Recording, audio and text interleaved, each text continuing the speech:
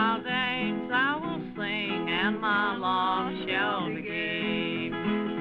I will charm every heart, in his crown I will swing. When I woke from my dreaming, my idols was clay. All portion of love had all flown away.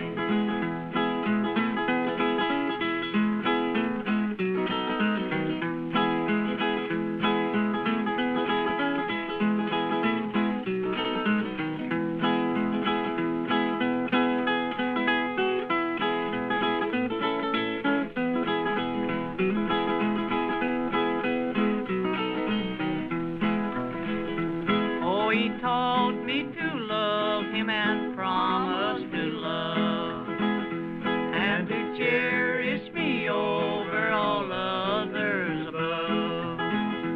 How my heart is now wandering, no misery can tell. He's left me no warning, no words of farewell.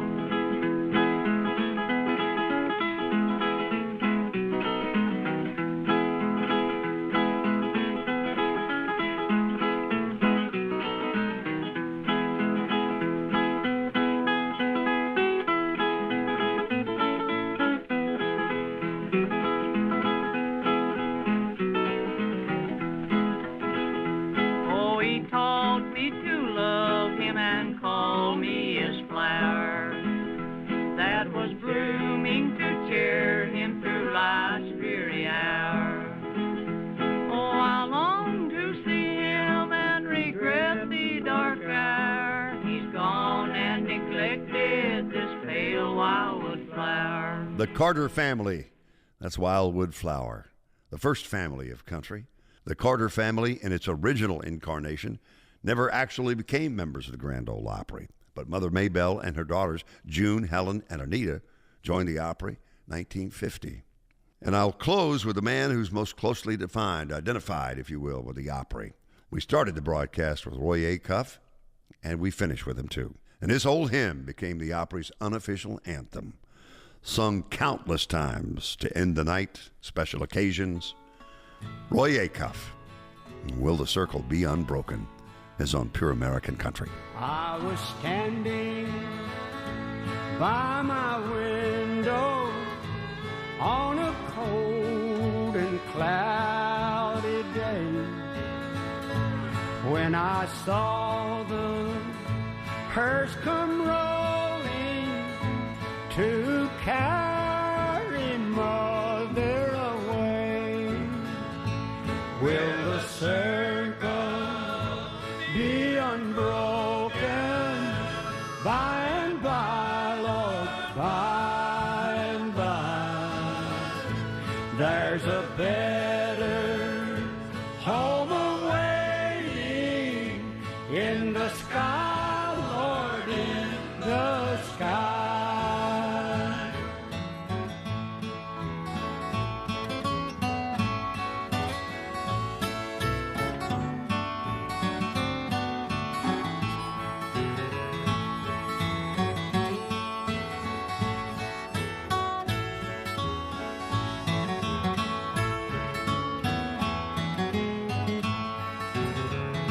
I said to that undertaker, please drive slow, for this lady you are hauling, Lord, I hate to see her go.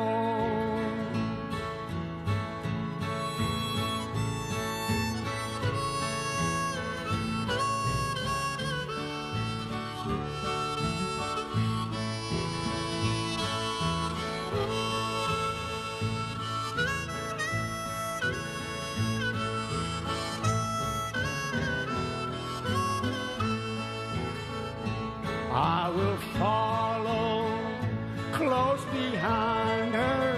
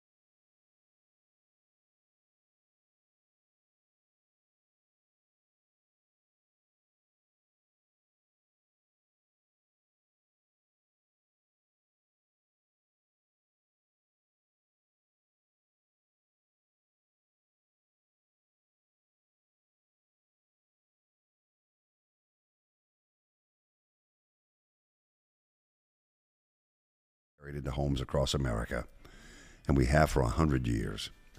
The circle indeed remains unbroken, and the next century of country music starts right now. The show is produced and engineered by Zach Bennett. I'm Bill Cody, and this has been Pure American Country. Pure American Country with Bill Cody.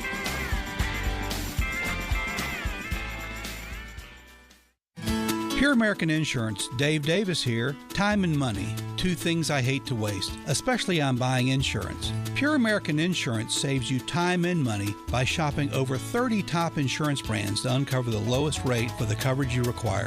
Pure American Insurance does this yearly.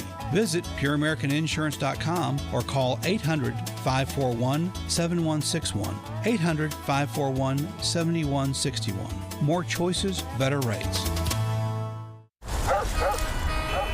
Do you hear that? Asthma triggers are everywhere, from dust mites, pet dander, and pollen, to smog and smoke. An asthma attack can strike anywhere, anytime. Be prepared with quick-acting Primatene Mist. Clinically proven to open airways quickly. It's the #1 FDA-approved asthma inhaler available over the counter. Primatene Mist. Breathe easy again. Use as directed. From the Simply Superior Studio inside the Springer Mountain Farms Acuff House, more great country music is just 1 minute away on the radio home of the Grand Ole Opry, WSM.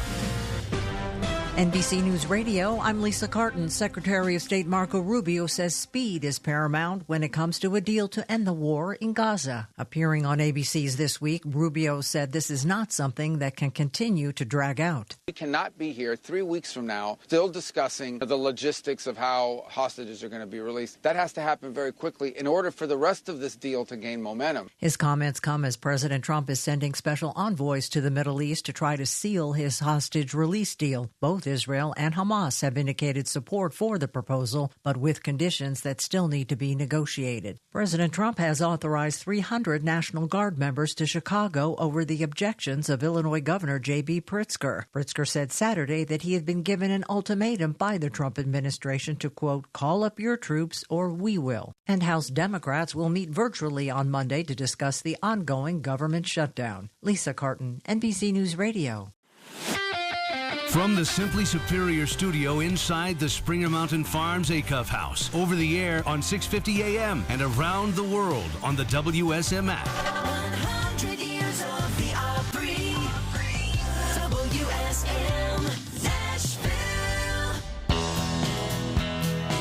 Well, as the solemn old judge said 100 years ago, let her go, boys. And that is exactly what we are going to do all day long here on WSM Radio, both terrestrially at 650 AM WSM, on our website, our mobile app, WSMradio.com, and all over Facebook and YouTube as well. We have some fun programming lined up, including a WSM-themed Grand Ole Opry show happening live at 7 o'clock Central Time tonight, center stage at the world-famous Grand Ole Opry House. Hi, everybody. I'm Eric Markham, General Manager and Content Director of WSM. Welcoming in as well David Reed, who is our WSM at Night host and has been carrying on the tradition 9 weeks in a row so far of WSM Remembers. And, man, welcome in for our 100th year celebration. This is a day that has truly been 100 years in the making, and I'm so excited that it's finally here. As Bill said a few moments ago, the next 100 years of country music begins today. So many people have been looking forward to the Centennial of WSM and what we're going to do to celebrate. I think we have a really great lineup of programming. One, here in the WSM studio throughout the day, over the next few hours, inviting alumni who put in their sweat equity, their time, their effort into carrying on the legacy of 100 years of WSM. We, of course, are honored just by the sake of luck to be here for the 100th as part of what we're dubbing the Centennial staff of WSM here at the Grand Ole Opry. But we are located inside the Roy Acuff House. It is on the plaza of the Grand Ole Opry. Roy lived the last decade or so of his life in this building. We dub it Country Music's Living Room, and it's where we carry WSM every day. Coffee, Country, and Cody in the morning, Mike Terry in the afternoons. You've got, or middays, I should say, Aaron Cooper in Afternoon Drive, David Reed and the Grand Ole Opry for WSM at night, and then Lexi Carter overnight. That's your weekday programming lineup. And then, of course, every live Grand Ole Opry show happens on our airwaves of 650 AM WSM, and it has been for 100 years. We carry on that legacy of the world's longest-running radio show. Yeah, I tell people I have the most important job in radio, and that's not based on talent. That's not based on anything other than I'm the one Monday through Friday who gets the Grand Ole Opry on the air, and I can't think of a more important job because of the importance of that show and this radio station to the world, for country music and for American broadcasting itself. And what we've done, it's famed, of course, notable for country music. It's what brought country music to the world through the Grand Ole Opry. But it didn't start that way. You know, a lot of classical music on this radio station. And as we go through the day and we interview some alumni, we're going to find out their contributions and a little bit of history of WSM. Coming up in about 30 minutes or so, Joe Lamardi, he's the one that hired me at WSM in 2010. He was the program director at the time, alongside Michelle Balden. She is sort of oversaw the WSM alumni group. Of course, this is something that lives on with you forever. The fact that you work at WSM, the famed and the world's most famous radio station, particularly for country music, but also in its engineering efforts. So we'll talk with Michelle on how she's connected the WSM alumni group and to us so that we can get this whole party and festive day organized, as well as Marcia Campbell, Devin O'Day, and Nan Kelly. They'll be interviewed by Lexi Carter, our overnight host.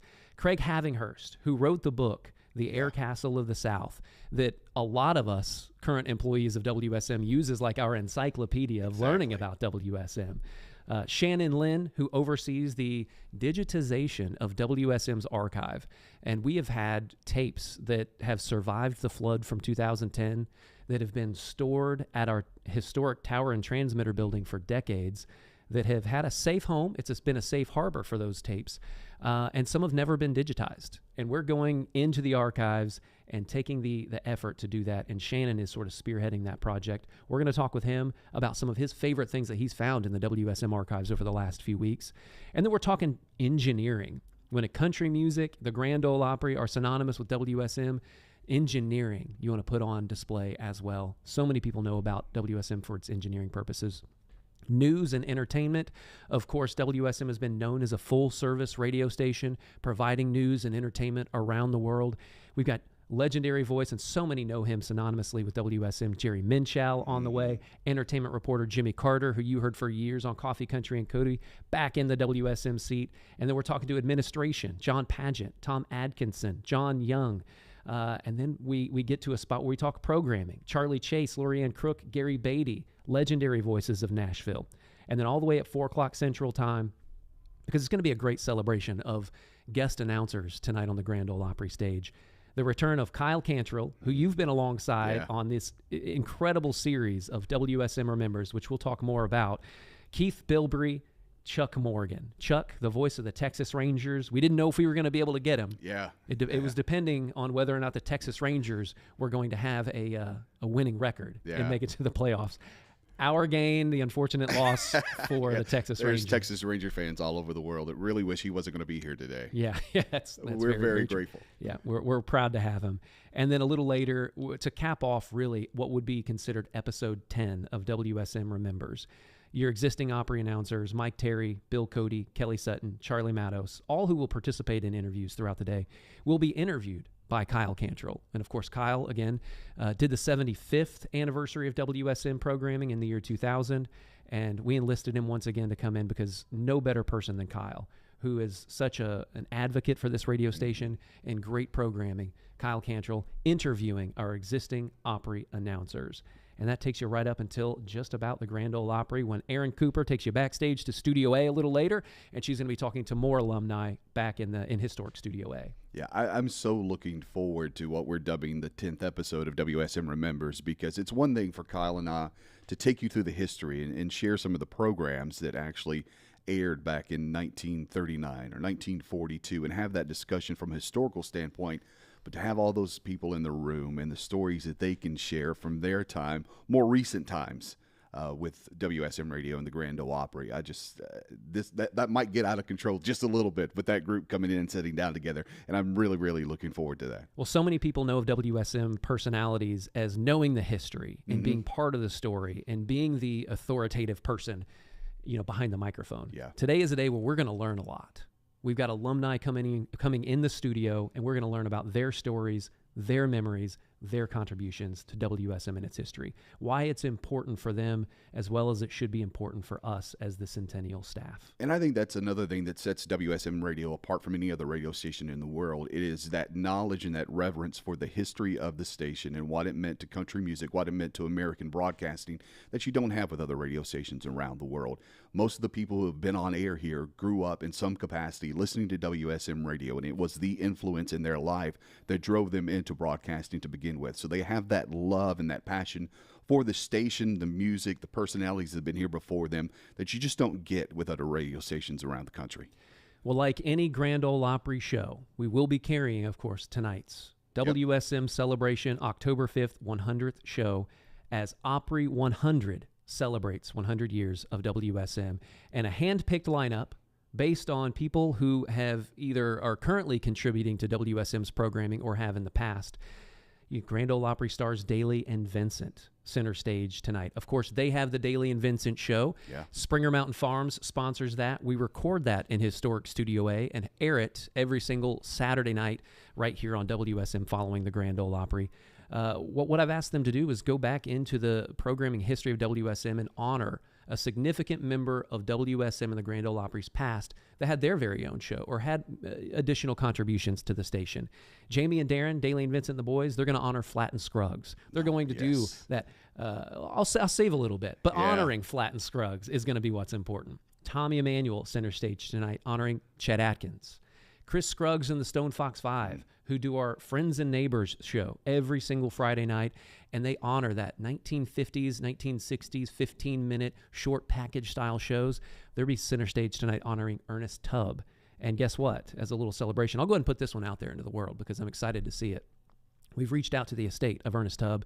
They are bringing his guitar for Chuck Mead to play the Ernest Tubb guitar with thanks on the back. Center stage tonight in the circle. I have to ask him how long it's been since that guitar has made it center stage. But Chris Scruggs and the Stone Fox 5 tonight, alongside Chuck Mead with Friends and Neighbors. Ketch Secor, who is just such a proponent and such a fan of WSM, from Old Crow Medicine Show, center stage. And Fiddlin' Sid is who he's going to honor. So it's really excited for that. Pam Tillis, center stage. Charlie Worsham, Elizabeth Cook. So many wonderful stories, so many wonderful tributes, and so many stories and memories of WSM and its history. And it's all happening live right now, October 5th, just afternoon, all over the world on WSM Radio and streaming out on social media. And to extend on what I was saying about the personalities that have been here over the years and their reverence and knowledge of the radio station, it extends to those artists that are taking the stage tonight. They have their own story, their own journey with WSM Radio over the years. And again, that's something that you don't get in another genre of music as well. So I'm so excited to hear Ernest Tubb played again from the stage of the Grand Ole Opry, and Lester Flatt and Earl Scruggs. And I'm hoping they're playing my favorite song that if you've been listening to WSM Radio, you've heard probably 4 or 5 times now. And you might hear it again today just because I love it so much. Well, every year around this first weekend of October is historically Opry Birthday, Opry Community Day, which is what we're celebrating today. Food trucks, face painting, vendors, live music. If you're a Tennessee resident, you get access to the Grand Ole Opry House and a free backstage tour. And part of that, with your ticket, you get access to the WSM studio. Behind the airwaves is our exhibit. It's open to the public. Come by and see us. We're actually sitting in the studio right now. So if you're heading to Opry Community Day, stop by the WSM studio. Wave at us. We'll be here till just after 5 o'clock Central Time to when we will take our VIP reception backstage in Studio A. But we'll continue coverage on social media. Yeah, there's so many great artifacts in this exhibit. And I love when you walk through the front doors here at the Acuff House, one of the first things you see is one of the speakers that actually broadcast the radio station from 7th and Union from the National Life and Accident Insurance Company building. that is such a historical piece, and the fact that it still exists today, and you can come in and look and see that tangible piece of WSM Radio's history. I love that it's right there by the front door, and that's the first thing that you can see. If I'm not mistaken, I do believe it's the oldest WSM / Grand Ole Opry / National Life artifact that we have in our possession. I did not know that. Of course, we have people's instruments and a ton of artifacts that predate 1925. But as far as WSM, the Grand Ole Opry, is concerned, that would be the oldest artifact in our collection for us specifically. And it is on display for you to see, as well as some vintage microphones and the remote unit pickup, which when we get to the engineering section of today's episode, a lot of conversation about Jack DeWitt and his contributions to the radio station. So we will be highlighting throughout the day what WSM means to the world. Mm-hmm. And I think we're going to hear a wide variety of stories that have touched people personally over the years. And it's so great that everyone was so excited to come back in here and share their little piece. And some folks, a very big piece of WSM radio history. They were part of some times here, like going back into the 1970s and 1980s, and the stories that they'll be able to tell that we didn't get to tell in WSM Remembers, because we only had so many. You talked about Shannon and his work in digitizing so much of the stuff that we have. We only had a limited amount, really, and I'm so excited to hear from him and things that he's found that we didn't know exist. Like, I found a blank audio tape that I was convinced it looked like someone had just removed the wrapper from it. There was no labeling on it. It didn't look like there was anything on it. So I was like, I'm going to play this anyway. So I popped it in, and sure enough, it's about an hour and a half with Minnie Pearl on that tape. So there's no telling what he has found already, and he is going to find that's going to contribute to the next 100 years as we continue to celebrate WSM Radio. I'm Eric Markham alongside David Reed. Let's get rolling. I know we've promised diving into the archives in this digitization project and putting some of this unheard audio and some featured in WSM Remembers so far in the 9-part series it's been airing. What are we going to hear next? What do you want to hear? Let's jump into the archives. This is our day. We get to identify. We just do whatever we want to do. Whatever we want. Yeah, drop it in. Let me take a look here at what I have. This is probably one of my favorite pieces because I was able to go back in. I had an extensive collection of things that I'd collected over the years. So about the same time that Kyle was doing WSM Remember 75, I was in college. And as I've told you and told the audience before, I was wild and crazy in college. Me and my best friend, Neil Price, who is the current voice of the Mississippi State Bulldogs, while we were at MTSU in Murfreesboro, we would spend our Friday and Saturday nights at his apartment going through the archives that were online at the time of WSM Radio and the Grand Ole Opry. So this journey that I've been on with WSM Remembers really started back in 2002, 2003, as we were spending our Friday and Saturday nights listening to old episodes of the Opry, gathering all the audio that we could, because our dream was to be a part of WSM Radio. Our dream was to be an Opry announcer. So we had that in common. So we would just spend hours upon hours to the early mornings going through audio and finding things.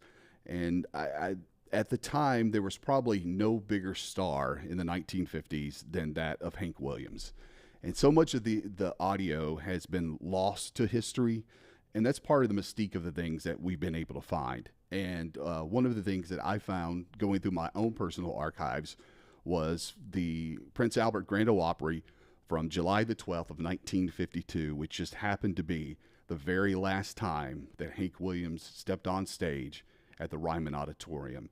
And it really took me back, and it took me on a personal journey, just thinking there was no way everyone in that audience that night, it didn't cross their mind that this was the last time that they would probably ever hear Hank Williams sing on the Grand Ole Opry.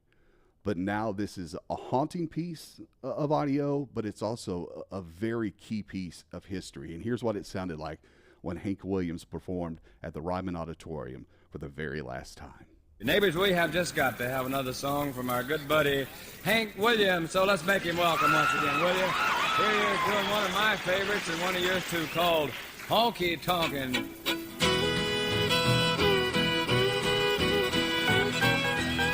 Well, when you and your honey have a falling out, just call me up, sweet mama, and we'll go stepping out, and we'll go honky-tonkin', honky-tonkin', honey, baby. We going honky-tonkin' round this town.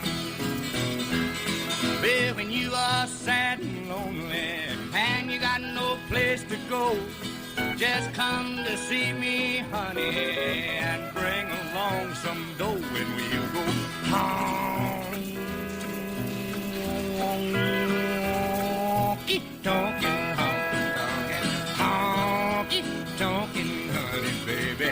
We going honky-tonkin' round this town, will it?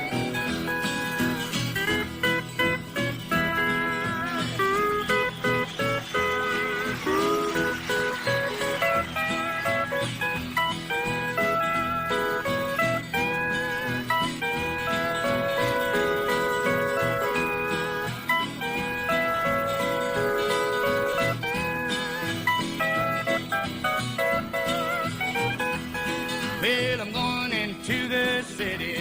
I'm going to the city fair. And if you go to the city, baby, you're gonna find me there. And we going honky-tonkin', honky-tonkin', honky-tonkin', honey, baby. We going honky-tonkin' round this town.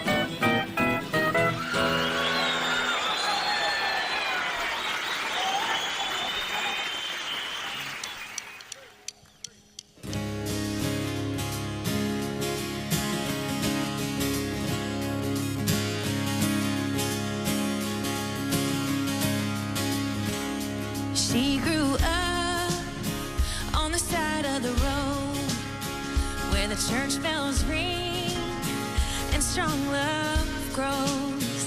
She grew up good, she grew up slow, like American honey. Steady as a preacher, free as a weed. Couldn't wait to get going, wasn't quite ready to leave. So innocent, pure and sweet, American honey. There's a wild, wild whisper blowing in the wind, calling out my name like a long lost friend. Oh, I miss those days as the years go by. Oh, nothing sweet for summertime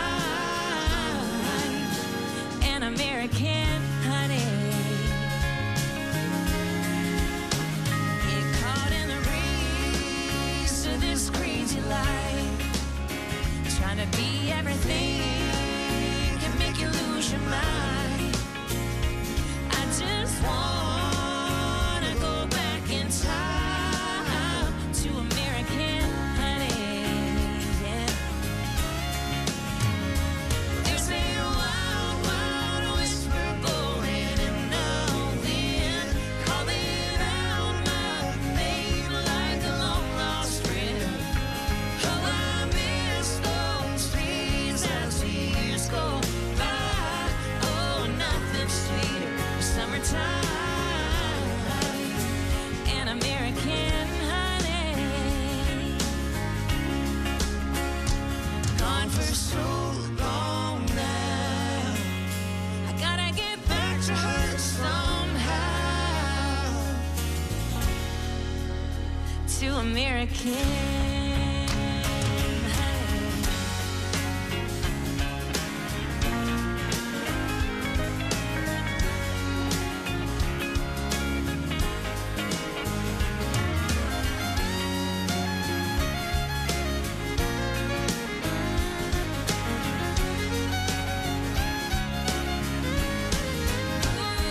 There's a wild, wild whisper blowing in the wind, calling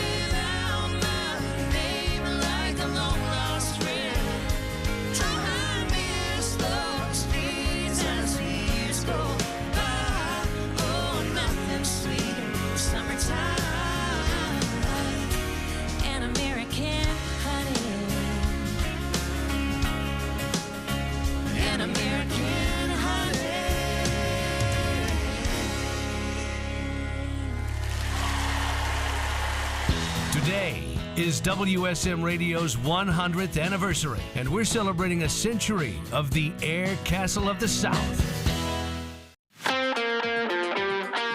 Wake up every weekday morning with Coffee, Country, and Cody. Join Bill Cody, Kelly Sutton, and Charlie Mattos as they bring you conversations with country music's legends and rising stars.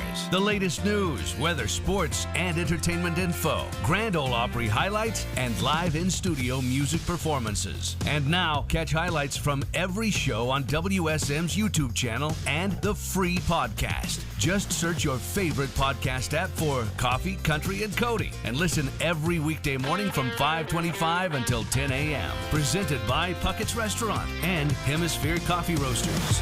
Coffee, Country, and Cody. WSM. Hey y'all, my name's Riley Green. Country music is the sound of our nation, and there's one historic stage where every country music artist lives to perform. It's the place where stories are shared, crowds are moved, and legends are made. Since 1925, the Grand Ole Opry has been the cornerstone of country music in America. On behalf of all of us at Boot Barn and WSM Radio, congratulations to the Grand Ole Opry on a century of great music. Boot Barn, keep west. Dude, did you order the new iPhone 17 Pro? Got it from Verizon, the best 5G network in America. I've never looked so good. You look the same. But with this camera, everything looks better, especially me. You haven't changed your hair in 15 years. Selfies? Check, please. New and existing customers can get the new iPhone 17 Pro, designed to be the most powerful iPhone ever. With eligible phone trade-in and unlimited ultimate. Any condition guaranteed. Best 5G source root metrics data, United States, 1H 2025. All rights reserved. Trade-in and additional terms apply for all offers. See Verizon.com for details. Presenting Again Fling's love story. Dear love of my life, we were on the 12B bus this morning when I caught a whiff. A scent so fresh, so life-changing, I had to find its source. Alas, I didn't know if you were the woman in the pink freshly washed cardigan or the retired mailman next to me, but I knew one of you was my soulmate. Ah, the scent of Gain Flings. Try Gain Flings with OxyBoost and Febreze. Harkin Hall is hosting America's favorite cowboys and Opry members Riders in the Sky, November 8th. They are the keepers of the flame, passed on by Gene Autry and Roy Rogers, revitalizing Western music with their own wacky humor. Come early and enjoy a cowgirl-style fashion show by Moo Country and activities for buckaroos, including lassos, yodeling, photo booth, and face painting. Get your tickets today at harkinhall.com. Just 11 minutes from downtown Nashville. WSM weather. From the Springer Mountain Farms Weather Center, here's your first alert forecast. Another warm day to end the weekend. I'm WSMV4 First Alert meteorologist Melanie Layden. High temperatures in the mid to upper 80s this afternoon. We'll see plenty of sunshine today and low temperatures down to the low 60s. As we head into tomorrow and Tuesday, expect widespread rain showers across the mid-state, so have the umbrella handy. Once the rain clears out Wednesday, our temperatures fall into the 70s.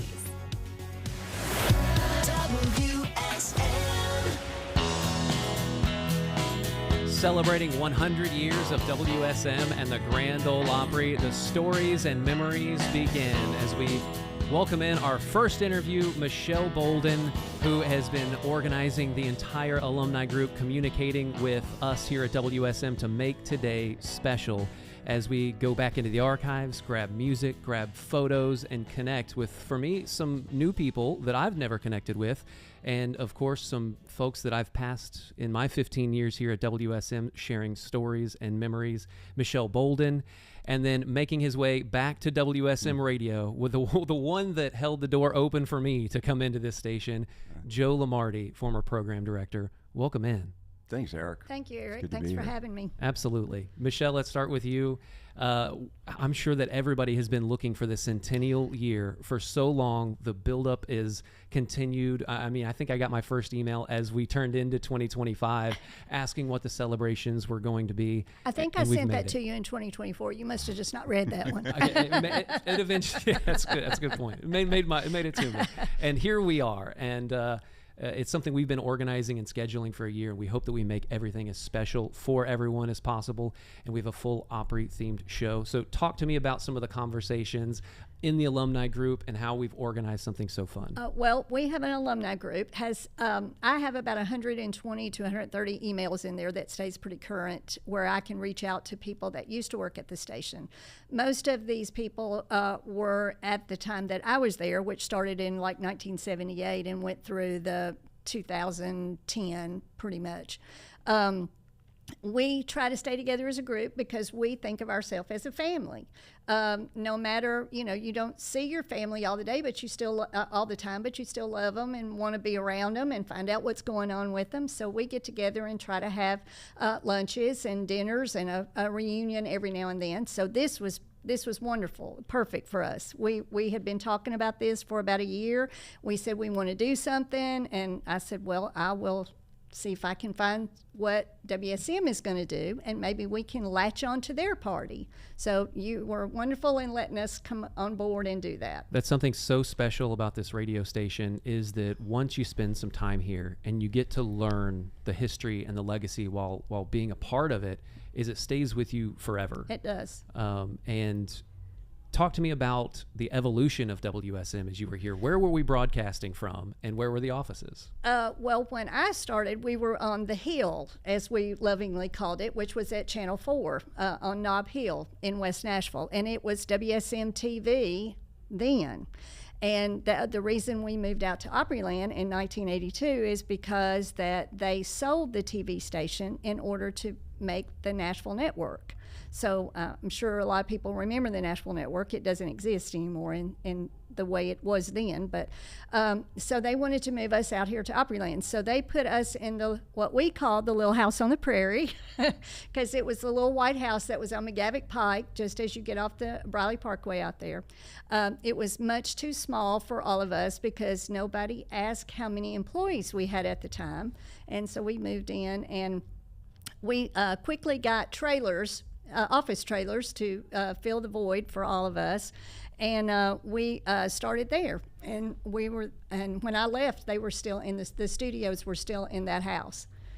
And if I'm not mistaken, because I spent at least 10 years officing out of that building from 2010 to 2020. Right. They added on as well. I think our production room would have been an add-on over time, but they added on several times because to compensate for all the people that were there. So it was a big group, and we had a horse for a while, Poco. We babysat him, and because of the floods at Opryland, and all the animals that they had down there, they couldn't take care of all of them. So they said, we need y'all's yard back there with the fence. Will you take care of our horse? So we had strange things like that happened over the years, but those are all great memories for people. And for us, sharing memories, we fed horses, especially during Christmas time, many times. Joe Lamardi, your corner office looking directly at them. I was looking, going, wait a minute, what is that doing here?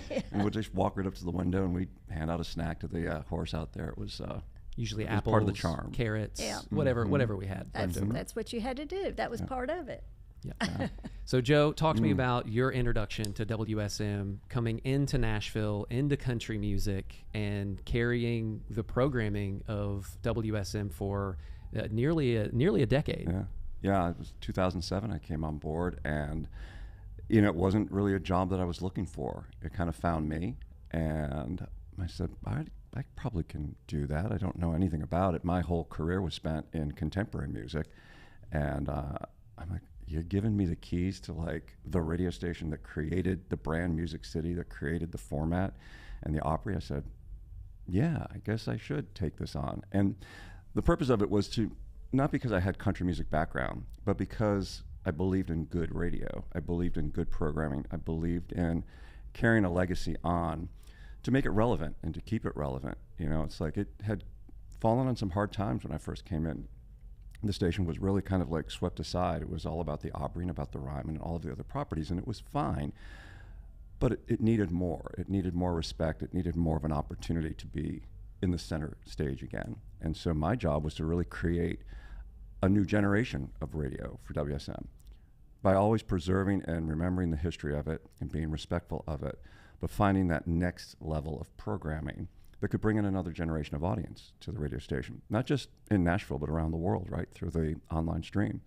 And so we created programming that was pretty innovative for an AM radio station, you know, playing classic country music. But and so much of the music that was discovered through the world of WSM was already had its niche within folk music and bluegrass music. I specifically remember my first week full-time at WSM, sitting in my office, listening to the radio station, and I heard Gillian Welch for the first time as part of our Americana collection. I heard Jason Isbell for the first time. And so many of these artists have now gone on and had, at the time, enough rapport to sell out Ryman Auditorium. Jason now selling 8 nights at the Ryman. Yeah. But WSM was my inroad through your programming to learn what is Americana. And what happened is that, you know, I still wanted to make sure that Merle and Waylon and Willie and Loretta and Patsy and all of those wonderful artists still had presence and still sounded fresh and new, by putting in something that maybe somebody wasn't familiar with or had heard before. And it just gave that listener the chance to listen a little harder and to listen a little closer. And they're going, I really like that. Like, I mean, we gave Daly and Vincent the radio stage, you know, they'd been on stages all over the world, but they never had a radio place besides the Opry. And so like to give them their own place, and to give bands like the Steep Canyon Rangers a spot, the artists that you mentioned, you know, Old Crow Medicine Show. I mean, come on, they were, you know, part of a legacy with me through New Year's Eve at the Ryman Auditorium for all those years. You know, so to your point, Eric, is that what could we do to keep the heritage and the history and the legacy of WSM alive by incorporating something new and different? And so we went and created Bluegrass Underground and did shows from a cave in McMinnville. We did the Station Inn sessions every month and put ourselves out at the Station Inn with Mike Terry once a month with a great band or an artist. We created Music City Roots for the first time and brought the show to the barn again and brought back that history of the WSM barn dance to Roots. When I was having a conversation recently with Craig Havinghurst, who we'll have in a little bit later today, who literally wrote the book, The Air Castle of the South of WSM. It's how a lot of our team members today learn the history of WSM.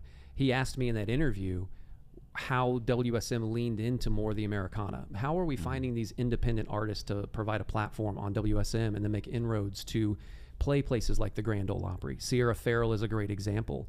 She started coming to the radio station before she was known. She was playing Honky Tonk Tuesday nights. I was introduced to her, had her on my Americana show. Next thing you know, the building blocks for her career are built up, and she's notably selling out arenas. And now it's to the point where she comes to the Grand Ole Opry and WSM because that relationship was built early on. Yeah. And that's part of what we are, is a hometown radio station for these independent artists looking for their inroad, and they need it just as much as we need them. Mm-hmm. The Black Lilies from Knoxville, you know, they were just a hard-working, great bluegrass Americana folk band. Never heard of them. Heard them once, had to have them on the show.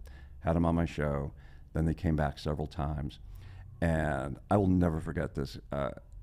Gina over at the Opry sent me an email. She goes, "Who is this Black Lilies you're playing on your show on the radio station? Like, we don't know about them. What do you think they'd want to play the Opry?" I said, "Let me get back to you, Gina. I'll be right with you." And they're going, for once, I think WSM is going to have the upper hand here and say, "I'll be right back to you." I knew they would, and I didn't want to like yank too long, but I said, just let me have an upper hand for a moment. And so I reached out to their manager and I said, "Hey, the Opry wants the Lilies to play. You guys in?" I go, "Oh my God, yes." I go, "Okay."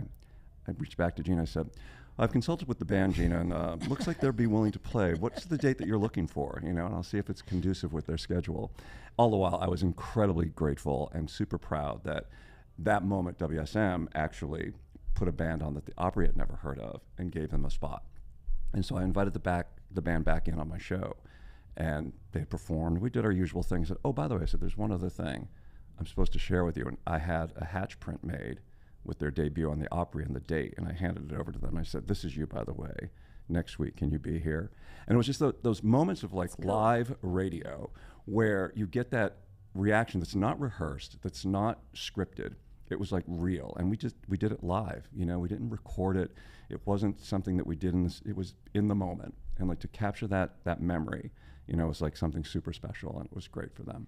A story like you mentioned, Old Crow Medicine Show a little bit earlier. And how WSM, the Grand Ole Opry, and Ryman Auditorium are connected. Sally Williams, who would, I think, gone to Merlefest and was introduced to Catch Secor and the boys out there, was just randomly asking them, would you ever make your way to Nashville? And this may be a little revisionist history, but this is the story I tell. And eventually she had them busking out on the plaza of Ryman Auditorium just to create the folk vibe and to bring that to people. Of course, the story goes, they bussed Nashville for so many years, and then their rapport grew. They sold tickets. They sold Ryman Auditorium, and like Joe Lamardi Center Stage New Year's Eve, you did it multiple years in a row, introducing them on the Mother Church. It was just so, I mean, they're genuine. They're kind. They're smart. They're respectful of the tradition and the heritage. You want to talk about somebody who knows the history of WSM. You talk to Catch Secor, like he will school you on things, in a really, really positive and respectful way. I mean, he and I did a show together once a month at the Ernest Tubb Record Shop on Broadway with his old time hour. He had me in overalls, engineering for him. But that's the things I would do because it was so special and unique, and it was strictly uniquely Nashville, and to be able to have that on the radio was so great. Now let's talk about some of the characters that showed up New Year's Eve at the Ryman. If I remember, the top hat every year kept getting larger, or taller, I should say. Well, we first kind of like met. That was one of your first times that we'd gotten together. And like so the back history really quick on Eric joining WSN was during the great flood of 2010, the radio station was broadcasting from the tower out in Brentwood, which had never happened before in its history.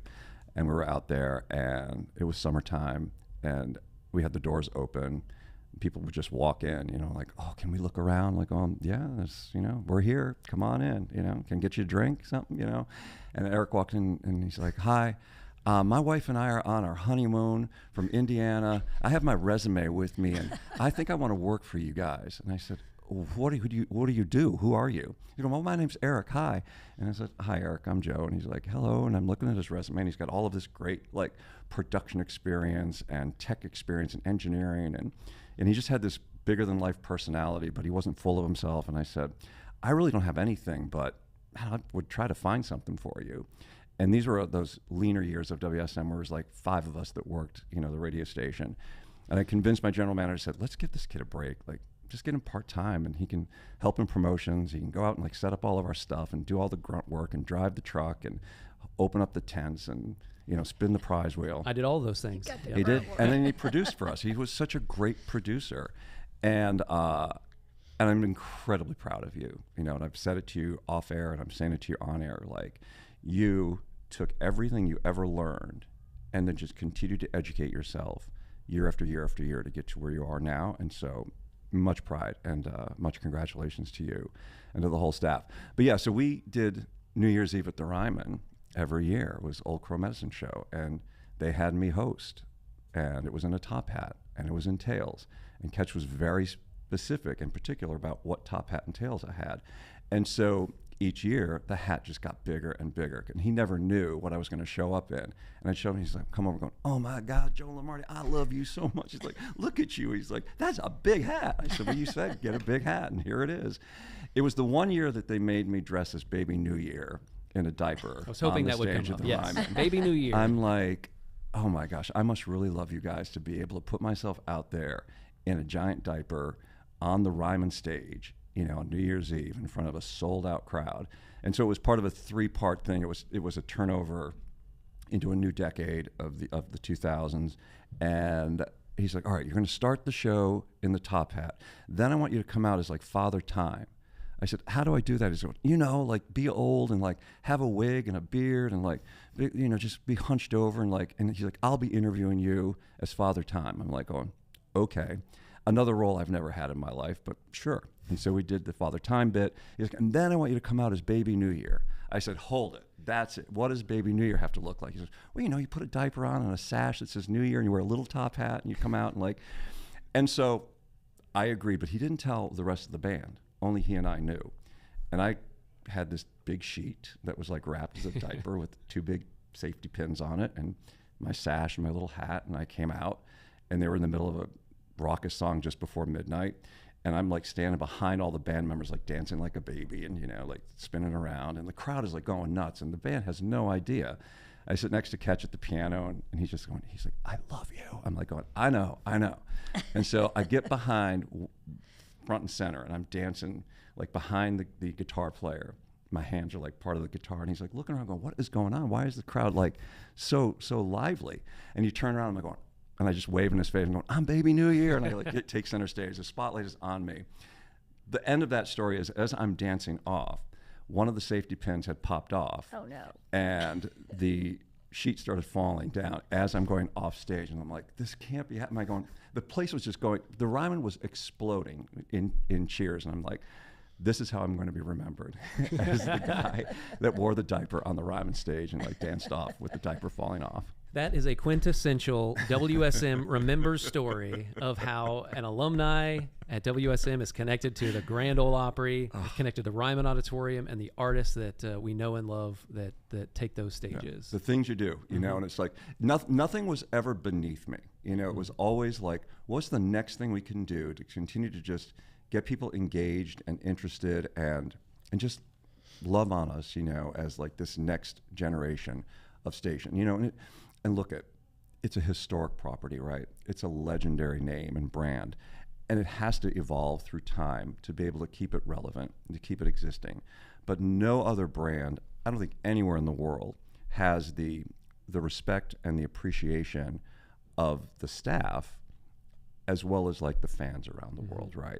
And I look at your staff today, and they're young, and they're vibrant, and they love being here.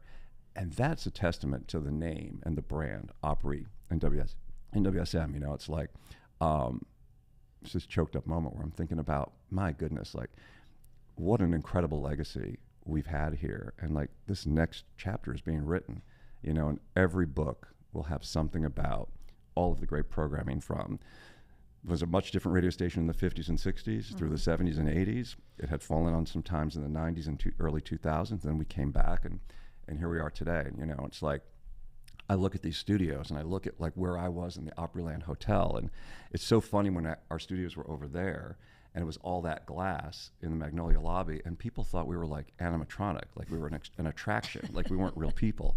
And I was on midday during lunchtime, and I would just kind of be standing at the board, and people would stand there and wave, and I'd wave back, and I'd go like reach over to take a bite of a banana, and they're going, oh my gosh, it's a real person. I said, yeah, this is not like, you know, stage. We're real people in here. We called it the Fishbowl inside the Opryland Hotel. We tried to bring a little bit of that theme here into the WSM studio, into the Roy Acuff house that we dub Country Music's Living Room, which Roy Acuff quite literally sat in this room to watch television, to kick back and relax before he would go perform on the Grand Ole Opry. So we brought it with us. The glass is here. People walk in. We're part of the exhibit, and they can see us live and in action as part of an Opry backstage tour. The goal for us was to tell the story of WSM through the tours of the Opry. We connect the story one to the other. While the hotel has done wonders, it's done wonderful in growth. A lot of the people now who go to the Gaylord Opryland Resort and Convention Center are not always there to come for an Opry show. There's a lot of conventions going on, which is fantastic. There wasn't a lot of storytelling there for people to understand WSM by no one's fault, other than we needed the home to connect us with the Opry, and I believe we've done that. Yeah, I think most so, too. definitely. Most definitely. You know, in our time before the flood, like when we were in the offices right next door, that house is gone now, but like that was our last connection to the Opry before everything got moved out. So it's great to see it back, you know, where it belongs. Michelle, do you have any stories that can match Joe Lamardi center stage at the Ryman Auditorium? Well, you can tell your diaper story, too. It's okay. I never did any on-stage naked appearances. I wasn't naked. Stop, no.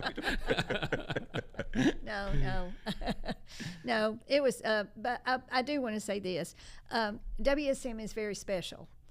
It's a radio station that's unlike almost any other. It has a connection to the Opry, and it has a history. And even though there are stations all over the country that, you know, you can talk about, you know, oh, well, they did the Braves and they did the Cubs and all that.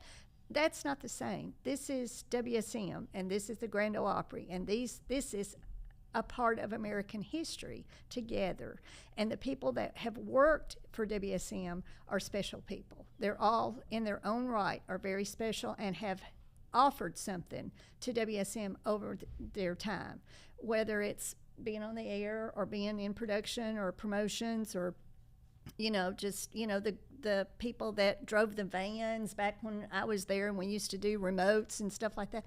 Those were all special people, and they're still part of the WSM family. And they all still feel like they're part of the WSM family, even though they're not here on the air anymore. So this is all a connection for all of us. What's important for us here today as the Centennial staff, we're just lucky in time to be here in this moment, is that all of us recognize that without Michelle Balden, without Joe Lamardi, without Kyle Cantrell, without Keith Bilbrey, Chuck Morgan, who will all be here later, there wouldn't be a home for us. You all showed up to work to carry on the tradition, to find ways to be creative, to carry on the legacy. And for us, we are thankful for you. Well, thank you.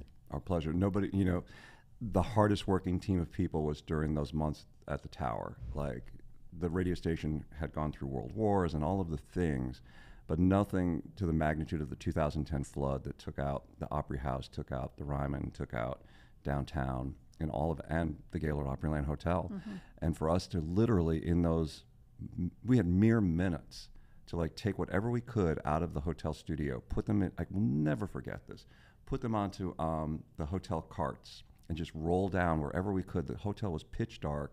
It was filling up with water. We're getting out to our vehicles, putting all the essential equipment we could in there, and then not knowing the 13-mile drive from Opryland to Brentwood and the tower, what we were going to encounter as far as roads, and getting there and saying, we're really going to make a radio station out of this. And here's the thing, WSM never went off the air. Even though we couldn't talk and broadcast from the studio, we kept the National Weather Service on to continually update our listeners under the state of emergency that we were in. We never signed off. That radio station stayed on the air. And that's a testament to just our commitment to our listeners, to each other, to the name. It's like nothing's going to take that radio station down. Now, did we think we were going to be at the tower for 9 months? No, but we saw all 4 seasons out there in a place that really was never supposed to be inhabited by human beings, but we did. And again, it made another great story in our history, right? That, we survived the 2010 flood and came back clearly even better, than it ever was. Thank you so much for joining us here today, for making the travel in, for sharing stories and memories, and we're excited to hear more as we travel through the day. We have a special reception a little later, a special Grand Ole Opry show. Hopefully you see a lot of familiar faces, some that you haven't seen in quite some time, and you, as you continue your day, meet some new people as well. Great, Eric. Thanks so much. Thank you. Appreciate it. Michelle Balden, Joe Lamardi, WSM alumni, as we celebrate 100 years. October 5th is the day as we roll right into our Centennial celebration. And David Reed, who is my co-conspirator over here to the side, has been part of Kyle Cantrell's WSM Remembers, and we're going back into the archives, and I just saw what's going to happen next, and I'm very, very excited. And I'll let you set it up. So this is another one of my favorite pieces of audio because there's so much history in just this one piece. Not only is this the first time Johnny Cash ever took to the stage at the Grand Ole Opry, this is also the first time that Johnny Cash met June Carter, and the rest is kind of history. And here's what it sounded like on July the 7th of 1956 on WSM Radio. Well, sir, here's the fellow who's been burning up the country music field. He records for Sun Records. Every time he cuts a new record, it goes galloping along the popularity poles. Let's have a great big Grand Ole Opry welcome for Johnny Cash. Johnny, we're glad to have you as a permanent member of our Grand Ole Opry. Thank you, Carl. It's certainly a pleasure to be here. Say, what have you been cooking up since I saw you last? Well, we've been out making a lot of personal appearances, Carl, seeing a lot of the wonderful folks, and we've made a few new records for them we certainly hope they'll like. Well, how about doing one of your new songs for us, would you? Thank you, Carl. Thank you very much. We'd like to do one that's on one side of our next to last Sun record called Folsom Prison Blues.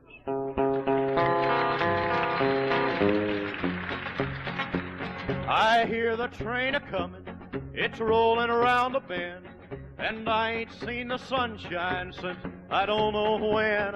I'm stuck in Folsom Prison, and time keeps dragging on. But that train keeps a-rolling on down to San Antone.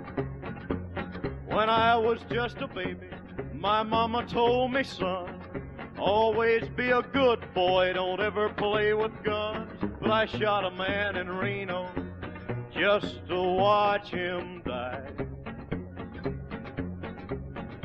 When I hear that whistle blowing, I hang my head and cry.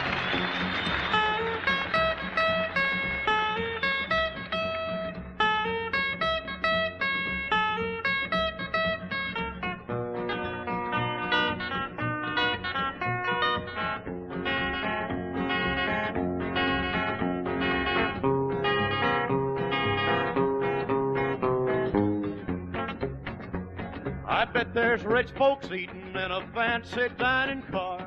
They're probably drinking coffee and smoking big cigars. Well, I know I had it coming. I know I can't be free. But those people keep 'em moving, and that's what tortures me. Well, if they freed me from this prison, if that railroad train was mine, I bet I'd move it on a little farther down the line. Far from Folsom Prison, that's where I want to stay. And I'd let that lonesome whistle blow my blues away.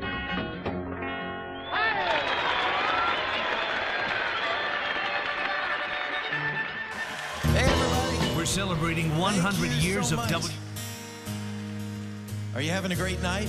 You're at the Grand Ole Opry. Does it get any better than this? And you're at the Grand Ole Opry celebrating some of the most amazing, important men and women in our country and our world. And I'm so honored to be a part of this night, honoring many of you in this room and many that you have met and heard from tonight. So thank you for that privilege. And this is a song. I write songs. I tell stories about the things that are most important in my life. My faith, my family, and as was mentioned, my grandpa Rudd, who inspired a little bit of this song. Well, I sat down today to try to write a song about some crazy things that I see going on. It seems so many people want to fight about what's wrong with America. So many people saying things that sound so smart. It's like it's broken and they don't know where to start. They're coming from the grandson of a World War Purple Heart who fought for America. Well, I just want to say, oh, beautiful, for spacious skies, for amber waves of grain, for purple mountains' majesty, above the fruited plains. America, America, God shed His grace on thee and crown my good with brotherhood from sea to shining sea. So maybe we could see beyond these battle lines that we've drawn and realize we're really all in this fight together. Yeah, we're all in this together. Well, I know we never will agree on everything. It's like a song, we've all got different parts to sing. And how well we listen, that's how loud freedom will ring in America. Oh, so let freedom ring, yeah. And let us sing, oh, beautiful, for spacious skies, for amber waves of grain, for purple mountains' majesty, above the fruited plains. America, America, God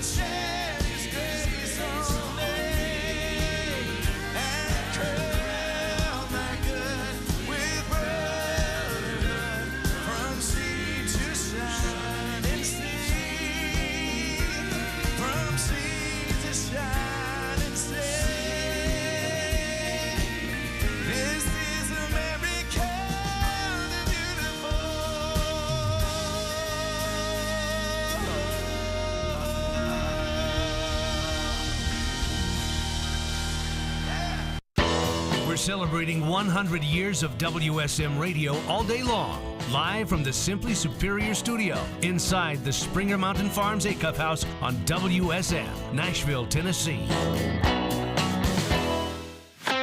On the next Coffee, Country, and Cody, presented by Puckett's Restaurant and Hemisphere Coffee Roasters. So I think I got this right. Come Monday, Coffee, Country, and Cody, WSM Radio, 100 years and one day old. And the morning show will be highlighted by artist and former personality interviews. We got started at 5:30 on WSM Radio. We'll roll all over the world on television at 8 o'clock. It's Coffee, Country, and Cody, Monday. Coffee, Country, and Cody. WSM. Hungry for true Southern cooking? Come on down to Puckett's Restaurant, where we're serving up Southern classics and Memphis-style barbecue every day starting at 7 a.m. Whether it's a hearty breakfast, a mouth-watering lunch, or a slow-smoked dinner, Puckett's Restaurant has you covered. And on the weekends, when the sun goes down, stick around for live, local music that turns dinner into a night out. Reserve your table today and taste why Puckett's Restaurant is a Southern tradition. Sit back, relax, we'll make you a plate. Learn more at puckettsrestaurant.com. Big Fest 2025, presented by Dude Wipes. It's Hendersonville, Tennessee, October 23rd through the 25th at Veterans Park. Big Fest kicks off Thursday with Wrestling Hall of Famer Jeff Jarrett. Friday, the Oak Ridge Boys, Exile, and Eric Blinkenship rock the hometown jam. Saturday, barbecue battles, pig races, food trucks, and family fun, all for 4 great local causes. Tickets at pigfesttn.com. That's pigfesttn.com. Presented by Dude Wipes. Brought to you by the EXS Group and Gary Force Acura.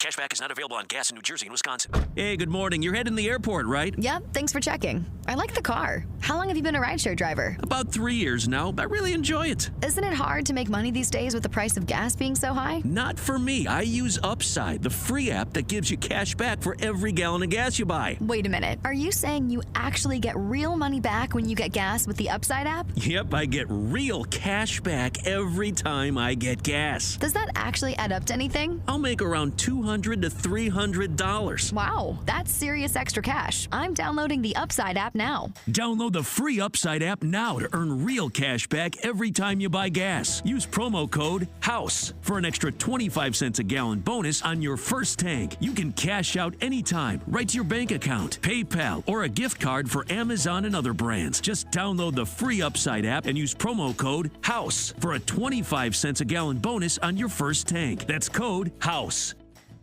From the Simply Superior Studio inside the Springer Mountain Farms Acuff House, more great country music is just 1 minute away on the radio home of the Grand Ole Opry, WSM. NBC News Radio, I'm Lisa Carton. President Trump is headed to Virginia to host the Salute to the Fleet event despite the government shutdown. In a post on Truth Social, the president said today's event in Norfolk will honor the brave men and women of the U.S. Navy and mark 250 years of maritime dominance. He says Democrats tried their best to destroy the celebration of the Navy's birthday, but the show must go on. Trump says the Navy has been planning this event for many months. Secretary of State Marco Rubio says speed is paramount when it comes to a deal to end the war in Gaza. Appearing on ABC's This Week, Rubio is expressing optimism that a deal is on the horizon. This is the closest we've come to getting all of the hostages released, every single one, all 48, including the 28 who are deceased. His comments come as President Trump is sending special envoys to the Middle East to try to seal his hostage release deal. Lisa Carton, NBC News Radio.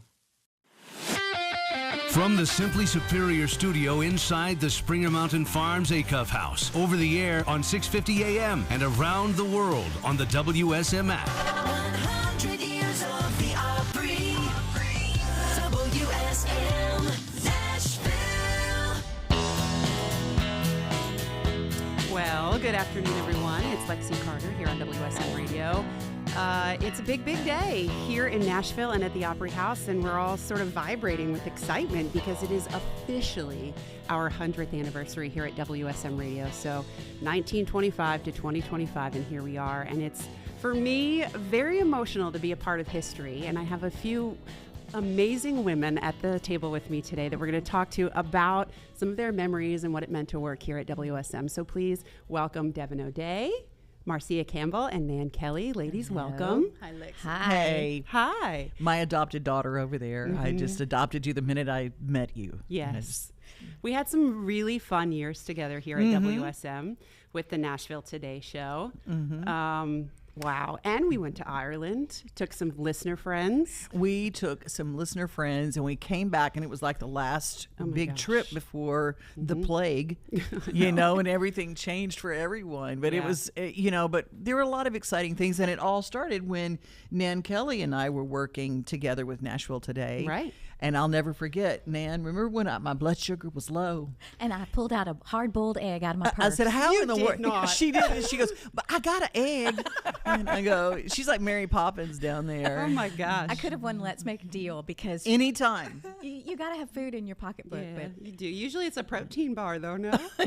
No, she had an egg, and I ate it. All right, and you felt better right quick, didn't you? Right quick. Because I needed her. You know, when you have a voice like Devin and when you have experience like Devin and you're an old TV gal like me, coming into radio, it's like, Devin, don't fall down at the board because I need you, girl. And she'd always put on lipstick before every interview. I said, you know this is radio. She said, I know, but I ask better questions when I got my lipstick on. Makes you talk better. Okay. Do y'all agree? Marcia, did you ever do your... Yes. And too, because the interview was for the world, but really... It's a conversation It's a between conversation two people. between two people. So I was like, well, I at least want to look good. You look good, you feel good, and then again, you talk good. But Radio 101 is stage 101. You don't get too close to those microphones because those lipsticks, you know, stick.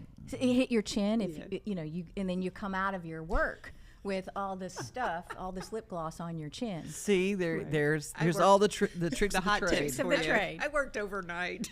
I did the overnight show, WSM All Nighter, and I thought about that. Who, you know, we love everybody here at WSM, but I'm thinking, I wonder when the last time this microphone was cleaned. Right?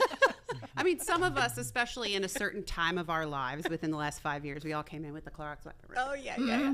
But prior to that, we probably didn't think of it that much. No. Girls, y'all don't even remember 1976 when I started. There was a beanbag ashtray and everybody smoked, and you just kind of went in, and it, you know, there was so much probably nicotine stacked up on the walls of studios that you didn't need to paint because it was all that color. It was all tan. Yeah. The beanbag ashtrays in the 70s and the 80s, Wow. and you know, and then the other kind of cigarettes, they'd run out back and then come back, and everybody was really relaxed. I don't know why, but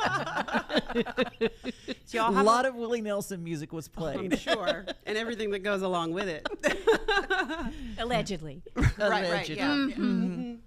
So, Devin, what do you think your proudest moment on air at WSM was? The first time, I mean, getting to stand on the stage of the Grand Ole Opry and read And stutter over a commercial? I didn't stutter. I was so excited to do it. Yeah. But I lived for this my whole life. When I was little, I used to sit in front of a mirror and do commercials. Amazing. So that was my toy. So I didn't stutter, but I was so excited. But I got to do a Poise Pads commercial for Dollar General. That was my debut in the Grand Ole Opry. And I went, gosh. My mother is so proud.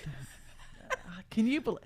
But actually walking onto that stage and saying those words on the Grand Ole Opry and welcoming people to the show that I've watched my whole life, listened to on one of those little Crosley radios, and I'm just it's amazing to be part of the history, right? Yeah. And Marcia, I will never forget, she went to the Mid-America Trucking Show, and what a lot of people don't realize is that overnights is just a day part for a truck driver. Yes, absolutely. It's just a day part. And so they were listening to her for weather across America, and she had such a rapport with truckers. When she went to the Mid-America Trucking Show, you were a superstar. It was like meeting Mick Jagger for these truckers. I mean, they were lined up down the way, and I do a trucking audio magazine, so I knew about this, and everybody, do you know Marcia Campbell? I sure do. I do. I do. And she has the best hair on the Opry stage when she is square dancing. Yeah, 2 shows last night. So I was thinking, do you keep track of how many shows that you do? Because you know the Opry members. The Opry does keep. I'm going to go way back. I started dancing at the Opry in 1984. Okay. Made my debut October 27th. Okay. And That's a lot of Saturday nights and a lot of growing. I was 12. Yeah. So you grew up on that stage. And at that time there was 2 dance teams. So we danced every other weekend, swapping off with the Stony Mountain Cloggers. So I've been at the Opry performing for many, many years. What a blessing. But then WSM came in my sight with, I heard Joe talking about the lean years of WSM. I came in during those lean years also because there wasn't a lot of sales going on for the overnight. Sure. Well, the trucking, as Devin said, there's a lot of money in the trucking industry. So we had some wonderful sponsors to support the show overnight. Yeah. Do you have a favorite interview that you got to do on the overnight show? Because I know sometimes they were coming off stage at the Opry or somewhere else and would want to stop by and chat with you. Hard to pick a favorite, I'm sure. The first, Buck White would call me almost every other night in the middle of the night and visit with him. And Mr. Mac Wiseman would call in the middle of the night and talk. But Chris Stapleton made his debut on my show. That's amazing. Wow. And then would call and say, you just played Traveler. And it was the first time he heard the song on the radio. And Dierks Bentley, same thing. Yeah. He called saying, thanks for playing my song. And it makes me emotional because they're a part of the history too. Oh, absolutely. And pushing the button or having the heart for the same music, and I get emotional about it too. It's like we all love the same music, but we all love the same people too. Yeah, that's right. Well said. And I think about those times, and some of those, just like they were the debuts, they were the final interviews. Laurie White made her last. She sang live on the show, and it was her last one. And she was diagnosed, and we lost her to cancer. And Jim Glazer, he did his last interview. And on Nashville Today, and there were so many final interviews, and Jesse McReynolds was so amazing. And right after that, I mean, he got sick and then was gone. And then every time we got to be live and do these interviews and these things, it was just a page in time that you go, we will never be here again. Right. And I think we all need reminders of that, even currently. You know what I mean? Because life gets crazy, and then the moment's gone and it's gone. And we have 100 years of moments that are behind us, and we all have a small piece of that. And I'm pretty proud of it. You know what I mean? Very much so. One of mine, I laughed because Dennis Quaid, we interviewed him. You and I did. We took a picture, and he looked like we'd taken our little child to work because we were both very tall. And Dennis Quaid seems tall in the movies, doesn't he? They always do. I'm going, I need to get you one of those Brenda Lee milk crates to stand on, honey. I had the pleasure of interviewing Dennis over in the Acuff house. Well, not the Acuff house, the Acuff studio. Okay. That was on the Plaza years ago. On the Plaza years ago when I was at Great American Country. And it was after our post or pre-WSM time, radio time for me. And same thing. The memories, Ronnie Millsap coming into the studio. And moments when you think, don't cry. You're about to meet someone that shaped you, but you also are working. Right. But you have to confess, unless you're just numb, that you have to put your fan hat on. In order to do this job. They want me to take mine off because they said, you got to quit doing that. I mean, you are such a but speaking of fans, and Ronnie Millsap, who came in that time with us, there was a fan, because I always love that we have the opportunity at WSM to be seen by people as you're working. And this fan stood outside, and she realized it was Ronnie Millsap, and just in tears. And Ronnie said, what's going on out there? He could sense. I said, well, there's a fan, and she's just in tears. And he says, well, bring her in. He hugged her neck. Wow. I mean, hugged her neck. Wow. And she just, it was a moment. And I got the picture of it, and it was just, and you realize this station has an impact across America and around the world that no other station has. Yeah. Yes. No other station has this kind of impact. And it's not just the 100 years. It's the fact that it's part of an institution like the Grand Ole Opry, and that we can continue the legacy by every Saturday night being that longest running live radio show. I will say it right now. Had it not been for WSM giving the doorway to the world to the Grand Ole Opry would not be the same. No. It would not be the same because WSM literally was the only place playing this music like this, and then to put it on the radio, and then the world just found it, and it was like, oh, we have to go. We have to go to Nashville. Yeah, and it's still that way today, which is pretty incredible, actually. And I think it's because, too, you know, it's like the commercials have said for years, you never know who's going to show up. Right. Garth just showed up randomly the other night. We're in Music City, so, you know, people live right around the corner, and you never know. There's a big, you know, glass screen. You never know who is going to walk up and grace the airwaves. And it's just a surprise and a delight every day as a country music fan, but as someone who has done this industry for so long, those surprise guests that just thrill your heart, that you don't have notes for, that you know all their history. Vince, you know everything that you need to know because he's been such an integral part. And then they're just people like you and me, right? Absolutely. Yeah. Absolutely. There are those times when you remember where you were when, and you heard, like, hearing Mike Terry. I pulled up to the radio station to go to work, and he announced that we had just lost Merle Haggard. And that was just rivet. I mean, it's like, what? You and just, now I have to go to work and talk about that. Yes. Yeah. And you have guests that are coming on. And I remember Sonny Sweeney was on the show that day. And I said, Sonny, are you okay talking about Merle Haggard? And she reached down in her sleeve and it said, tattooed there, Mama Tried. Oh my God. She said, to meet Merle Haggard, I literally lay down in front of his bus so he couldn't move. And then she was there that day. Like, what is that? How crazy is that? Yeah. And so she and Lance Carpenter, who was also on the show, they went out and worked up a song, and they did it together in honor of Merle's passing. Oh, that's amazing. And those kind of magic things don't happen any other radio station in the world. I will tell you right now that nowhere else. And I know our beloved Eddie Stubbs Merle Haggard would stop by on a regular basis and just sit down. Yeah. And he said, that's his chair right there, you know.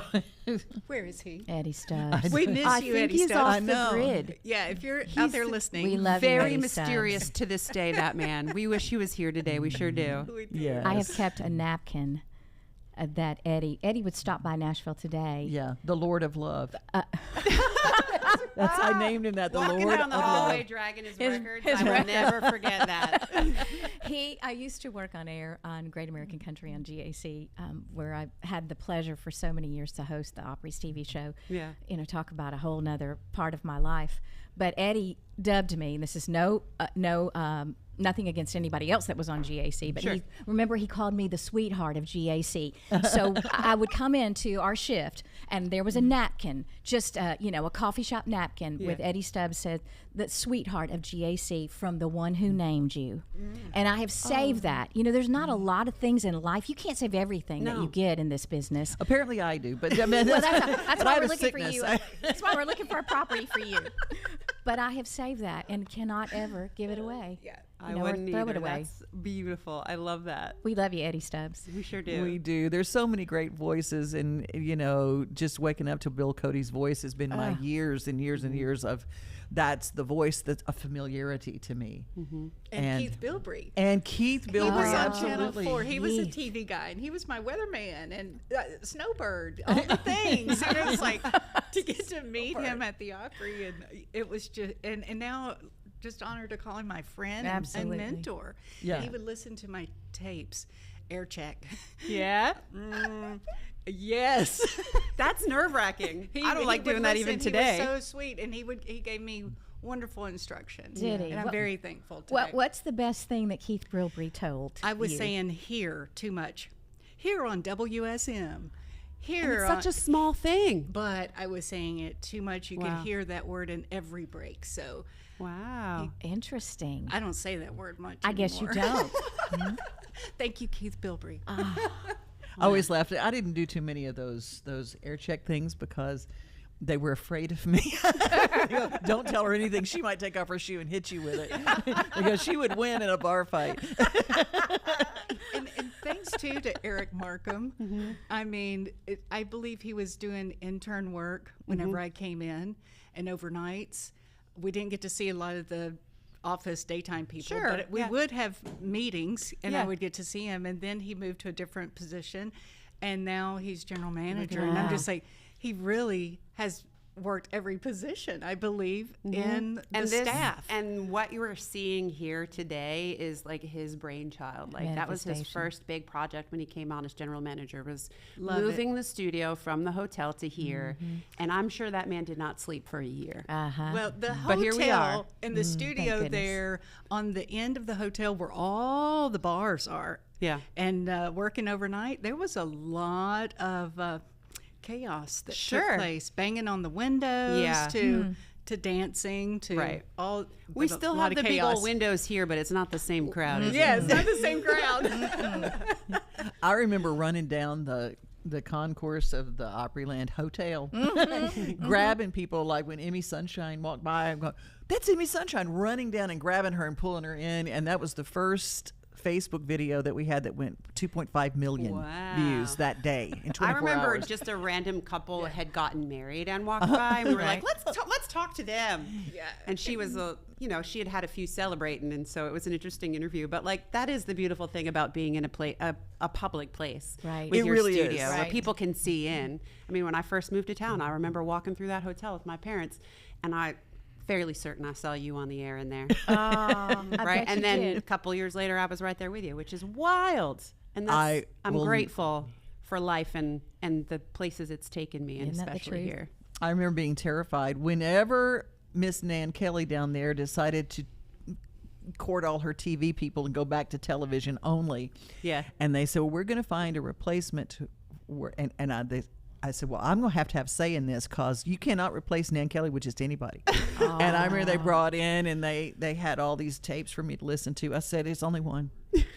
And I go, and then it was Lexi. And I'm so proud. And look at you. I mean, I think it's just amazing. I have to say, our listeners have also been a great part of it. Haven't and we've they? fallen in love with our listeners.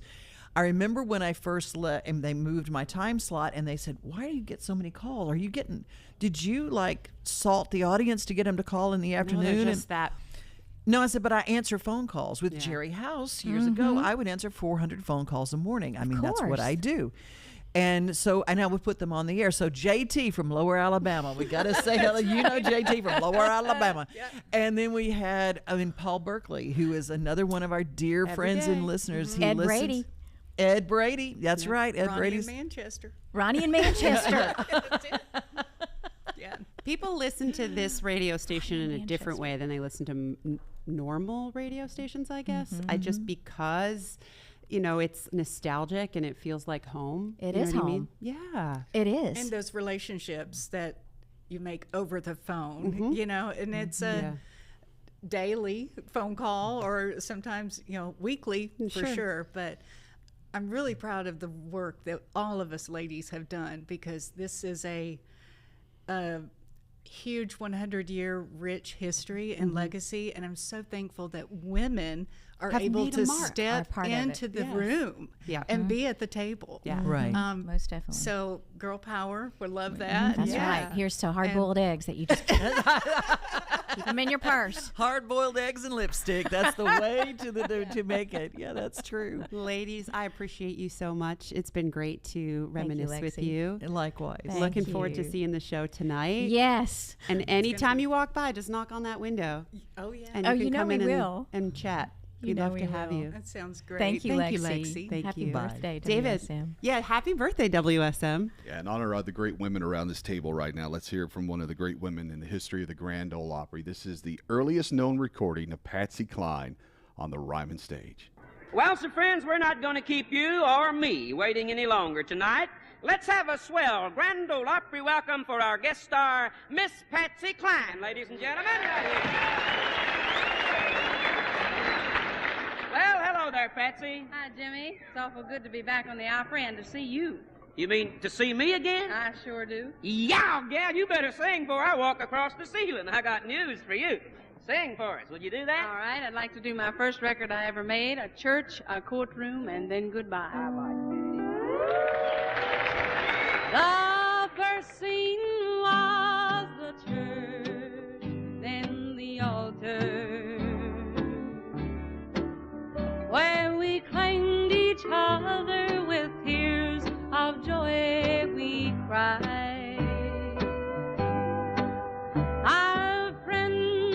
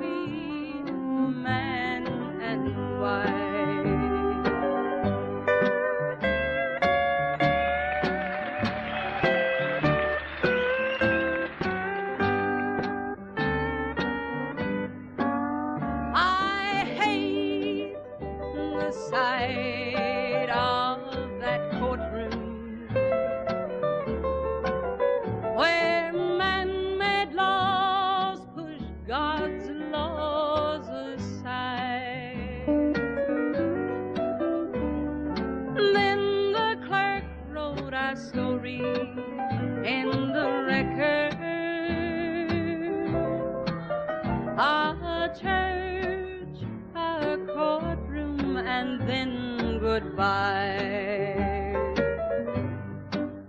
We walked from that courtroom together. We shook hands and once again we cried. Then it was the end of our story. Our church, our courtroom, and then goodbye.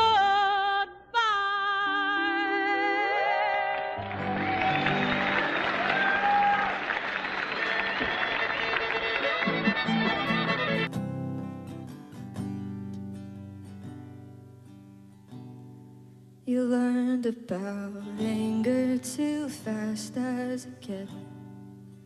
Oh, and your father, he drank and he did. You've only been loved through manipulation. Now it's what you do and you can't seem to change it. Didn't act like you loved her, but God knows you did. So much regret that it's making you sick. You turn to the poison inside of your glass, but you swore you'd never end up like your dad. You're at the end of your rope, and you're sick and tired of being alone.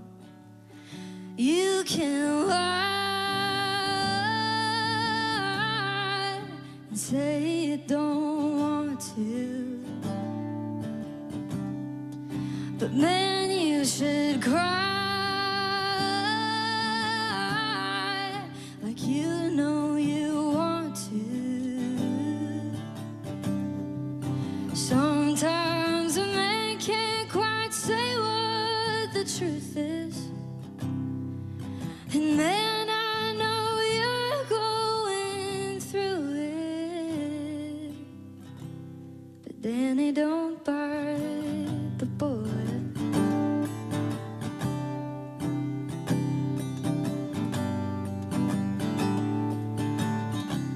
You're not working to live, you're just living to work. It's a good distraction from all of the hurt. You don't wanna talk and you don't wanna listen. Don't know why you're broken, so how could you fix it? At the end of your rope,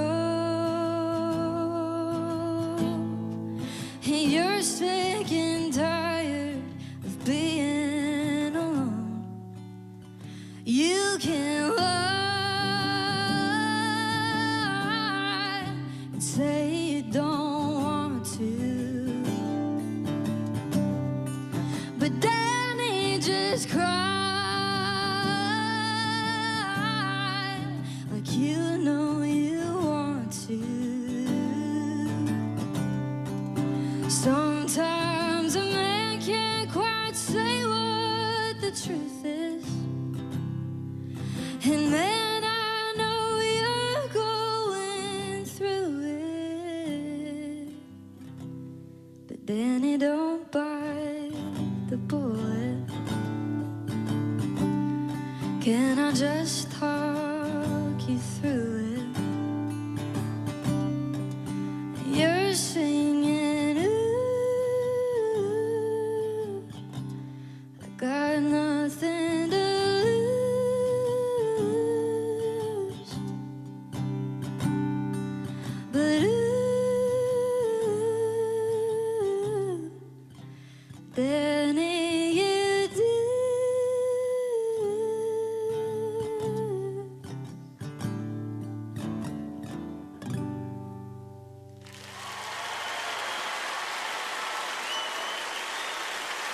Thank you so much. Today is WSM Radio's 100th anniversary, and we're celebrating a century of the Air Castle of the South. Get ready to be thrilled. There's a brand new season of the Daily and Vincent Show coming to you from iconic Studio A at the Grand Ole Opry House. Prepare to be captivated by an extraordinary lineup of Opry members, phenomenal guests, and discover some incredible new artists. Join us for music, laughter, and unforgettable moments on the Daily and Vincent Show. Proudly brought to you by Springer Mountain Farms. Tune in every Saturday night, 10:30 on WSM Radio. Hey y'all, my name's Riley Green. Country music is the sound of our nation, and there's one historic stage where every country music artist lives to perform. It's the place where stories are shared, crowds are moved, and legends are made. Since 1925, the Grand Ole Opry has been the cornerstone of country music in America. On behalf of all of us at Boot Barn and WSM Radio, congratulations to the Grand Ole Opry on a century of great music. Boot Barn, keep west. Springer Mountain Farms is a brand people trust. They're American in every sense of the word and take great pride in producing simply superior Springer Mountain Farms chicken for you and your family. Hi, this is Bill Cody. At Springer Mountain Farms, the best flavor and quality are guaranteed. They have a long-standing commitment to using 100% U.S.-grown corn and soybeans to feed their chickens, and they raise their chickens responsibly on family farms in the hills of the Blue Ridge Mountains. All Springer Mountain Farms practices and procedures are American Humane certified. Springer Mountain Farms' Simply Superior Chicken is always all natural and never fed any animal byproducts, antibiotics, or hormones. At Springer Mountain Farms, they do it all to feed you, America, Simply Superior Springer Mountain Farms Chicken. Visit SpringerMTN.com to find Springer Mountain Farms Simply Superior Chicken at a store or restaurant near you. And experience the Springer Mountain Farms Simply Superior difference today. Since 1892, the Ryman Auditorium stage has seen it all. And as the most famous former home of the Grand Ole Opry, it holds stories like no other. Come downtown to take the Ryman Auditorium tour and explore a special exhibit celebrating the Opry's 100-year legacy. From Dolly Parton to Johnny Cash to Loretta Lynn, you'll see artifacts that bring country music's history to life. Self-guided, guided, and VIP tours are available throughout the week. Get your tickets at the box office or book your time now at Ryman.com. If you like big band music, you can't miss It Had to Be You, a swinging band in a post-Sinatra world with the fabulous Equinox Orchestra, set for October 19th at Harkin Hall. This dynamic big band reimagines the classic sounds of Frank Sinatra, Sammy Davis Jr., Ray Charles, and Tony Bennett. Their high-energy showmanship blends with top-notch musicianship. Put on your dancing shoes and get your tickets today at harkinhall.com. Just 11 minutes from downtown Nashville. WSM Weather. From the Springer Mountain Farms Weather Center, here's your first alert forecast. Another warm day to end the weekend. I'm WSMV4 First Alert Meteorologist Melanie Layden. High temperatures in the mid to upper 80s this afternoon. We'll see plenty of sunshine today and low temperatures down to the low 60s. As we head into tomorrow and Tuesday, expect widespread rain showers across the mid-state, so have the umbrella handy. Once the rain clears out Wednesday, our temperatures fall into the 70s.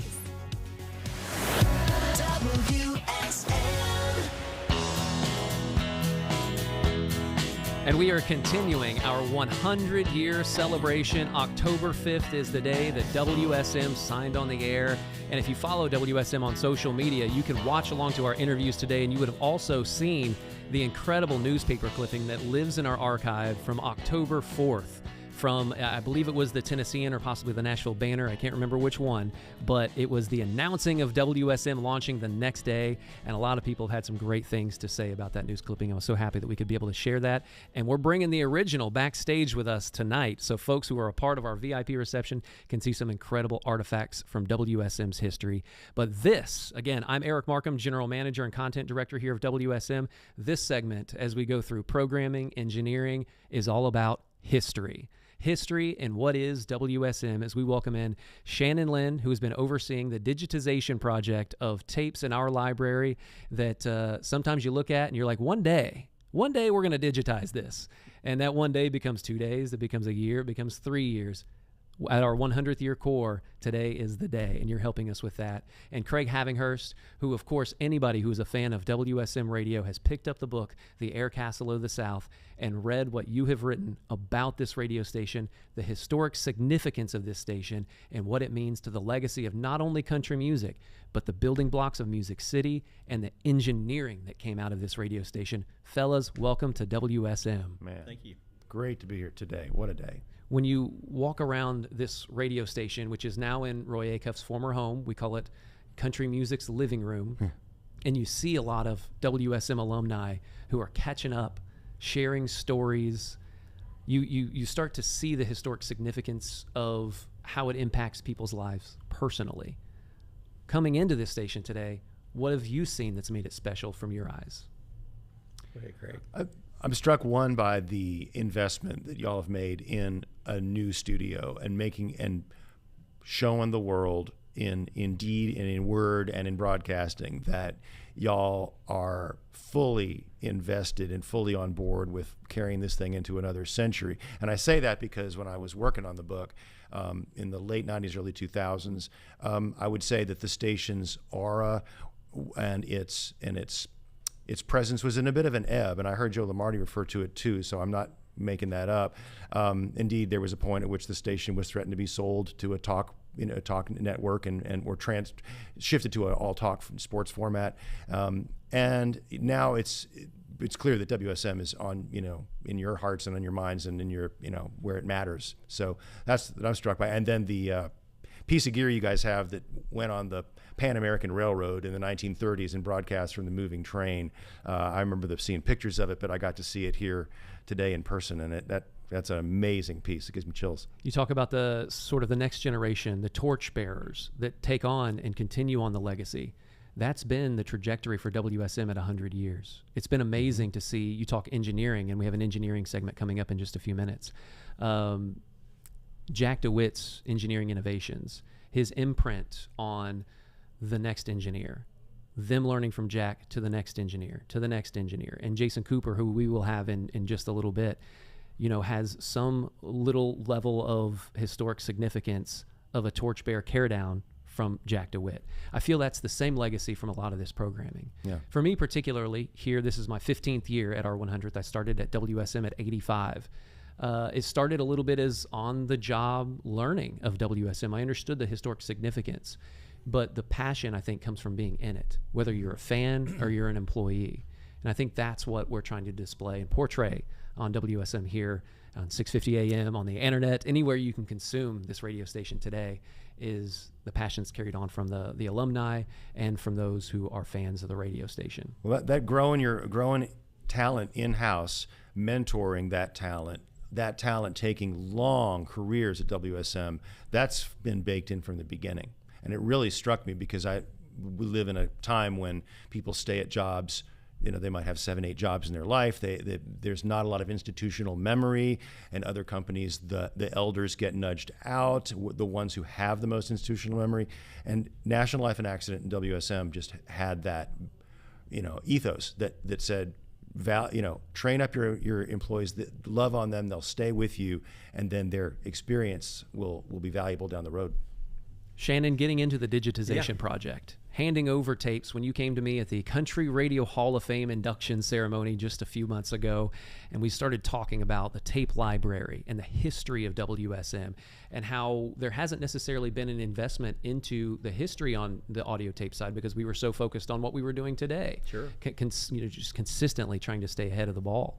Now that it's come to fruition and you've been handed tapes and you've put them into your machines and are hearing some of these pieces of content, these pieces of audio, these pieces of history back for the first time, and then you're sharing them with me and I get to be the second person to hear it. Some of these might not have been played or aired back since the time that they happened live. Exactly. What's that experience been like for you? I tell you what, it's just tape after tape gives me goosebumps for various reasons, whether it be the artist or the significance of the event.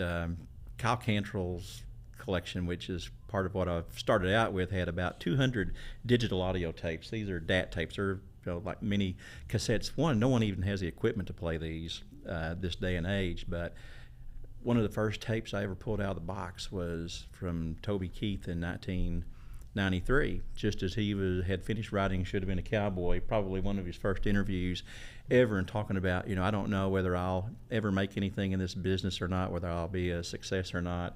And then you see the legacy that someone like that has left behind. Or you hear, remembrance service from the Ernest Tubb Midnight Jamboree after Ernest passed, and all the guest artists that came in wanted to perform in tribute to him that night. That's on these tapes.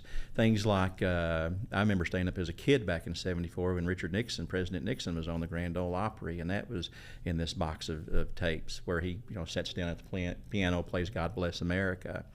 And probably the oldest tape in the box was a demo, probably meant to send out to sponsors to recruit more sponsors for the Opry. This was from 1964 and had clips from Jim Reeves and Eddie Arnold, Flatt and Scruggs performing their new single, The Ballad of Jed Clampett, and things of that nature. So it's been, as I said, I'm like a kid in a candy store. Each tape, because half of them have no labels whatsoever, so it's Christmas with each reel that I stick on there to see what's going to be there. I think as we gotten closer to the Centennial, Opry Entertainment Group, that is Ryman Hospitality Properties as our parent company, started to reflect on the history. I mean, it's always been historic, but with Brenda Colliday and her contributions to the archives under Pete Fisher and a handoff, and Emily Franz learning under Brenda, and then you have Tim Davis now alongside Emily, you can see the passion of the people who are in their archives focusing on WSM and the Grand Ole Opry's history, which has given us the keys to find these tapes. It's just been a wonderful experience so far, and I'm proud to be a part of it. Craig, tell me, sir, when you start writing a book, where do you begin, especially with WSM? It's hard to remember which came first, but the first character that I encountered that made me think there's a bigger story here than just a country music story was Jack DeWitt. He left an oral history archive at the Country Music Hall of Fame. So in the late 90s, when I was kind of feeling my way into Nashville and what's my role here, and I'd like to write about music, and I felt like there was a gap in the marketplace. I'd read Bill Malone's great Country Music USA, History of Country Music, to get the big sweep, and I was fascinated by the DJs and the radio apparatus as country radio became a thing in the 50s and 60s, as it became a format. He described how the CMA was born, the Country Music Disc Jockeys Association that became the CMA. And so there's something here, and I couldn't find a book that told the story of the broadcaster. It was all about the Opry. And fair enough, and they would always have a kind of quick history of National Life starts the radio station, and then the Grand Ole Opry takes over the narrative. So I saw a hole in the marketplace, but that Jack DeWitt interview where he talked about his own training in radio and understanding on his own. I mean, he's sort of self-taught in many ways about how broadcasting works, and building his own transmitter and receiver and getting into shortwave, and then putting a radio station at Belmont in 1922. That he really, I was like, there's going to be a book full of these characters. And he's not the only one. And indeed, his interactions with some of the other leaders at WSM in the early days wasn't all smooth sailing. There was conflicts. There was fascinating character dynamics and people coming from different backgrounds, but ultimately working together. So it was. I'll always remember that Jack DeWitt oral history as a catalyst. Yeah, Shannon, when you're digging into these tapes, of course, anybody who's got a metal detector out on a beach or somewhere, they're trying to find that diamond in the rough, something out there that's going to be extra special. Is there anything that you hope to find? Well, there's something I definitely hope to find, but I don't know that it actually exists, and that'd be Elvis's appearance on the Opry back in October of '54. Whether transcription disc somewhere or someone with a wire recorder, who knows how someone might have been listening that night and recorded a show, because there's been hayride performances that have shown up in the last few years that someone just found on a wire, didn't know what it was, and put it on the internet. And does anyone recognize who this voice is or what this might be? And then Ernst Jorgensen with BMG couldn't wait to get his hands on it because it was a legitimate recording from the hayride. I can imagine your kid in a candy shop energy as you take a tape that's in a box that is unlabeled, and you hook it up to a machine, just hoping. Sure, and then and then even when you hear Bill Monroe or Larry Gatlin in their younger days, or Dottie West making a first appearance on the Opry, it's just amazing when you hear these artists. Crystal Gayle before she was Crystal Gayle with appearances on the Opry. It's just.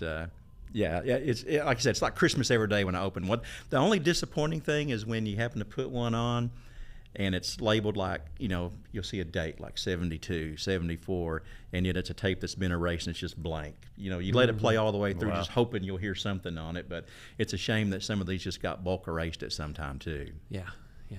Craig, tell me, this is maybe more of a subjective answer, or what do you think Music City, what do you think Nashville would have been without Edwin Craig's idea and WSM being created? What would the landscape of Nashville look like? It's interesting to imagine what music would have taken root, because this is a musical state. It's the hub. It's in the dead center of the whole country music story geographically, the railroads, the river. Something would have happened here. There was music publishing that predated WSM a little bit. There was the Fifth Jubilee Singers. There was blues here. Jefferson Street's great R&B scene happened in a parallel universe from WSM's world. And it's National Life, Life and Casualty created another parallel 50,000 watt station. Would they have done that had National Life not? They clearly did it to match them at their own game and have their own radio station just 1 year after WSM went on the air. So, I don't know, but the idea of Nashville as in 1925, as a city of show business, entertainment, big money entertainment, big show, it was kind of impossible for anybody to imagine. It was one of the last places you'd have thought.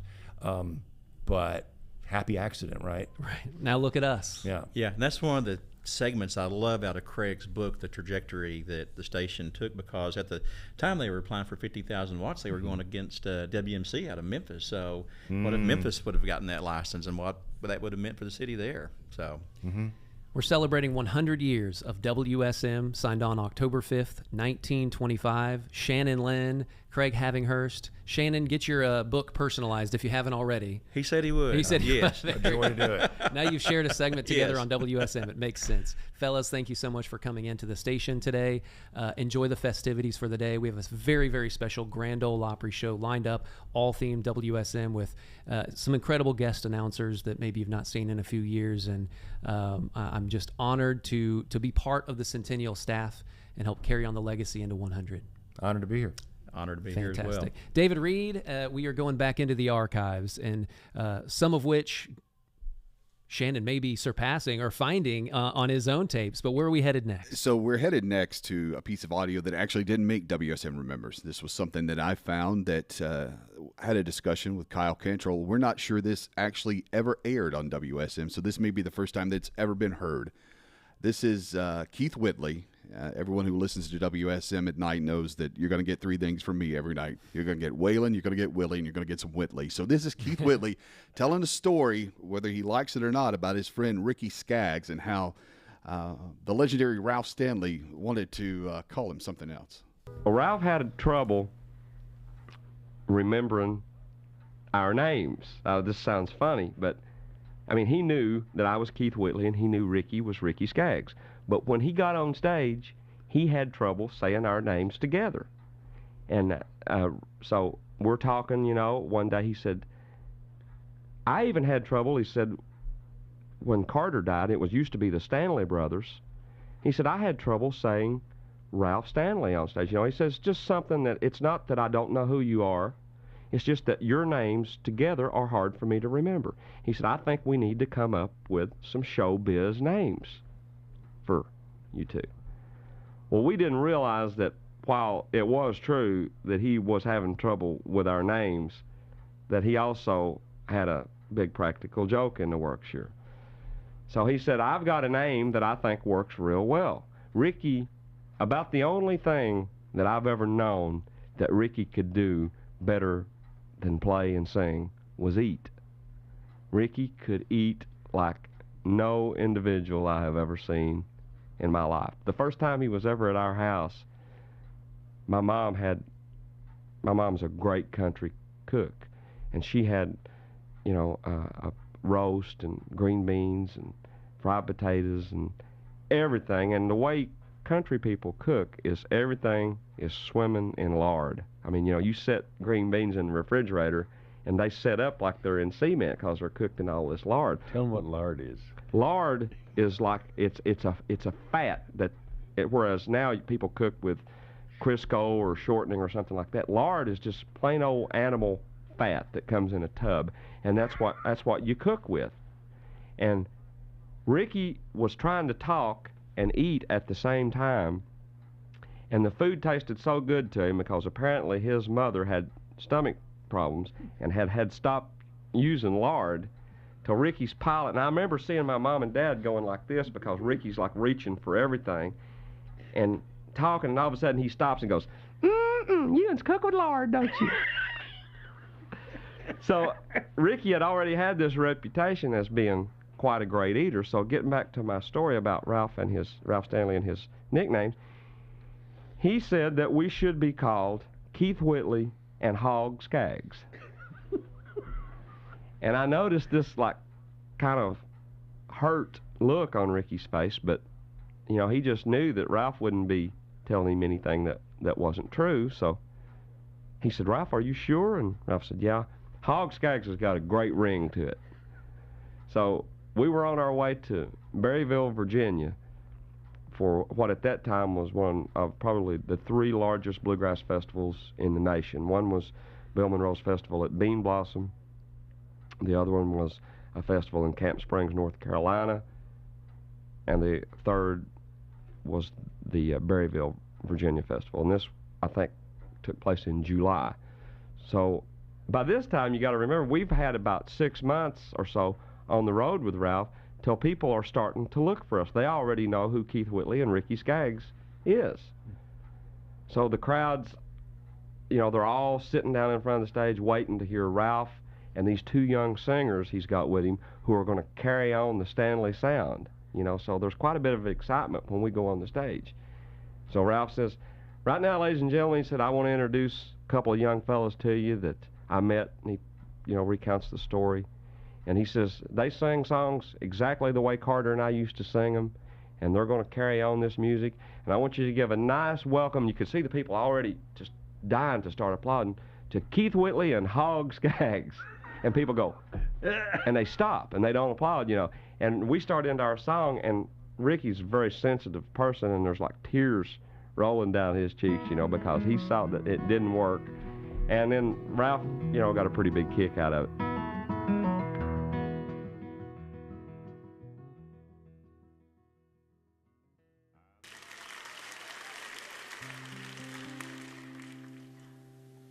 Take the ribbon from your hair, shake it loose and let it fall. Lay it soft against your skin, like the shadows on the wall. Come and lay down by my side till the early morning light.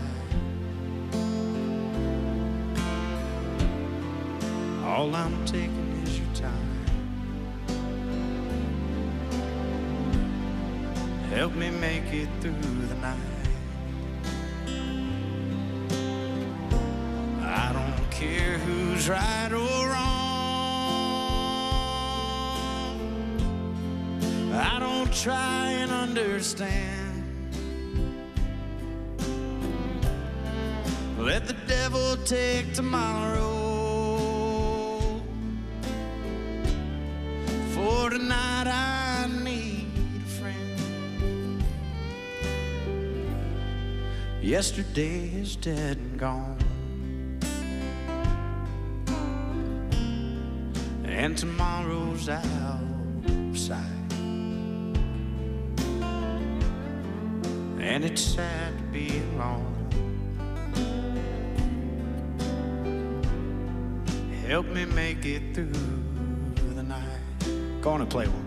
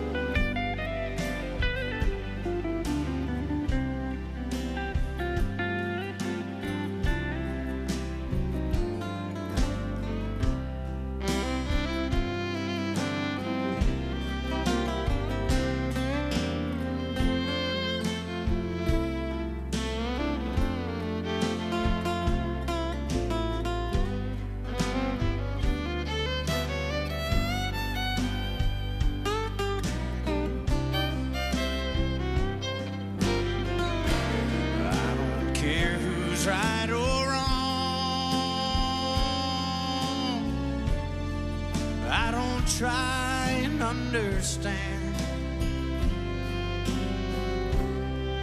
Let the devil take tomorrow. For tonight I need a friend. Yesterday's dead and gone, and tomorrow's out of sight. And it's sad to be alone. Help me make it through the night. No, I don't wanna be alone. Help me make it through the night.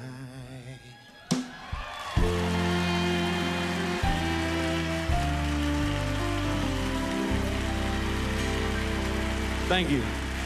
Rest in peace, Chris Christopherson. We're celebrating 100 years of WSM Radio all day long, live from the Simply Superior Studio inside the Springer Mountain Farms Acuff House on WSM, Nashville, Tennessee. On the next Coffee, Country, and Cody, presented by Puckett's Restaurant and Hemisphere Coffee Roasters. So I think I got this right. Come Monday, Coffee, Country, and Cody, WSM Radio, 100 years and one day old.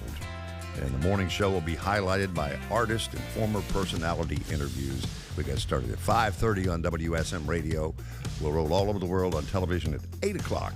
It's Coffee, Country, and Cody, Monday.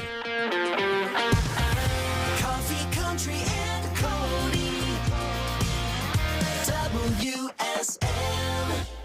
Is your business stuck in a marketing rut? Looking for a way to make a lasting impression on your customers and boost sales? Then head over to Southeast Impressions in Lebanon, Tennessee, your one-stop shop for all things promotional products. From branded pins and mugs to t-shirts and hats, Southeast Impressions has everything you need to get your brand noticed. Promotional products are a cost-effective way to keep your business top of mind with customers. And Southeast Impressions has a huge selection of products and fast turnaround times. Southeast Impressions, Lebanon, Tennessee. Online at southeastimpressions.com.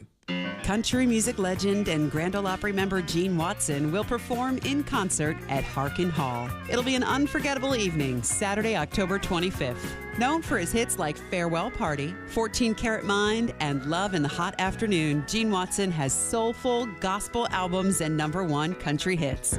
Don't miss him Saturday, October 25th at Harkin Hall. Get tickets at harkinhall.com. Just 11 minutes from downtown Nashville. Scottsville, Kentucky is your destination for live music Saturday, October 18th with the 5th annual Narrow Fest, celebrating the legacy of singer-songwriter Narrow Wilson. This year's lineup includes Woodbox Heroes,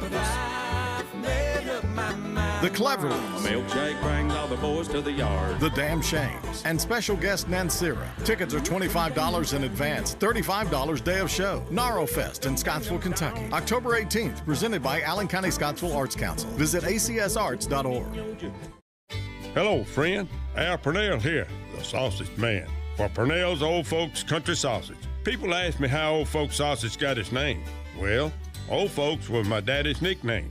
He got it when he was a little boy, being around the old folks and listening to their stories and learning things. That's how he learned to make great tasting sausage the old-time way, and that's still how we make it today. Try Purnell's Old Folks Country Sausage, because it's good. From the Simply Superior Studio inside the Springer Mountain Farms Acuff House, more great country music is just 1 minute away on the radio home of the Grand Ole Opry, WSM. NBC News Radio, I'm Lisa Carton. President Trump says he thinks the hostages will start being freed very soon. Trump spoke briefly to reporters as he left the White House today on his way to Norfolk, Virginia for a kickoff celebration of the Navy's 250th birthday. They're in negotiation right now. It'll last a couple of days, but I'm hearing it's going very well. Both Israel and Hamas have indicated support for Trump's 20-point proposal to end the war in Gaza, but with conditions that still need to be negotiated. Poland is deploying its fighter jets after Russia strikes western Ukraine near the Polish border. The Polish military says air defenses were deployed to secure the country's airspace early today after a city in Ukraine just 43 miles from the border was pounded for hours overnight by Russian drones and missiles. The Polish military said the actions were preventative in nature and were brought to the highest state of readiness. Lisa Carton, NBC News Radio. From the Simply Superior studio inside the Springer Mountain Farms Acuff House, over the air on 650 AM and around the world on the WSM app. 100 years of the Opry. WSM Nashville. And our 100 Centennial celebration here in the WSM studio continues. I'm Eric Markham, your general manager and content director of the radio station. And so far, we've traveled through programming. We've traveled through history with Craig and Shannon. And now we shift our eyes to engineering, which is one of the major pillars of the history of WSM and the legacy. I welcome in Hugh Hickerson and the WSM chief engineer currently, Jason Cooper. Welcome in, fellas. Thank you. I'm very, very honored to have both of you in studio here with us. Thank you. It's a pleasure to be here. There is so much when you think about WSM's significance to the world, not only from country music's perspective and the Grand Ole Opry, but what happened in 1925 to 32, and from then on, the torchbearers of engineers that have been involved in WSM carrying on the legacy and the passion for engineering. And I'm very excited to get your guys' perspective of working for this radio station, knowing its history and how its continued legacy has been for a century. So Hugh, I want to start with you and tell me some of your entry-level stories. Who was around in the engineering world, in the engineering department, in the time that you started here with WSM? Well, I started at WSM TV in 1964, and I didn't have any connection with WSM Radio in the beginning. And then from the TV transmitter site, we started remote controlling the WSM AM transmitters site. And that's how I became connected with WSM Radio in the beginning. So before that, before remote control technology, an engineer on site all the time. An engineer was on staff, on site around the clock. At that point, they only had a daytime engineer. And so the remote control the meters had to be read every 30 minutes, and to make sure that the transmitters were transmitting as they should. And so I remember that Mosley remote control we had. And then later, when they bought the FM station, they bought a local station that was on the air that was authorized for a 100 kilowatt full power FM station. But it was not operating at full power, so they bought the license and upgraded it, and it became WSM FM. And I was given the responsibility of building the original WSM FM studio operation. And we built it in the Studio B control room of WSM TV.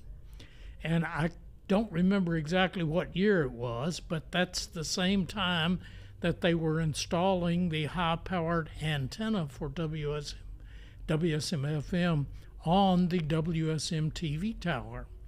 Okay, so I put that studio together and put together an old remote control so that WSM FM was originally a good music station.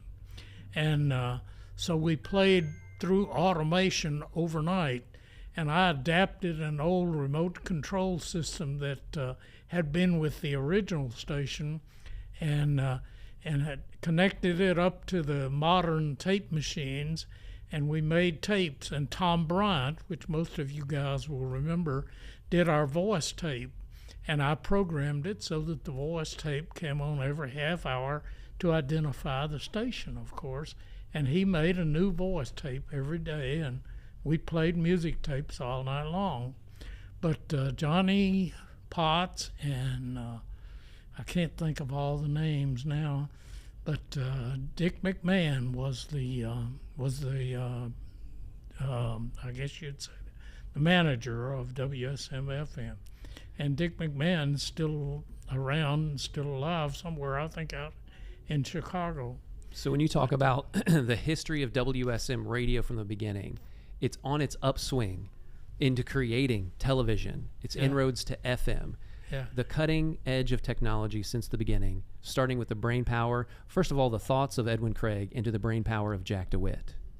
And so many people who Jack DeWitt was the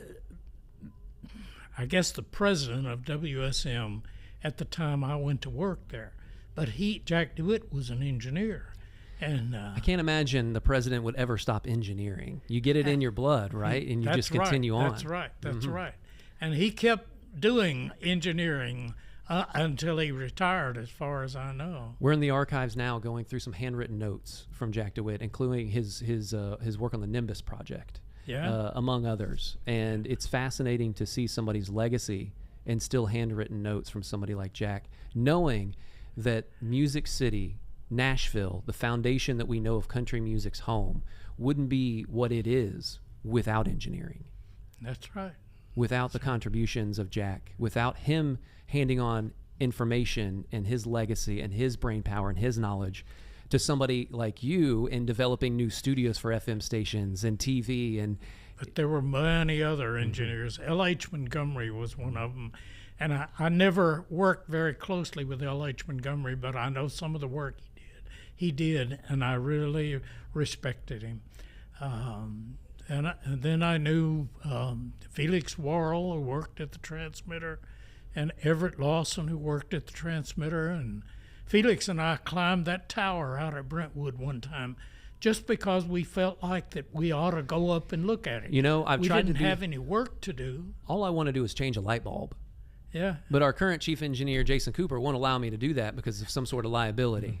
Now, Jason Cooper, you're sitting next to Hugh Hickerson, incredible mind that we're getting some wonderful history in WSMV, WSM-FM, and its connection from WSM-AM. What goes through your mind sitting next to somebody who carries that legacy? Just being an engineer, I love, we all love hanging around and chatting about just random engineering things. But, there's a lot. When you come to WSM as an engineer, you come there as an engineer, but you also come there as a curator of sorts. Like you walk around this very building, and there's things that were forgotten at the tower site, like the old 1925 horn, the remote pickup unit. There's all these. You get to have this layer outside of just clocking in and keeping something on the air. You're a part of something as you walk around. And you see all these artifacts, and you talk to these people, and you hear these stories, like the various Jack DeWitt stories. You talk about the remote pickup unit and the historic significance of that. It's on display in the Behind the Airwaves, Discover the Radio Home of the Grand Ole Opry exhibit here inside the Roy Acuff House, which is the WSM studio. It was the first, correct me if I'm wrong, the first broadcast that hadn't been connected to a telephone grid, right? They took it on the Pan American train and from a remote distance broadcast live on the radio to then other people's radios, correct? Correct. If you're I'm sorry, Hugh. I wasn't really involved with that. Right, that would predate you by a little bit. Yeah, so, if you're a journalist, like we have some journalists in the building today, this is a massive, piece of your history. It's sitting in our lobby. Back in the, when this thing signed on the air, if you wanted to go and sell a broadcast, like if Jason Mason here wanted to go sell a broadcast at a whatever restaurant or store, you had to, a couple of weeks out, say AT&T or Bell put in a leased line, they called them. It was basically a wire, a fancy phone wire between the studio and the location that you're going to broadcast from. That became untenable because they were doing lots of events, and so you would leave lines up like to City Hall.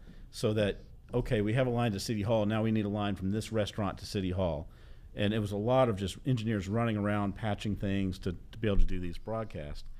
So Jack DeWitt was like, what if we had some little out-of-band signal we could send the station, and then the station could relay it. We wouldn't have to be doing all this telephone stuff. And they call that a remote pickup unit. Eventually would call it that. But the first one, not WSM's first remote pickup unit, but the first remote pickup unit is sitting in this building.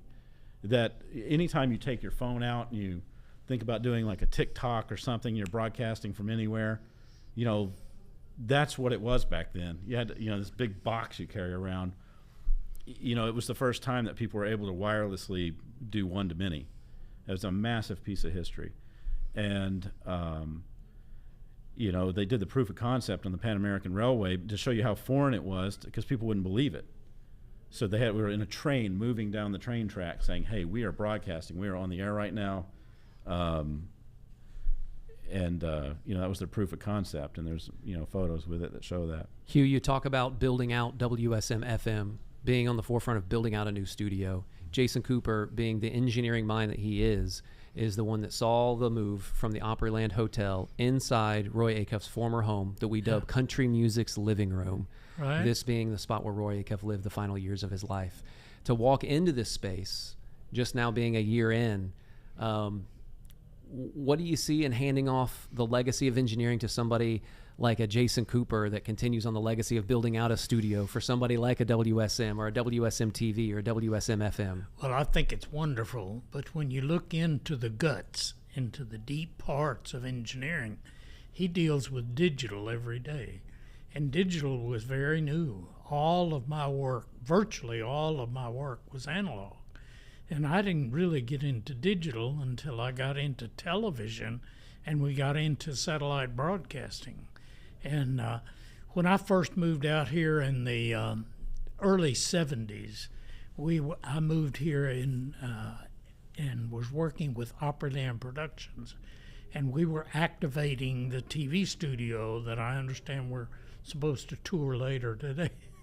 Studio A, as we call it. It's a part of the Grand Ole Opry backstage tour. Right. But when I was working out here as part of Opryland Productions, I was also the engineer for the Grand Ole Opry.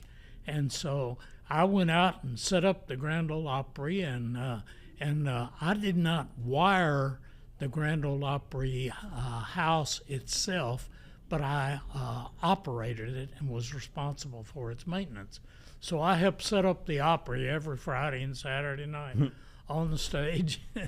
And it's Jason Cooper's responsibility to continue on that legacy to keep the Opry on the air, including May 2010, when a flood came through Nashville and the radio station needed to be on the air. This entire complex underwater, and how would we continue on what is the legacy? You moved to the War Memorial Auditorium for the night. Jason, talk about picking up, I mean, we have it on display, your photo with Kevin Reinen and a pan over your head to keep you dry in the middle of the rain, to keep the Grand Ole Opry on the radio. Going back to WSM and its affinity for remotes and things, during the middle of the flood happening, we were still doing some other broadcast. Like, it was, what did happen? It was like a Sunday morning, and then there was like Monday, Tuesday, and we had to be on Tuesday for War Memorial, if I'm remembering correctly. I forget really, but you know, that we had people at the Memorial Auditorium saying, "Yeah, we got lines out here. We got an ISDN. Everything's fine. It didn't get wet up here." Da da da da da. Well, I was out doing another broadcast. I was like, all right, we got lines. You know, everybody says everything's good. I get out to War Memorial Auditorium, and yeah, you got lines until you hit 9 and try to dial out. There's no lines. There's no ISDN. In that building, there's no cell coverage. And the cell sites were impacted still downtown, even though that part of the area was dry. So we go out there and we're like, oh, great. And I remember walking in, you know, to get this thing on the air and finding that out and just being like, all right, we're cool. Everything's fine. And we finally found like a window ledge where I got like 2 bars of AT&T 3G signal. And we took an Apple box, they call it, like a little crate, and put it out on the window and aimed this thing around until we got just enough signal to get out. And, you know, at that point it was sending a signal back to the tower site where we set up our temporary control point. And then that's where Sirius XM connects, and of course the AM gets its signal in the stream. But yeah, we got that thing connected like minutes before, and there's a picture over there with the chief engineer of the Opry, Kevin Reinen, and he's holding like a drum hat, and he was working on a drum. Like, everything was in a disarray because, you know, the podium was still wet. The lectern was still wet. Anyway, he had that drum hoop, and I was out on the window, and he took and put it over my head like an angel, because we just had connected minutes before. And I remember Pete Fisher, the general manager of the Grand Ole Opry, was obsessing about a clock. It's like, all right, we want those clocks. We need a clock. It was a clock and an airline. They're not obsessing, but as far as my things I needed to bring to the table. And I was like, he has no idea that this connection doesn't work. But here's your clock. Here's your on air light. You're all good. And that air light that WSM has, it's in that historic picture of Royal Memorial. It's front and center on the stage. But he's like, all right, cool. I got him his clock and his air light. Now I'm going to go see if we can get on the air. So I go up there and we get it connected. And we do not drop the torch of the longest running radio program in history. Like I say, it was less than 48 hours, I think, after the flood that we did that broadcast. It's crazy. Hugh, what are some of the angel moments for you in keeping an engineering moment to keep whether it's WSM FM? I don't recall any tragedies like you're mentioning there. There may have been some, but boy, I'll tell you what, I always had a staff that was unbelievable of engineers, and I never had to worry about anything. I mean, the staff that I had all the way through TNN and all the satellite broadcasting that we did, I mean, I used to have to go to Germany about twice a month and deal with CMT Europe, but I never had to worry about anything because I always had a great engineering staff. Would you ever have worked alongside Bud Wendell? I never worked alongside him, but Bud Wendell became Jack DeWitt's assistant before Jack retired. And then after Jack retired, Bud Wendell worked with, can't remember his name now, the other TV engineer, or not engineer, but TV manager. So I was around Bud Wendell a lot. And he now goes to the TNN get-togethers when we see him. He's, I think, 96 years old. Man. We were fortunate enough to have him as part of our WSM 100 documentary interview. We interviewed him at the EW Bud Wendell building, the big red corporate building as you drive along Briley Parkway. Is that right? That's wonderful. We did it about just a few months ago, so it was honored to just be in the room with him. It was certainly an honor. And my office was in that building when I retired. Very good. Hugh Hickerson, engineering staff of WSM to TNN to WSMV, WSM FM. Just keep those call letters in your name anywhere you go, the three of the WSM, and Chief Engineer Jason Cooper, talking all things WSM engineering as we celebrate today being the Centennial date, October 5th, 2025. Rewind 100 years ago, 1925, when this radio station signed on the air. Subsequently, eventually, 1932, when the Blawnox diamond-shaped tower erected in Brentwood, Tennessee. And again, we continue on that legacy. You mentioned earlier, Hugh, broadcasting with Jason having to focus on digital. Today, we are broadcasting all over the world terrestrially on 650 AM WSM, WSMradio.com, the mobile app, Facebook Live, YouTube Live. We're going out everywhere live. That's wonderful. Digitally. All thanks to Chief Engineering. Fellas, thank you so much for coming by to celebrate 100 years here as part of Opry Community Day and WSM's 100th celebration. Thank you. It's been a pleasure. David Reed, we're heading back to WSM Remembers, going into the archives of the radio station's history, from the Opry stage to the radio station programming. And you, alongside Kyle Cantrell, have had 9 episodes of WSM Remembers, and we've been cherry-picking elements to feature, to highlight throughout today's celebration. What do we have up next? Yeah, so I thought this would be an appropriate one to play because if you were watching on Facebook or YouTube, when Eric brought up the flood, you could see the trauma in Jason Cooper's eyes. So I thought it may be time to laugh a little bit. So this is the earliest known performance of Minnie Pearl from the Grand Ole Opry. Let's go back to July 18th, 1942. The Grand Ole Opry is the trading post for American folk music. We welcome back to our show tonight a member of our cast who's been away for several weeks, a country girl from Grinders Switch, Tennessee.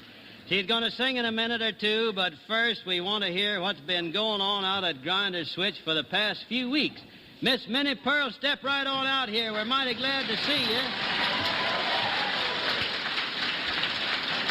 Howdy. I'm just so proud to be here. I'm just so proud I could come. Well, so I'll tell you now, while I was away so long in the hospital, I've been figuring on letting Brother come up and take my place. He could have did it all right. He's smart enough to. Why, he's just real bright. That there sort of runs in our family. But he could have did it all right, but he's just a sparing of words. He just don't never talk hardly at all, you might say. But I wanted to tell y'all about my 4th of July picnic out there at Grinders. Oh, we had the nicest time I've ever had. Well, sir, we all are there. I reckon there's folks are from everywhere. There's are from as far away as Toddy's Bend and Phillips Crossing. All of them was there, and, sir, had more contests. Well, Brother, he was there, too. And, sir, first of all, we had the hog calling contest. Well, you know, Brother's right in there. And so there's a feller got up there, and he's a-calling hogs. And he called hogs so loud that there's a feller over in Lewis County, that there's next to Hickman County where Grinder's Switch is. Well, sir, there's a feller over in Lewis County, and that feller's calling hogs so loud that he had to chase the sound 5 pigs clean a mile and a half just heading for Grinder's 50 kids. Lord, that feller's calling hogs. And then Brother got up. Well, sir, Brother called hogs so pleasing like. Just got up there and just called hogs so pretty. There's a fella standing right down by the judge's stand, and Brother's calling hogs so pretty, a barbecue sandwich jumped clean out of the man's hand. Well, so though, I'll tell you, the next contest ahead is a 3-legged contest. Well, Brother's right there for that. And so he'd have been all right if he hadn't gotten all mixed up and turned around backwards like and went backwards the whole way just hard as he could go. Well, we had a time getting him untangled. But the most fun of all was the ball game. Oh, I had the best time at the ball game. Brother's there, too. Brother's playing. He was in the right field. Most of the time, he's in the wrong field, though. Well, sir, he's out there in the right field, and there's a ball coming clean at Brother, just fit to kill, and Brother's standing there just big as life and twice as natural.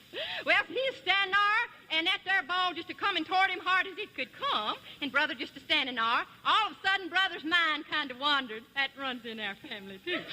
Well, sir, his mind kind of wandered, and he kind of looked off it as a city gal over our visiting Seif Jones, and Brother kind of let his gaze wander over to city gal, and sir, when he done it, Brother kept a-staring, and the ball kept a-coming, and all of a sudden, that ball popped Brother right in the head and bounced clean over in Al Fisher's cow pasture for a home run.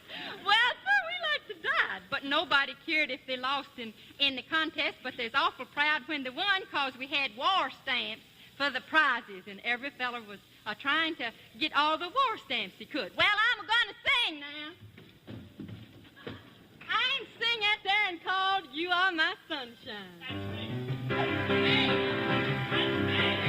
You are my sunshine, my only sunshine. You make me happy when skies are gray. You'll never know, dear, how much I love you. Please don't take my sunshine away. I'll always love you and make you happy if you will only say the same. But if you leave me for another, you'll regret it all someday.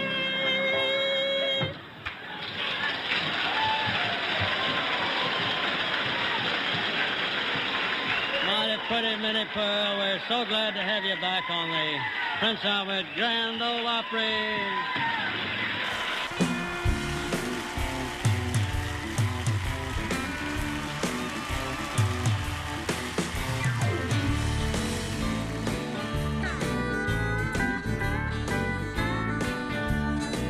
Well, the day I was born, the doc couldn't believe I came out crying Chattahoochee. Didn't take too long after that for the hair on my head to grow long in the back. Well, now all the girls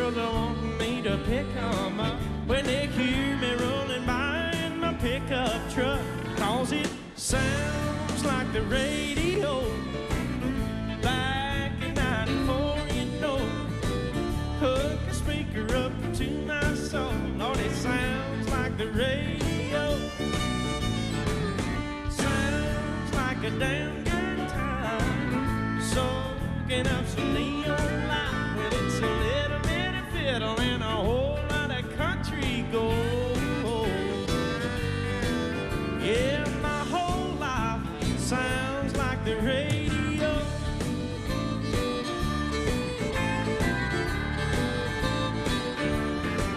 Hey, people call me a walking, talking jukebox. I keep the hits spinning non-stop. Something about a steel guitar moaning the blues makes me wanna go back a case or two. They say honky-tonk heroes go to heaven, you know. Well, maybe that's why everybody wants to go, 'cause it sounds like the radio. Back in 94, you know.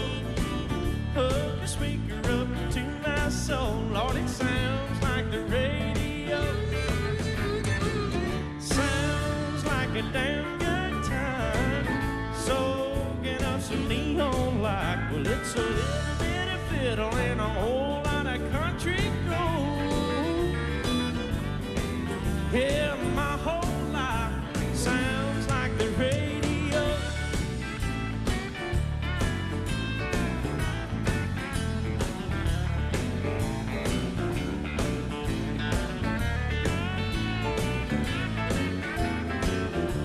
Well, when I die, lay me down in the ground next to an old bear joint with a party crowd, where it sounds like the radio.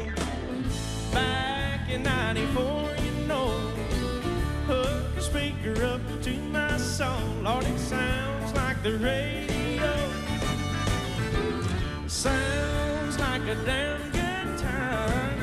Soaking up some neon light. Well, it's a little bit of fiddle and a whole lot of country gold. Yeah, my whole life sounds like the radio. I said my whole life sounds like the radio.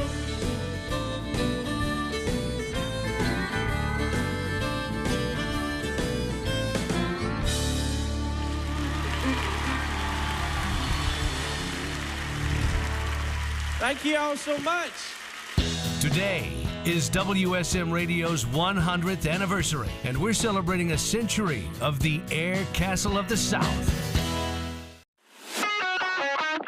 Join us on the Grand Ole Opry Plaza, October 5th for Opry Community Day and WSM's 100th anniversary celebration. We'll have live music on the Plaza stage all day long. Opry House backstage tours free with your Tennessee ID. Opry Bingo with your chance to win great prizes. Plus, face painting, backyard games, line dancing, food trucks, and more. And CWSM's live 100th anniversary broadcast in the Springer Mountain Farms Acuff House. It's all completely free. We'll see you here on the Opry Plaza, 9 a.m. to 4 p.m., October 5th. WSM. Hey y'all, my name's Riley Green.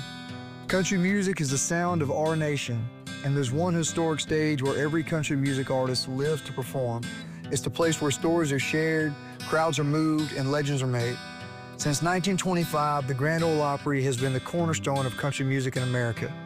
On behalf of all of us at Boot Barn and WSM Radio, congratulations to the Grand Ole Opry on a century of great music. Boot Barn, keep west. Springer Mountain Farms, American in every sense of the word. Hi, this is Bill Cody.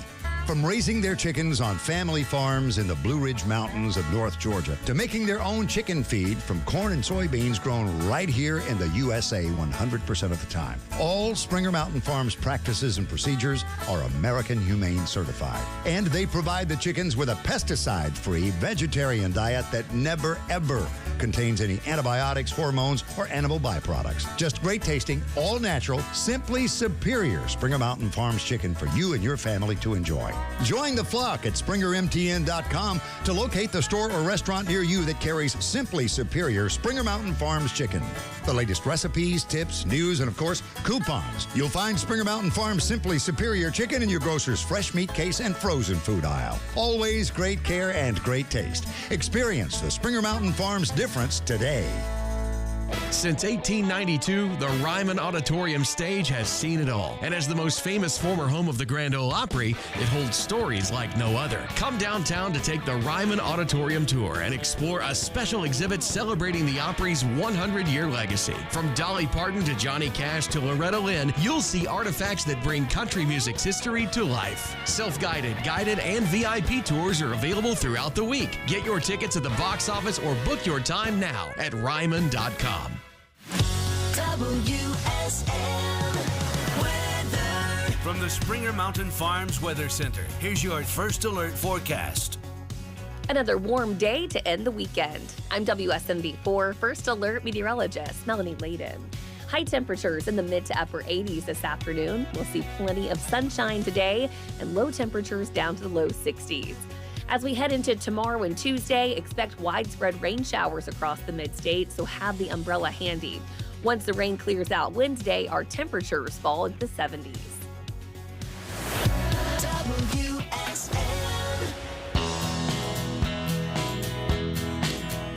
Well, good afternoon, everybody, and we are celebrating 100 years of the Air Castle of the South, 6:50 a.m. WSM. I'm Charlie Matos. It has been a fun afternoon already. This is like the world's biggest family reunion, and so far, everybody seems to be getting along, which is great. That's not always the case at family reunions, but no, it's just been so great listening on my way in, and so excited to welcome to WSM this afternoon some voices you have heard for decades on this radio station. Jimmy Carter, John Young, Buddy Sadler. Good afternoon. Happy birthday to us. Happy birthday. I sound like a little girl next to John Young, so I'll try to speak deeply. Well, John, let's just start with that voice, right? People would remember you from WSM FM, certainly, WSM AM, but for... I was also voiceover on WSM TV, and I'm on WTVF here now, CBS station. Just going to say, for years... Obviously, I work cheap, but thank goodness we have a union, so that may help us. Yeah, for years, Channel 5, right? That. But along the way, there's a certain. I've just been set back, listening to all this that's been going. I've been listening all day to what's going on, and there's such a awesome and respect and a humility I have just having been able to be part of that. I grew up here. My parents, that's all they listened to. WSM was the first radio station. WSM Channel 4 was the first TV station. And we just weaved into the DNA of Nashville people. Yeah. And it was, they spoke to us. They listened, they didn't lecture. We had a real relationship with them. I mean, I can recall first meeting Judd Collins and realize what a nice, just a regular guy he was. Somebody asked me once, what are all those egos like in that building? Egos. I said, I don't sense the egos. I mean, I'll be sitting there in the afternoon, and Dan Miller or John Test or Lonnie Larder just come by and sit and talk, and just regular people. They are as genuine and real, and I think it's a tribute to Tom Irving Waugh and Tom Cassidy and Elmer Alley, who hired Wright from the TV side. They were real people, and they didn't have an air. That would be disruptive to the family fellowship. Well, I was scared of Ralph Emery. I'll be the first to tell you that. Yes, I was for a long time. Because he was kind of a stoic person at times. Yeah. And I was a young producer up there. And I remember first time I ever saw anything with WSM, I looked in the window, and it was G. Gordon Liddy being interviewed by Teddy Bart, who had a talk show at 1 o'clock in the afternoon on WSM. And that was my first thing at WSM, and Charlie Chase was disc jockey. So I liked him, and I hired him for TV, and then, now he's Mr. Superstar. Wow. Buddy Sadler, you're a Nashville native, so this has been your hometown station your whole life. Yeah, and it's... Remember Buford Pusser? Oh, yeah. Oh, absolutely. Yeah. Okay, I was working in another radio, WKDA. It's not here anymore. And I went to a press conference with Buford Pusser, who was working with the car company. He had a big stick with him just as part of the promo. And when I got home that afternoon, I asked my wife, I said, guess who I met today? And she said, Buford Pusser. That's where you were going. I said, no, I met Ralph Emery. I was a big fan of Ralph Emery. I liked the way he talked and just made you feel comfortable on interviews. Yeah. We know Ralph's not with us anymore, but even with Channel 4 doing their 75th anniversary, Ralph Emery was the Johnny Carson of this town. Yeah. Nobody after him, nobody before him was bigger than Ralph Emery, and I think somehow that gets lost The history outhouse a little bit. races. He was a big deal. And Teddy Bart at this radio station was a big deal. He did the whatever they called it, the Waking Crew. The Waking Crew, The yep. Waking Crew show with a band, you know, for many, many years. And it was the weirdest radio show ever because it didn't start until 7:45, right? Yeah. Or something like that. Who starts a morning radio At show 7:45? At 7:45. Yeah. But they did because they had a band and everything else. So this station there's too much history. I mean, it's got, and it's been so many lives. It's been a country station. It's an all-night truckers station. It's been everything. It's been the many faces of Eve. That's for sure. Well, John, you bring up a good point. But I'm sorry. No, go ahead. I think we're going the same direction. Because WSM had a huge news impact in the market. Yes. And the radio newsroom was in the basement with the TV guys back on Nob Hill. And so they had access to the sound bites and the interviews and the same content. And we had news 15-minute block from 7:30 to 7:45, and then Waking Crew started at 7:45. But there was such a the WSM had so many roles, so many perceptions, and so much that people expected. My goodness, we had John McDonald when I was there, the farm director. Let me tell you. Why is he? But the farmers loved him, and they did not want to lose John Let me tell McDonald. you, he had a best parking place on Nob Hill. And let me tell you, it was vacant one day. And not first day, second day there. So I pulled in my car and said, well, God loves me today because it's the great parking place. Oh, wow. And boy, I got taken out of somewhere. You got the farm director's place. You got to move your car. That's like WSM farm director. It's like parking in Gene Shepard's spot at the Grand Ole Opry. You don't make that mistake. Only make that mistake one time. Buddy, how big was your news department at one point? It's probably bigger than radio station's entire staff now. I think we had 12 people at one time. Yeah. And Jimmy Carter was one of my best reporters. I love to tell the story. Jimmy seemed to be where planes crashed, where houses burned, where things went on. And he would call in, and of course you got to put him on the air. Why not? He's right there.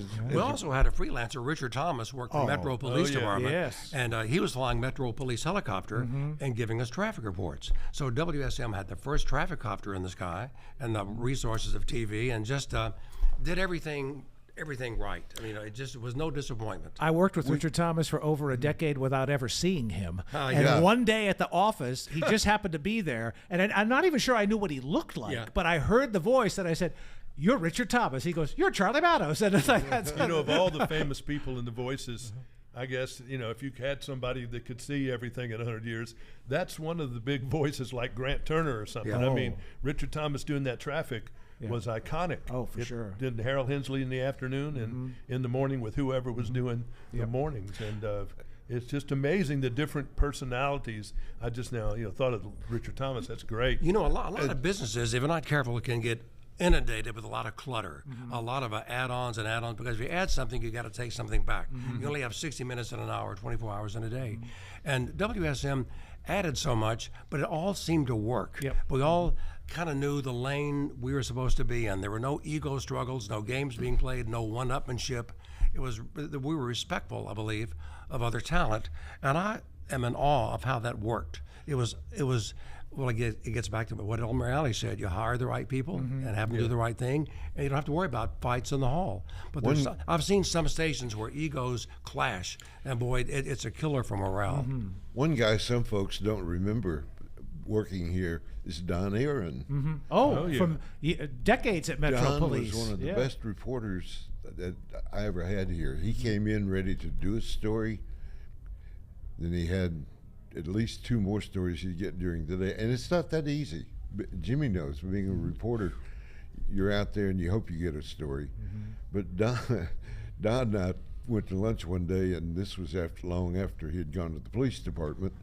And the waitress kept coming by and looking at him. She finally stopped and said, "Are you on TV?" And he had been. He left here and went to Channel 4 when he left here. And he got to Channel 4. That was the only station he would work for. Channel 2 tried to hire him. He didn't want to go, but he called Channel 4 and said, "Hey, Channel 2 wants to hire me." And he got on Channel 4. It strikes me, too, how people can grow in a career. I remember Dan Miller was hired out of Augusta, Georgia, as a booth announcer. For years, WSM Channel 4 had a booth. A guy just sitting there twice an hour reading an ID. It's all pre-taped now. Miller went from that to filled an anchor slot. And when you see guys like Miller, who went to L.A. and then came back, John Tesh, who left here, went to maybe Chicago and then New York, and then Entertainment Tonight, and a Sajak, who left the radio and went to Hollywood Squares for a half a century. And, when they left, there wasn't a jealousy or there was a real compassion and love and respect for the fact that they paid their dues. They made us look good because they worked here, and they left with a good memory, not a nah. They didn't go out of the door yelling. Well, and for those who came back, they were welcome. Oh, absolutely. People were great to see them come back. They left right and are surely and are still remembered well. Yeah. And I appreciate that. You and I were talking just before we started, and it's an interesting point too, because every once in a while we'll play a song in the morning and we'll get an email or a phone call. It's like, man, I don't like all this new stuff. I've been listening to WSM my entire life, and this is not what I heard back in the day. It's like, well, what you heard back in the day might have been Ann Murray or Billy Joel back in the day at certain times of the day. Because while the Opry has always been a part of the radio station for 100 years, country music has not always been the main focus. There have been a lot of formats for the station. I think it's been consistent at night, though. Yeah. I think when the sun went down, I don't think it ever was anything but country radio at night. But during the day, they didn't know what they wanted to be for a long. It was a full-service radio station. I think that's what it was called. WSB in Atlanta and all these big knocker stations like this were full-service radio stations. And now, we're still doing full service. But it was interesting. I was trying to remember some of the voices on the news, and it was Don Aaron and you. Who am I missing? And Alan? Well, Alan Williams, Alan Williams. And Jim Hammond were writers. Jim Hammond. Bob Hammond. Bob Randall. Bob Randall. Great guy. Had one of those voices. He's kind of like John, had a voice that was distinctive. Wow. And he could have sat down and read the I don't know, maybe the phone book. And it would have been, you would listen because of his voice. Yeah. Here's the beauty of Bob Randall. I would see them hand the copy to him right before the newscast started. He was reading that stuff cold. I never heard him make a flub. It just flowed. They knew how to write for him, and he knew how to read for them. Right. And it worked right. It but wasn't it's hard. Still nothing wasn't better hard. than radio. When it works. Yeah. When it really is working, it's magical. It really is. And to get a new generation to find it, I think they would find it too. But it's all about all these people we've mentioned. People made themselves memorable. Yep.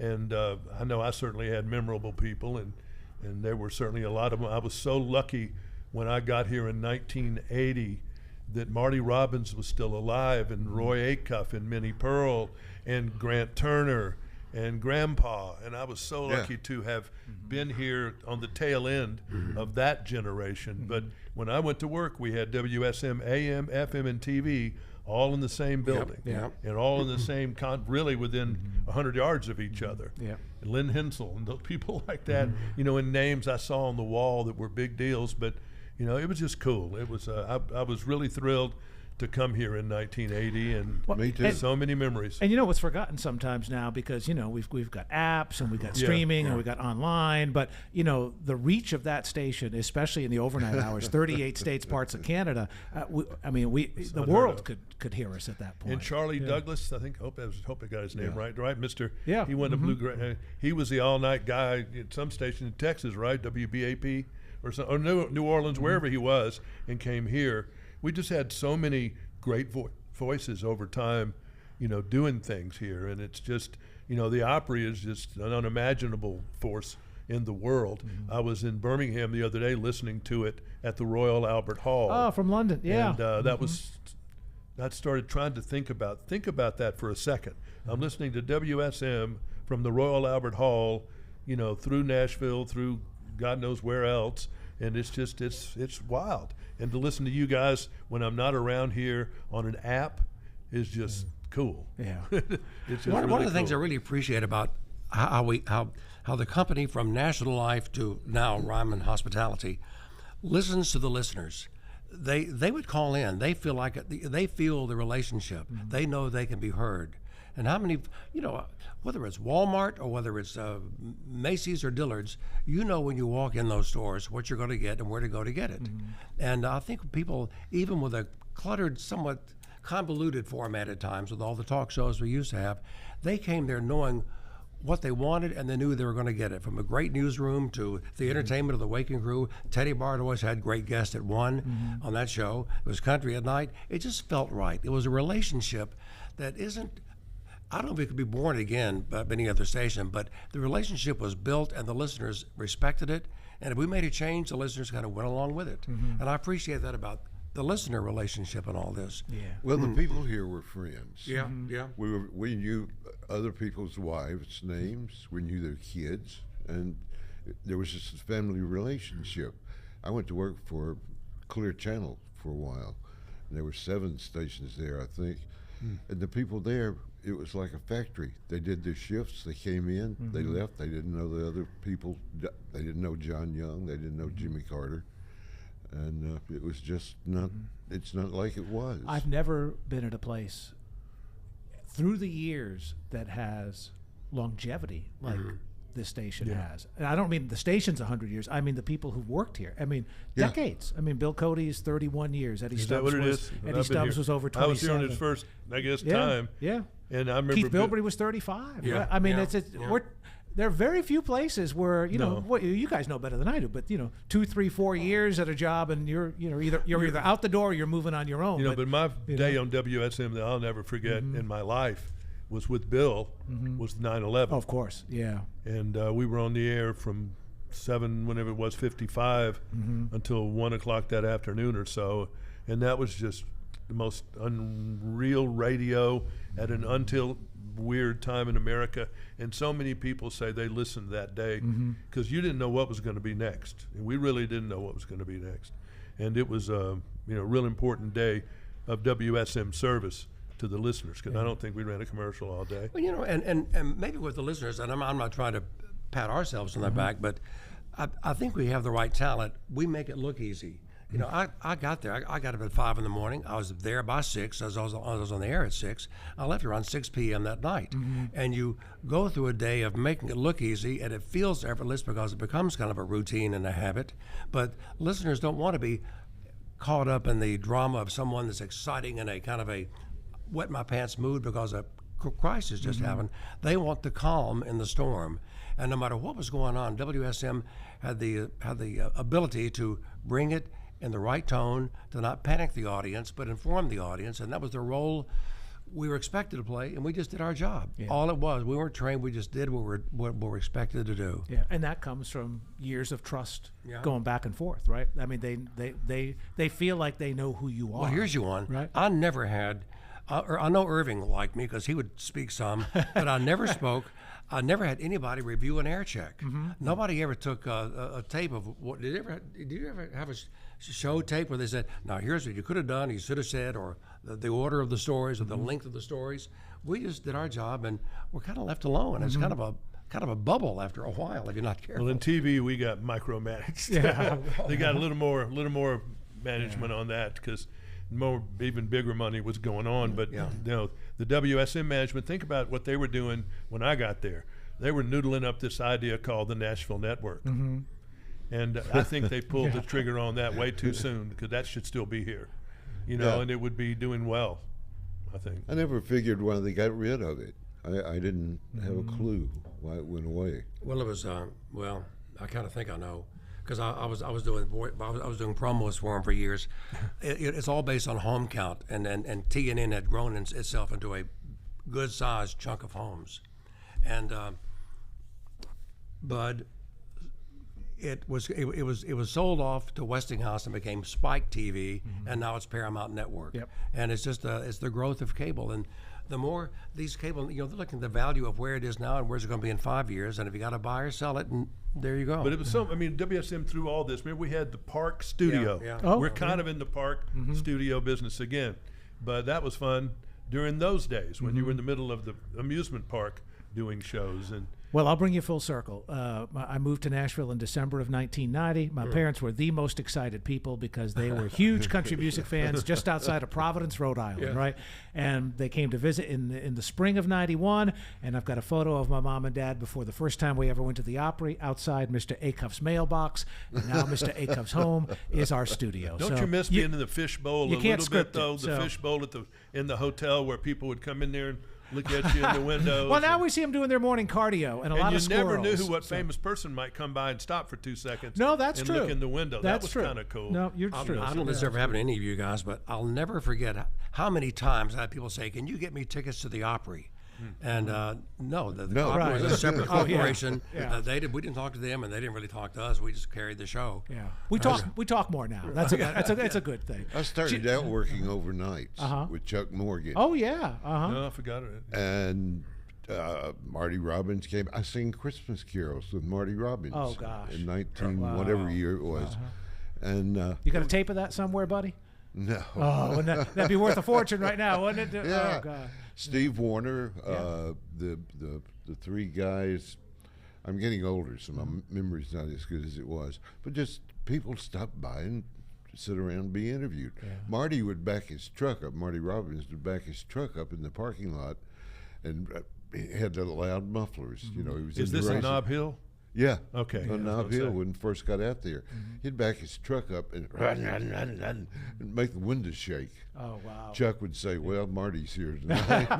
that was ringing the doorbell for Marty, right? Yeah. Well, fellas, thanks for coming and hanging out with us, welcome. and hope you and we got a nice reception over at Studio A later, and a wonderful show planned tonight. Well, it's always great to be on 650 WSM AM on the app and on the computer and everywhere. It sounds good on my computer at home with the big speakers, too. It does. Oh, never, yeah. But I still will never, as I drive down I-65 today, I always, I look at that tower, and that's the symbol of Nashville to me. What an honor we all had just to have this name on our resume and part of our own legacy. We're on the shoulders of some great talent before us. Yeah. I told somebody I wish I had $1 for every minute my voice had gone out over that tower out there. Oh, that's why I don't have any hair. I think it did. You'd be buying us dinner tonight. Yeah. Jimmy Carter, John Young, Buddy Sadler. I'm Charlie Matos. Thanks for hanging out with us this afternoon on birthday number 100 for WSM. David? We're going to hit a highlight from one of the recent episodes of WSM Remembers. This was something that was unearthed very recently. He is the longest-serving member in the history of the Grand Ole Opry. His name is Bill Anderson, and this is what it sounded like on April the 4th, 1959, when he made his Grand Ole Opry debut. Speaking of pleasures, it's a real joy to present our guest this evening. He's a boy with a whole lot of talent. So let's bring him out here with a real old-fashioned Grand Ole Opry welcome. Bill Anderson, let's give him a hand.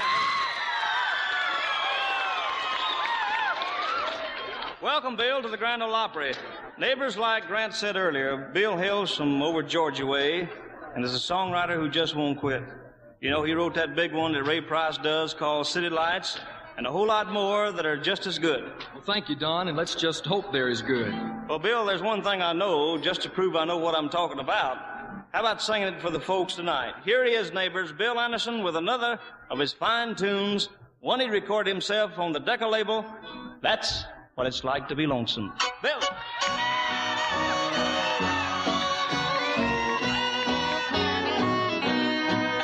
The streets are dark and empty, and you walk all alone. You think about your love affair and wonder what went wrong. You go to bed each night and pray you'll never see the dawn. Afraid of each tomorrow with its heartless cold unknown. And that's what it's like to be lonesome, with a heart of broken love taught to cry. And that's what it's like to be lonesome. I know, 'cause I'm a mighty lonesome guy.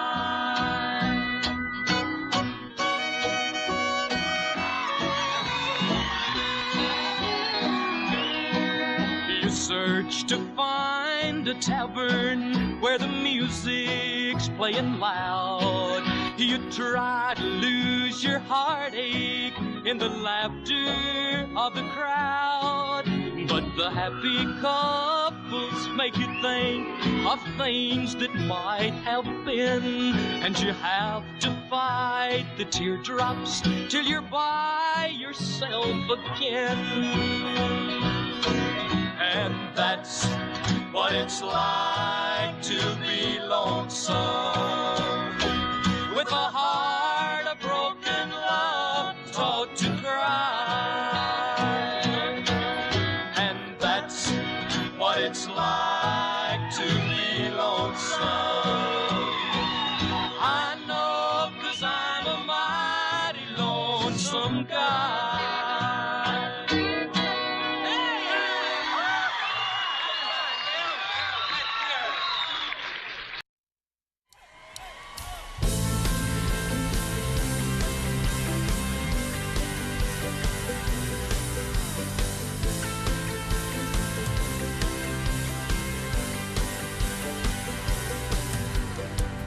Dry lightning cracks across the skies, and those storm clouds gather in our eyes. Her daddy was a mean old mister, and mama was an angel in the ground. The weatherman called for a twister. She prayed, blow it down. There's not enough rain in Oklahoma to wash the sins out of that house. There's not enough wind in Oklahoma to rip the nails out of the past. Shatter every window till it's all blown away. Every brick, every board, every slamming door blown away. Till there's nothing left standing, nothing left of yesterday.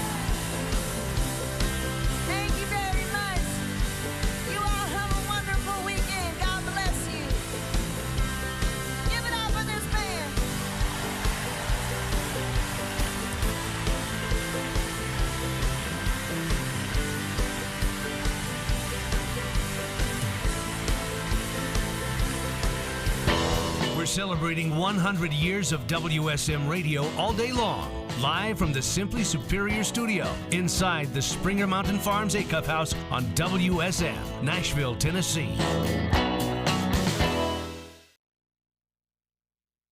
Country and Cody, presented by Puckett's Restaurant and Hemisphere Coffee Roasters. So I think I got this right. Come Monday, Coffee, Country, and Cody, WSM Radio, 100 years and 1 day old. And the morning show will be highlighted by artist and former personality interviews. We got started at 5:30 on WSM Radio. We'll roll all over the world on television at 8 o'clock. It's Coffee, Country, and Cody, Monday. Coffee, Country, and Cody. WSM. Hungry for true Southern cooking? Come on down to Puckett's Restaurant, where we're serving up Southern classics and Memphis-style barbecue every day starting at 7 a.m. Whether it's a hearty breakfast, a mouth-watering lunch, or a slow-smoked dinner, Puckett's Restaurant has you covered. And on the weekends, when the sun goes down, stick around for live, local music that turns dinner into a night out. Reserve your table today and taste why Puckett's Restaurant is a Southern tradition. Sit back, relax, we'll make you a plate. Learn more at puckettsrestaurant.com. Now on view at the Tennessee State Museum, photography in Tennessee, early studios and the medium's first century. Discover how photography shaped the way Tennesseans see themselves and their world, from the mid-19th century and the Civil War to more modern, early 1900s storytelling. Explore powerful images, original cameras, and the stories behind them in this captivating, temporary exhibit. To plan your visit to the Tennessee State Museum, visit tnmuseum.org, tnmuseum.org. We're talking today with Jeff Roberts of Jeff Roberts & Associates, the working man's lawyer. An 18-wheeler crash can turn your world upside down. The trucking company has lawyers. Do you? Jeff, I was hit by a semi-truck and now I'm dealing with serious injuries. What can I do? Trucking accidents are complex. Trucking companies and their insurers will try to protect themselves, not you. But they're already saying it was my fault. That's a common tactic. We investigate everything, driver logs, maintenance records, black box data, to find out what really happened. If they cut corners, drove recklessly, or ignored safety regulations, we'll hold them accountable. Can I afford a lawyer for this? You don't pay unless we win. You focus on getting better, we'll handle the fight. Give me a call today at 615-425-4400 or visit me at middletninjury.com. That's middletninjury.com. Jeff Roberts & Associates, the working man's lawyer. Find them online at middletninjury.com. From the Simply Superior Studio inside the Springer Mountain Farms Acuff House, over the air on 650 AM and around the world on the WSM app. 100 years of the Opry. WSM Nashville. Celebrating 100 years of the Air Castle of the South.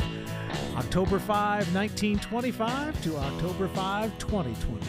I'm Charlie Matos from WSM Radio, and a pleasure to welcome Tom Atkinson, John Padgett, Jerry Minchow. Happy birthday to all of us. Hey, you got it. Thank you. I think if my math is reasonably close, I think between the four of us we have spent over a century in this place. So, Yeah, probably. Yeah, I think so. It adds up fast, and your 100 years is probably almost pretty close on the think. money. Yeah. So, John, let me start with you, because one of the things I have always loved about this company, not just this radio station, but this company, is we really do promote growth.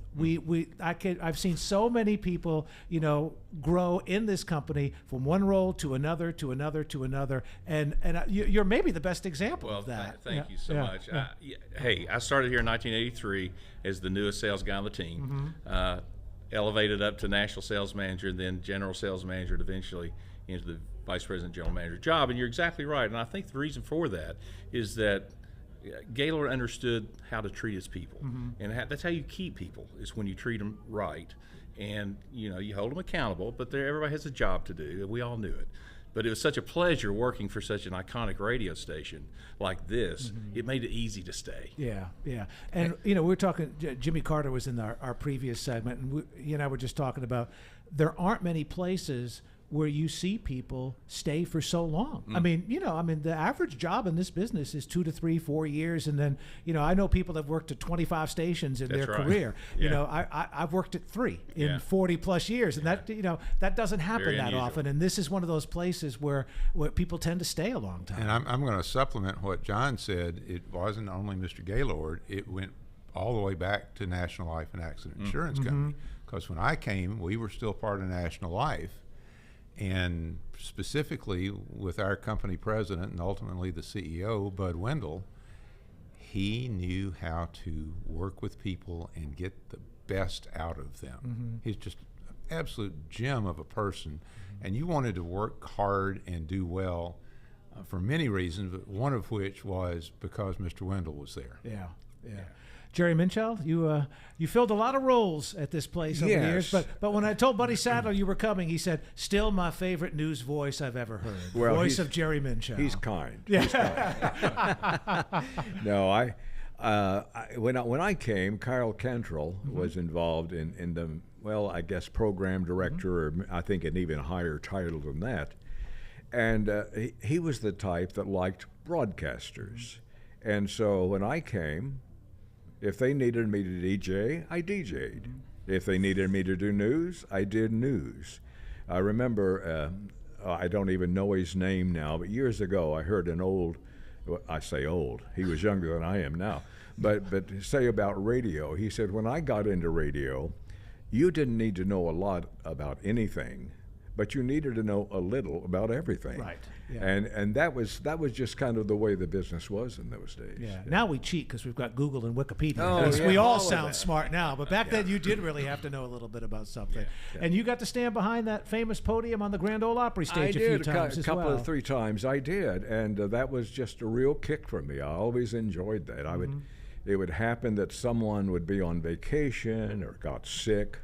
Even one time, because they went down to the bottom of the barrel of Grand Ole Opry announcers, I guess, when they got to me.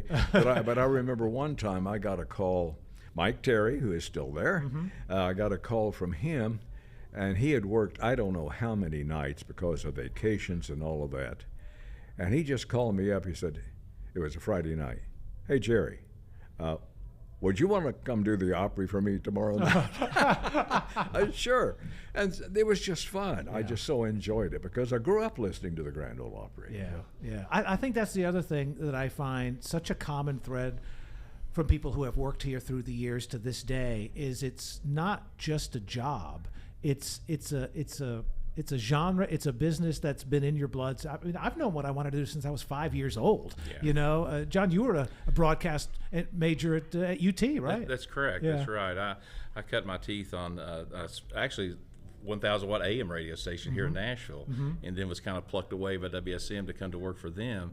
And sales was always in my blood. And I think sales was in Mr. Craig's blood too, because he did a pretty good job of selling the idea to the board of directors of National Life about how they could help their life insurance sales by putting on this radio station. That was the whole. That's how we became. I right? think by 1932 or so, about 40% of households had a radio, and there was one show that you could count on every Saturday night, and people would go to people's homes and listen to the radio together, and that was amazing. Yeah. Tom, journalism before WSM, right, for you? Absolutely. Yeah. I came up in a newspaper-oriented family, and I myself worked at 2 newspapers and Southern Living magazine before coming here. I got a serendipitous call from somebody I had never expected to work in the PR world, and I was in exile in Birmingham, Alabama. And in the witness protection program, or I had paying jobs, so I was there. Okay. But the voice on the phone said, "You want to come work at Opryland in the Opry?" And I said, "Yes." That's all it took. That's right? That's all it took. Yeah. The leap then from traditional newspaper work to the PR side, a lot of people looked askance at you. I mean, your fellow journalists did. I said to myself, if I can't represent Roy Acuff and Minnie Pearl, then I will know that PR work is not for me. Yeah. And it was just a wonderful transition because it got me back home to Nashville where I had grown up. And it went on for 22 years. Yeah. It was just absolutely wonderful. And I got to start off with great voices like Grant Turner and, Harold Hensley. Grant Turner's in the Country Music Hall of Fame, I'm almost certain. And I couldn't have asked for a better circumstance. Yeah. Jerry and I go all the way back to December of 1990 when I moved to town, and he was the very first person I met at WLAC Radio. Yes. Before we both would end up here as well. And, we're so fortunate in Nashville too. I mean, those are two legacy radio stations in one city, and you're lucky if you get one in a city, never mind two. And the fact that we're both still alive a century later is pretty cool. But you were all here during a time that I remember living in Nashville, but not working at this radio station. But I certainly remember coming to Opryland. I remember the excitement of being around here. But what was it like to work around that environment? Because it just had to be so unique. It was crazy. It was great. I mean, if you think about this, Charlie, WSM was the taproot of everything. Yes. Everything grew from WSM in the 20s. And that everything became a television station in the 50s. Yep. It became the Opryland Hotel. It became the Nashville Network, the Springhouse Golf Course, the General Jackson Showboat. All these things sprung up from this little bitty AM radio station called WSM. And a lot of times we kind of lose sight of the importance and relevance of WSM, because if it weren't for that, a lot of Nashville wouldn't be here today. Yeah.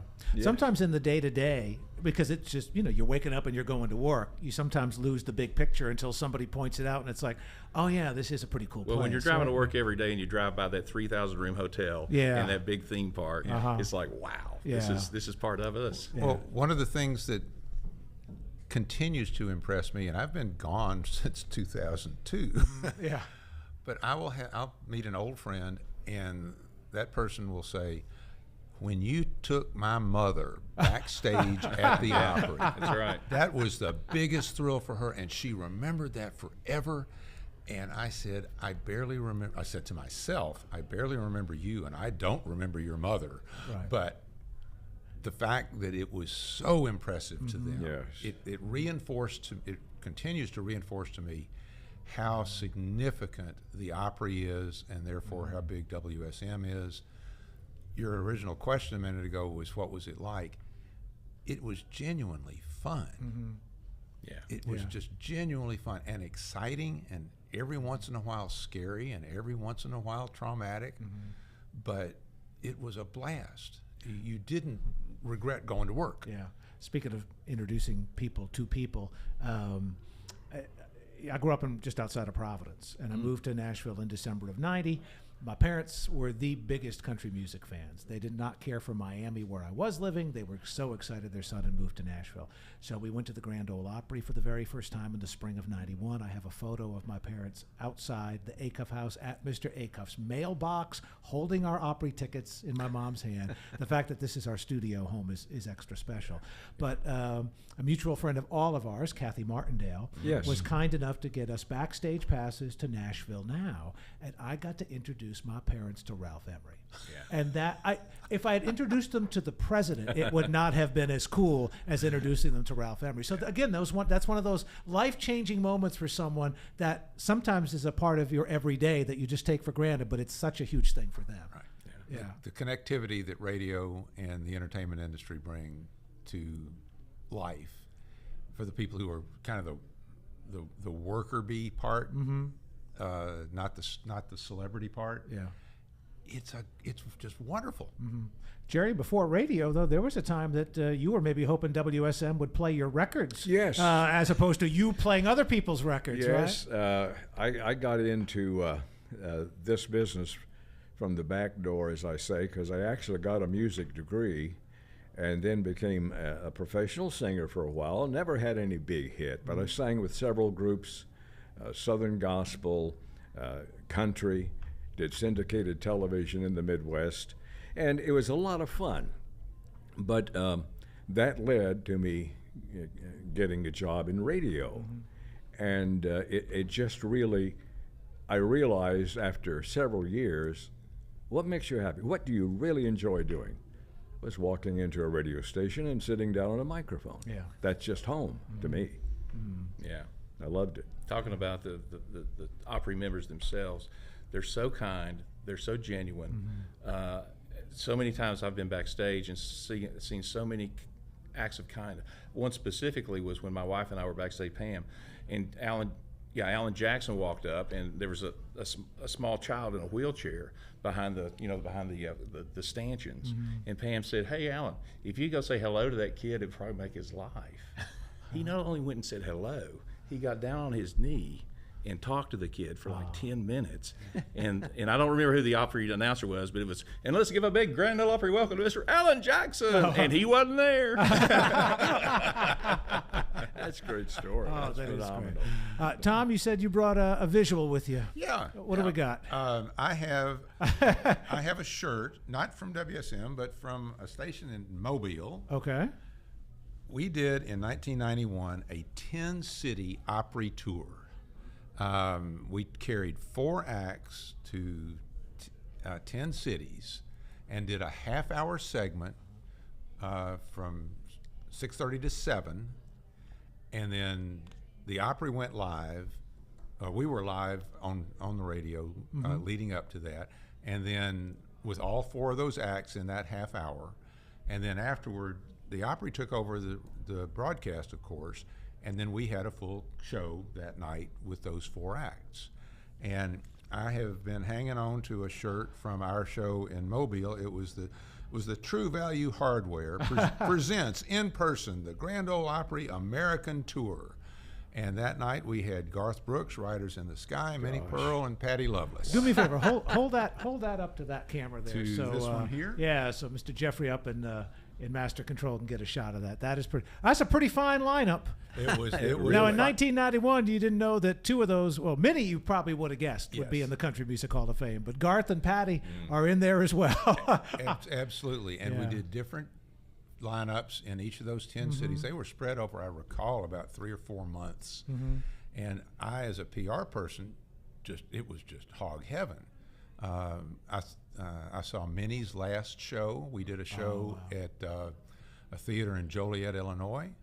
We did another one in Detroit where Willard Scott from NBC was a guest MC for the half hour.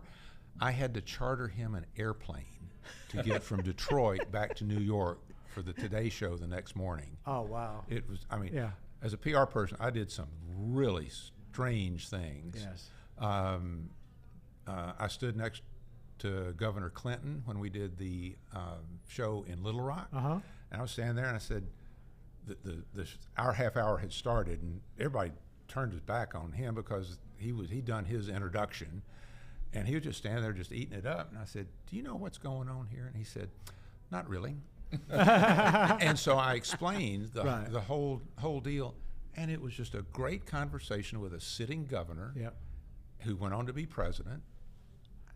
Where else would I get a chance to do things like that? Man, if he had a saxophone, he would have gone and played out there, too. So. He would have. And probably wanted to play on WSM. Yeah, exactly. So, indeed. This 10-city tour was one of the highlights of my connection to WSM. Yeah, wow. Well, fellas, we could talk all afternoon, but this has been so much fun. I likened it to maybe the world's biggest family reunion, and it's been great. Anybody you're looking forward to maybe seeing that you hadn't seen in a while? Because I know social media makes it easy to keep in touch, but you don't really see that many people. Tom, I've been gone since 2003, I think. Right. So, 22 years. I can't wait to get out there and see some old buddies. Yeah, absolutely. All right. Tom Atkinson, John Paget, Jerry Minshew. Thank you, Charlie. Thank you for hanging out with us. Thank you, Charlie. 100 years of WSM Radio. Happy birthday. Speaking of PR, Tom was talking about PR moves and decisions that needed to be made. Roy Acuff, in his career, had to make a decision. It was a PR move. So here's Roy sharing with the world how the Smoky Mountain Boys became the Smoky Mountain Boys. I brought the name of the Crazy Tennesseans here to Nashville. And Mr. Harry Stone, who was manager of the station at that time, called me in and asked me if he didn't think I would be wise to change, since that we were going over so many states. the word crazy Tennesseans was a little bit of a slur. And pardon me, Roy, yeah, just right here, let me make a station break. Good. This is Clear Channel 650 WSM, the broadcasting service of the National Life and Accident Insurance Company in Nashville, Tennessee, and this is Opry Star Spotlight. Mr. Stone asked me if I would mind changing the name of the group, and actually they gave me the name of the group. They said, since you're from up around the Smokies and you've been into the Smokies and know a lot about them, and of course Oswald was right out of Wires Valley. Yeah. And you know where Wires Valley is. Sure do. I felt it would be much better, and I'm of course proud that I did, and in the name of the Smoky Mountain Boys, because it's the Smoky Mountain is a big name itself. Mm-hmm. How long did you have the name of the Crazy Tennesseans? You used to play upstairs over the market house. Yeah, and what happened on that, Alan Stout was the announcer at WROL, and we were all in the studio tuning up, and they turned the microphones in on us. It was time to go on. We had failed to check the clock, and when we were just tuning up in this particular morning, and Alan Stout, which was he's now announcer with up in Cincinnati, has been for a long time. Yeah.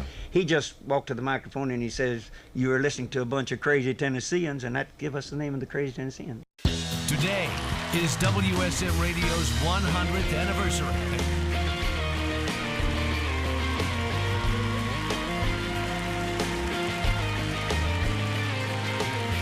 Yeah, we almost had it.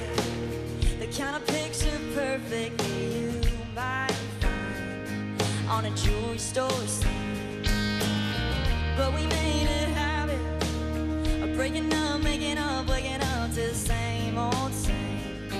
Got tired of that. Said we wouldn't talk no more, 'cause we know what that leads to. So I won't reach out. If you only knew, I almost tried down your street just to see if you're home, and I almost called just to see if you're sleeping alone, but I don't, 'cause I just can't help but wonder if it would hurt less if you thought that I couldn't care less, or if you knew that I don't show up out of the blue saying I still love you, but I almost do. How we feeling over here? And I almost polished a whole fifth of bourbon, so if I cry, I can blame it on that. Yeah, sometimes I go out and hit it off with someone new and feel like I'm moving on. And I almost do, then I almost drive down the street just to see if you're home, and I almost call just to see if you're sleeping alone, but I don't, 'cause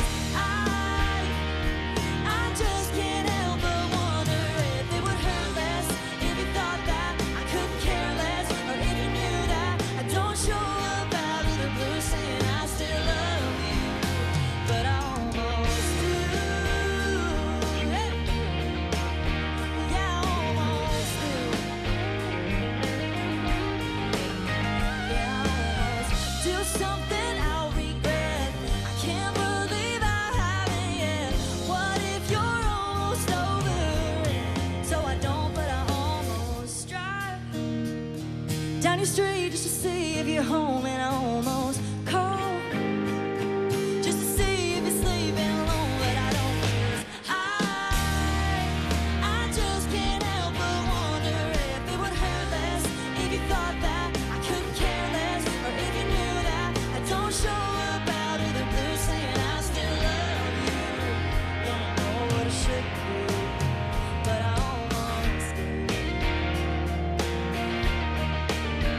Yeah, I almost do.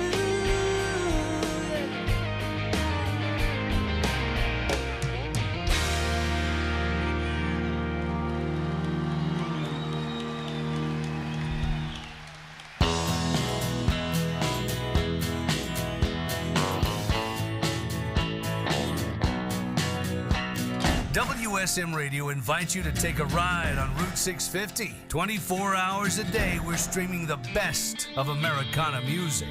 Featuring today's top stars like Charlie Crockett, Brandy Carlisle, Drew Holcomb and the Neighbors, and more. Plus, all-time favorites from influential artists like Steve Earle, Emmylou Harris, and Bonnie Raitt. Listen to Route 650 anytime at WSMRadio.com or download the WSM Radio mobile app. Just search your app store for WSM and we'll see you cruising down Route 650.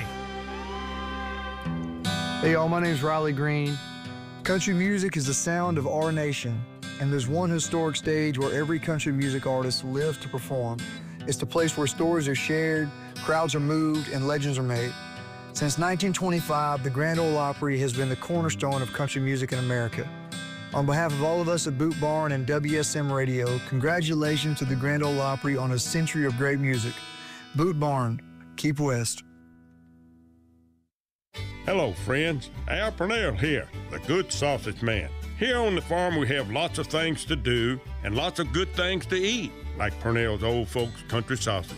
We still make it good every day by using all the best cuts of meat and season it just right with Daddy's old recipe that's been proven for over 80 years. So for premium sausage at a good price, pick up a package of Purnell's Old Folks Country Sausage, because it's good.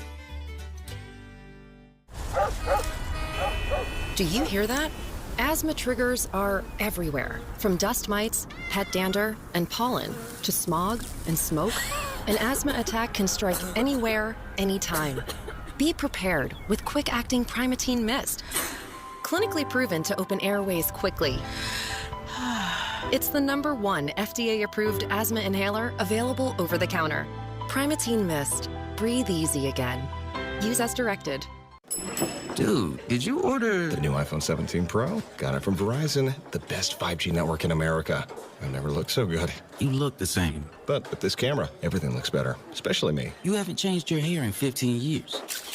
Selfies? Check, please. New and existing customers can get the new iPhone 17 Pro, designed to be the most powerful iPhone ever. With eligible phone trade-in and unlimited ultimate. Any condition guaranteed. Best 5G source root metrics data, United States 1H 2025. All rights reserved. Trade-in and additional terms apply for all offers. See Verizon.com for details. WSM Weather. From the Springer Mountain Farms Weather Center, here's your first alert forecast. Another warm day to end the weekend. I'm WSMV4 First Alert Meteorologist Melanie Layden. High temperatures in the mid to upper 80s this afternoon. We'll see plenty of sunshine today and low temperatures down to the low 60s. As we head into tomorrow and Tuesday, expect widespread rain showers across the mid-state, so have the umbrella handy. Once the rain clears out Wednesday, our temperatures fall into the 70s.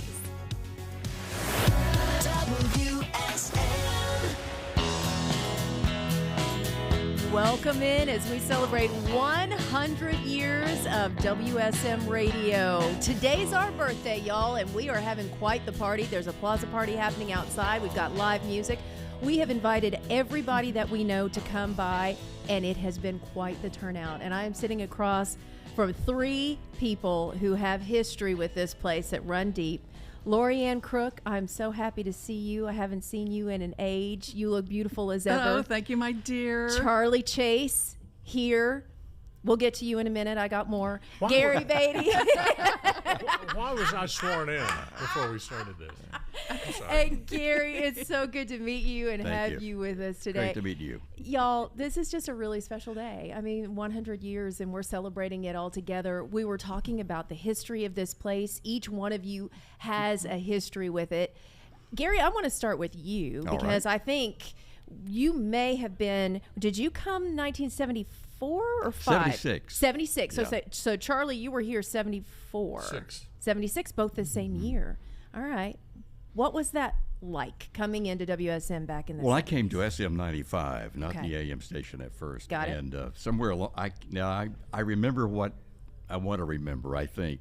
So I'm not sure about all the Don't details of this. Therapy didn't work, huh? It didn't work. Okay. Somewhere along the line, they wanted somebody to fill in a couple of hours on the AM. So Right. I think I did it in the morning, like 9 to 11 or something like that, 10 to noon, and then later a couple of hours in the afternoon. And then back to the FM station, and then later, when I left here, I was doing the morning show on the SM. And Charlie came in 1976. 76. I used to work at WMAK across the street. Right. That was the pop station. Okay. And I was hired to replace Pat Sajak, who had made the decision to get out of radio and work exclusively on television. And of course, Pat went on to become a very successful vowel salesman on television. He's still, and yes, still hawking those vowels. That's nice. Yeah. Nice. But it was really a charge to come into a radio station with such a legacy and such a signal. I heard you guys talking about it engineer-wise, Right. covering, 38 states. Yeah. We used to get stories from the engineering department about receiving mail from Korea, places like that. Granted, you go around the world now on the internet, but back then it was signal only. 50,000 watt clear channel, it'd bounce off some of the clouds and weather and everything over the Atlantic and get into places like Korea, England, places like that. It's really cool. And I showed you the picture, but we have a picture that's hanging up in our lobby. We have this incredible collection of so many artifacts that we've had over the years from WSM history. But there's a great picture of you standing right beside that tower. Probably a little too close if we were really looking at it. There was some electricity and some charge coming off of it. Now you tell me. Right. Yeah. You were right in the middle Well, of Richard it. Thomas was there, too. I heard you guys talking about Richard Thomas. Yeah. He did his first traffic report on my afternoon show. Did he really? At WSM, yeah. See, this is what I love so much. Lorianne, you started in radio back in Were you in Wichita? Or where were Actually, you first? I did not start doing radio until I met Charlie. I was a TV gal. Yes. Yeah, I started as a television reporter and weekend news anchor. Right. Then moved into entertainment and came to Nashville. And once I partnered up with Charlie, he dragged me into the radio side. I dragged him into the national TV side, and we've been together doing both ever since. And am I glowing a little green? Because I literally live around the corner from the air castle. I mean, anywhere on my property, you can see all the red lights blinking. It's fine. I'm just sure. checking. Yeah, Okay. we'll power it down a little bit. You have to understand the power of the 50,000 watt signal. We put on a Conway Twitter record, knock squirrels out of the trees, stuff like that. Just being a part of this, and I heard it mentioned earlier, Charlie Chase, we go back since 2001. You were one of the first people I met when I came here, but it is interesting that there is this beautiful thread that brings us all together with Ralph Emery. Yeah. So Ralph was the one that brought me to town when they started his morning show again at the Fox affiliate in 2001. And then he remembered he hated getting up early in the morning, and Charlie stepped in and hosted and stayed for another 8 years and really showed me the ropes. So I hated getting up early for 8 years too. You did. You would get up. Well, you had to go on the air. 5? We were early. You had to get up at 2 o'clock in the morning. Yeah. And you're not at your best at 2:08. I got up at 2:08. Not a minute before, not a minute after. Why Trust me. wait a minute. Middle of the night, a minute makes a difference. I know, Gary and I want to know the numbers on what's the clock. The 208 thing? The 208. It was just 2:08. I mean, my body was set like. And he ate peanuts every morning. Every morning. Yeah. Wait a minute. Don't breakfast. peanuts kind of choke you? You shouldn't eat peanuts before you speak. No, he really liked peanuts. Not every exactly morning. the breakfast of champions That's either. truly it. But take us back to some of the memories of what was happening here in the heyday, because, for those that don't realize, everything that we are sitting and looking at right now all comes back to the beginning of this radio station, coming on the air on this date in 1925, and then we get the Grand Ole Opry, and then we get Opryland Hotel and TNN and so many other things that all came from the beginning here. So what was it like watching all of that start to really blossom? Because y'all were here at the beginning of the heyday. Don't you guys think? I think it was an absolute explosion. I mean, especially, you've got the Opry, then you've got TNN and TNNR, TNN Radio that went out all across America. Music Country Radio and all yes, that. And it just seemed like all of the shows that we all did together and separately, various specials, daily shows, weekend shows, it was an absolute rush. And it was one of those things where it was so busy and it was so exciting. For a minute, you didn't really have time to stop and appreciate it, but boy, do we now. Yeah, looking back in television now, Yeah. let me just say, I am blessed to have been just a small part of this radio station, because otherwise a lot of other things would not have happened. Right. So it's just ultimately a wonderful thing that happened for me, and I'm sure you guys feel the same way. Mm-hmm. And you don't realize it's all exploding. I remember in the 90s when all the new stars came in, and the network had already been on the air, and of course SM had been going strong for years. Well, and of course the park tied into it as well Right. when Yeah. Opryland was here. Yeah. But the Cumberland Boys later became Diamond Rio. You know, you saw a lot of budding stars in the park before they became stars. And to me, to see, and Lorianne talks about the explosion, everything tied together so well with the network. And by the way, do you remember what channel TNN was on cable around here? Oh, gosh, I don't. 30. That's right, Channel 30. Channel 30. And there weren't that many. Yeah, I mean, yeah. you had maybe 40 tops. You only had to pay for some of the extra stuff like HBO and all that. But there weren't 5 million channels. If you have indoor plumbing, you have a podcast these days. You know what I'm saying? But back then, there weren't that many. And it was strong. The strength of Nashville and its notoriety with country music. When we were doing Music City Tonight over there, you talked about Ralph. You know, we took over the evening show when Ralph left Nashville Now. We had 1,200 people in there every night, live, Monday through Friday, with a waiting list. Isn't that Didn't matter if it was raining, snowing, or whatever. That was over in the old Gaslight Theater, which bit the dust, I believe, during the flood in 10. But that's where we used to do the show. And yeah, I agree with both of you. The strength of everything tied together made Nashville just a mecca for country music. And that was strong, Gary. Talking about the class of '89, led right through the 90s. So, And that was the beautiful thing, too. It wasn't just that everything that was happening here, but the music was there as well. We were having this explosion with the 90s country that was just getting started in the class of '89, of course. But talk to me about going back to the Gaslight Theater and doing some of those shows. I know you guys have so many memories and you've got so many highlights. Give me one that sticks out in your mind that you're thinking, you know, that was either a really special night, it was either really funny, or one night where everything went so wrong that it was right. Oh, all of that, all of that. But one thing I remember was we were doing a special, a surprise live special honoring the career of the Statler brothers. Okay. And of course, Johnny Cash, the great Cash, had a lot to do with their career throughout the years, from the beginning throughout their career. And so we had Johnny come by, and we were backstage hiding him so the Statler brothers wouldn't see. And Johnny was sweating. And I got a napkin, and I was trying to help, you know, mop his brow a little bit. And I said, you know, are you okay? And he said, Lorianne, I just get so nervous. I was like, Johnny Cash? What? And I mean, I didn't want to belittle that because it was a real thing with him. Sure. And it reminded me of what Minnie Pearl always said. If you do not get nervous, you don't care You're as right. much as you should have. So I always love the fact that I was able to help Johnny Cash mop his brow and get out there and do a big surprise for the Statler brothers.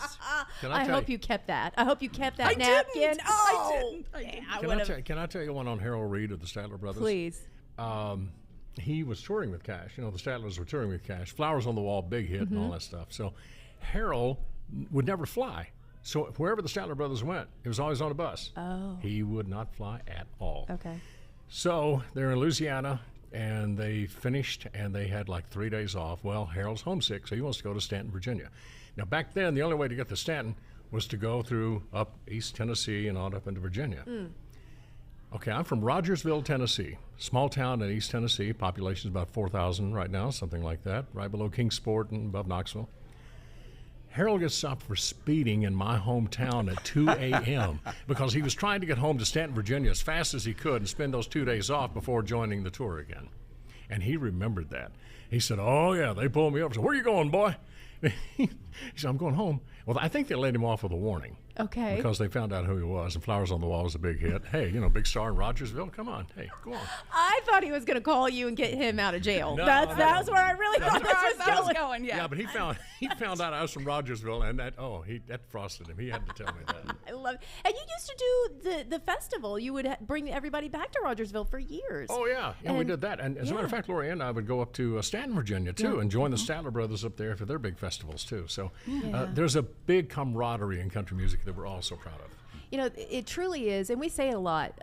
but it is a family. It's a huge family. And once you're here and you're a part of this family, you feel it. Yeah. And every time that somebody comes back onto the campus and they see what's happening now, I think there's a sense of pride. It's almost like returning to your high school and seeing that it's doing really well, you know, like, oh, wow, they got new bleachers. Everything looks nice now.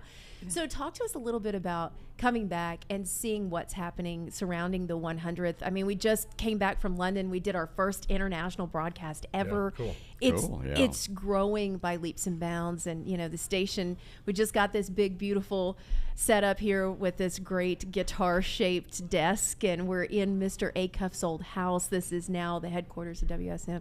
What does it mean to see how far we've come to you? Oh, it's everything. But first, if I might say, he grew up in Rogersville. I grew up in Jamestown. Okay. And any speed limit over 10 miles an hour, you get arrested. I think it should have been the same way in Rogersville. So that explains that. Pretty much was. It was. Yeah. It's incredible the way it's exploded. And we were talking about events that happened at the National Network, and there are stories there. Some, well, I can't tell some of them. Sure after the show. No. Sure you can. No, you can't. There is one radio story about WSM, which I just want to share about the fact that if you're a morning guy doing radio, you got to beware. Al Winters, who did the morning show on AM, I was doing the morning on FM, the hallway between us where the coffee was located. Cindy Wood, who was an administrative assistant to the GM at the time, decided to do away with regular coffee and put decaf only. Al and I started meeting in the hallway on Tuesday or Wednesday morning going, we have headaches, what's going on? We had no idea that Cindy had stopped the caffeine. So it took us a week to get straightened out after that. No. Shame on her. Shame on Cindy. She was a sweet girl, but she didn't tell anybody. Yeah. No caffeine. What was happening there? There is a jingle. I don't know it, but it was, I believe, David Letterman, where they said, decaffeinated coffee, it's what they're serving in hell. So, yeah, that is just not dirty right. Dirty water is all it is. Dirty water. Hey, you guys were talking about the news department a while ago. Was the name Al Vex mentioned? I believe so. Yeah, Charlie was talking about Al was like the news director over there when Buddy Sadler was talking about all the team, and they did such an extraordinary job. The fact that they teamed with the TV station, I know that was mentioned as well, made it one of the strongest news departments, and I miss that. Yeah. I miss radio, local radio news. I mean, they do have some network coverage and things like that, but that was one of the things that I really...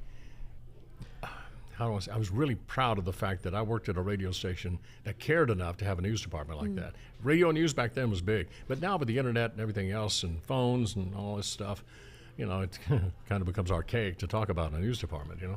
Yeah, WSM had a show called All That's News in the afternoon at 5 o'clock. And I think it's one of the highlights of my career was just being able to do that show, read the news. They brought you a script. They brought you the whole thing. You felt like a news anchor. Yes. It was really special, and I just loved doing that occasionally as a fill-in. Give me a memory with Ralph, because Lord. we all have worked with Ralph. We all had the pleasure of knowing and loving and getting to know him and having him be beside us at one point in our career. And the one thing about Ralph, when people ask me, I said, you knew where you stood. He either loved you or he didn't, and you knew within minutes, and that kind of stuck. I think Ralph was somewhat misunderstood by a lot of people. Yeah, Some people thought he was kind of surly or whatever. He was just one of the kindest people I think I've ever met in this business, and I did feel loved by Ralph. I really did. I got to work with him all those years on Nashville Now, and he was just a joy to be with. He really was funny. Funny guy. Very funny. You know, Ralph wasn't feeling well at one time. He had taken some time off. I think his back was hurting him or something. And he called the house to say hello, just say hello, nothing else. And Karen, my wife Karen, answered the phone and found out that he wasn't feeling well. And she said, you know what I'm going to do? I'm going to send you some biscuits and apple butter. And she did. And that was one of the things that Ralph always remembered. About that sweet moment of caring, just, you know, send something, take it. That's the kind of person Ralph was. Yeah. Okay, I have a different story. That. Okay, tell me. Come on. Ralph scolded me constantly. Okay, was it a woman thing, Lorianne? Because no, I got that too. I think I just needed it. Okay, well that might be. He did not like the fact that I wore short skirts. on television. And he would have me on his show. He would have me on Nashville Now. And every single time when I sat down beside him after he announced me, his first question was, Lori Ann Crook, do you own any long skirts? Every single time. And then, just quickly, another one, he allowed me to do, I did a lot of big celebrity interview specials, life story, documentary kinds of things. Ralph allowed me to do a documentary on him. And part of his story is similar to many other people, like Roger Miller or Glenn Campbell, where there was a little bit of substance abuse involved that he got over and was sober and never did anything like that again. But to get viewers, as part of the tease for the promo for the special, I mentioned the substance abuse and had a little soundbite about the pills.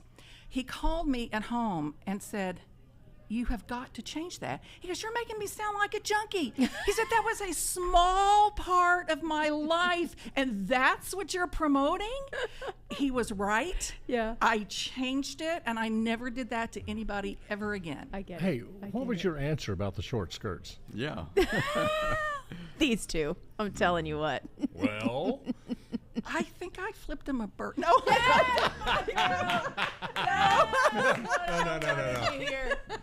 Let me tell you. Can you hear all that racket out there? You want me to go tell him to hold it down? It's a party. Okay. We're turning But 100. we're We in can here. be loud. Party's out- okay. It's all great. Well, here's what I will say about the short skirts. Because I feel that. Really? Yes, because I sat beside him and he would give me a little side eye, and be like, well, make sure you turn your knees. And I said, it's fine. I got this, Ralph. But he really did. When I came in, the funniest thing, and y'all, this is embarrassing. I know, Charlie, you probably know this story, but I remember Ralph from the Shotgun Red days, full beard, Shotgun Red puppet. That's what I remember watching growing up. And when I came down, I was also news anchor and came down, and they were doing auditions for this new show that Ralph was going to bring back on the air. And I was sitting in the lobby, and this man came in, and we started to talk, and he asked me what I was doing. And I said, well, I'm just here, I'm doing an audition. And he said, that's great. Where are you from? And we filled it in. I said, I've been working in Kentucky. I'm from Indiana. I've been down here for a minute. And he got up, and I said, I didn't catch your name. And he turned and looked at me and said, I'm Ralph Emery. And I thought, I have screwed this up. Great. I will Great start, Cal. will never get this job. And I said, Ralph, I did not recognize you without the beard. And nice recovery. Thank you. But he loved the fact that I didn't kiss the ring, that I didn't bow down and know that he was this. I knew he was a legend, but I didn't have. I treated him more as a peer. That's because you didn't recognize him. Because I didn't recognize him. Because I didn't know who he was. But he was approachable. But he loved that. And he loved it when you would tease him and bite back at him. He wanted somebody to challenge him like that. Right. No, And it I was loved fun it. to tussle with him a little bit. It was, It really right? was. And you're right, Gary, he always ended up, it was just the nicest, most fun thing. He was a friend to everybody. always. Yeah, just a lovable guy. One thing I've noticed that it pops up in the conversation is the connection with the listeners and this radio station. And I recall, I guess my most memorable moment at working at WSM, it's kind of a sad moment, but it was a memorable moment. The day Elvis Presley died, I was on the air when the announcement came. Now, to set the scene, you were downstairs? Yeah, on you were FM, right. And to set the scene, we had this teletype, where the news came in on print, and it was behind this closed door. There was a sign over there that said network or something. Yeah, I think so. But that's one of the things I really miss, the smell of teletype paper in the morning. It's like napalm. You're late for your therapy lesson again, aren't you? But anyway, this sign came up, and you could listen to the network. They'd send you a signal, advanced signal, like we have a bulletin. Code 3 was like very serious. Code 2 was more serious. Number 1, Code 1 was war. Oh. So you could listen to it on cue, and it said, this is NBC, and we have an upcoming bulletin about the death of Elvis Presley. I went, oh, God. And this is like 4:20 in the afternoon. It was raining, cats and dogs. So anyway, the bulletin aired. I immediately grabbed an Elvis record, threw it on. Next thing you know, phone calls are coming in. Gordon Stoker, Jordan Ayers, first one to call me. And all these other people associated, his mafia lived here, Elvis Mafia, most of them were living here. And they all chimed in. The station started playing Elvis music 24/7, and it was just amazing how the community came together and focused on WSM as being the connection to one of the biggest news events. Isn't that it? It really was. That's what it's all about. Yeah. Well, thank you guys for coming in today. Thank you for being a part of our big old party. Thanks for celebrating 100 years of WSM. One quick thing. Yeah. If you're a young guy or a young lady in radio just starting out, one of the hallmarks of a successful career is working for a 3-letter radio station. Okay, yes. I So like that. We ultimately made it. We have all made it. Well, congratulations. Tennessee Radio Hall of Famers, all of you. Congratulations on the National Radio. Oh, that is just incredible. Hall of Fame. We're so proud of you. Crook and Chase, you can hear it. They're still going strong on the weekends. Absolutely. And in fact, I think David has a little throwback for us. I think you're going to listen to this and you're going to love it, Mr. David. Charlie Chase. This is Charlie and Roy Acuff after the show. Take a listen. Hello, everybody. Charlie Chase back with you, and we're on stage at the Grand Ole Opry House in Nashville, Tennessee. It's very seldom, Roy, do you get a chance to look out in the audience and nobody's there on the Opry House here. When I'm on the stage of the Grand Ole Opry, I feel that I know my audience and know who they are and know that they've come to see Grand Ole Opry. Mm-hmm. But if I'm on a stage where there is nobody, anything can go. But I watch myself pretty close if there's a Grand Ole Opry audience in front of me. You're the king of country music. No. Oh, now wait a minute. You are the king of country music. And I want to find out a little bit about that. How did the king of country music label become associated with you? Charlie, the only reason that I accept that title, and I don't think the title should be put to anyone, to tell you the truth. But I was playing Dallas, Texas at the Sportatorium, and Dizzy Dean and Gene Autry came to my show that night, and the people were stampeding. Now, just like Texas do, they stampede their cattle, and they can stampede their people too. And these people were just stampeding and tearing down the door to get in, and Diz and Gene Autry, they couldn't believe their eyes and their ears when they were watching what was going on. But anyway, I went on stage and we had a full house. In fact, it was overflowed. And I introduced Gene Autry and Dizzy Dean on stage. And Diz says, "Ladies and gentlemen, it's always a pleasure to be on the stage with the King of the Hillbillies." And I felt real proud to be called a hillbilly then, because I was working on the Grand Ole Opry at that time. And so I accepted it at that, and the boys kind of got to kid me a little bit. And word got back to the station that Dizzy Dean had called me King. And then they started the King. I shun it, but I found out there's no use try to shun it. It doesn't mean anything. It's just another way of introducing it. You've had a lot of experience in this business. One of the good starts, there's a lot of people, I guess, some entertainers get started in vaudeville, that sort of thing. You were in one of those medicine shows. Oh, yeah. And there's still some medicine shows around the country, that come to some of the old town meetings. What part did you have in the medicine show? I played all different characters, as many as I could, and whenever they needed a different character, there was only 3 of us that did the medicine show, and we put on these little after plays. And sometimes I would do the emceeing. Sometimes the doctor would do the emceeing, and then I would take a character of a blackface, and we'd 2 or 3 of us would go into black, and that was back in the minstrel days. And then I would go Toby, put on a wig and do Toby work. I would dress up in the character of a little girl or wait a minute. Let's get a term. I want you to define the term Toby for me.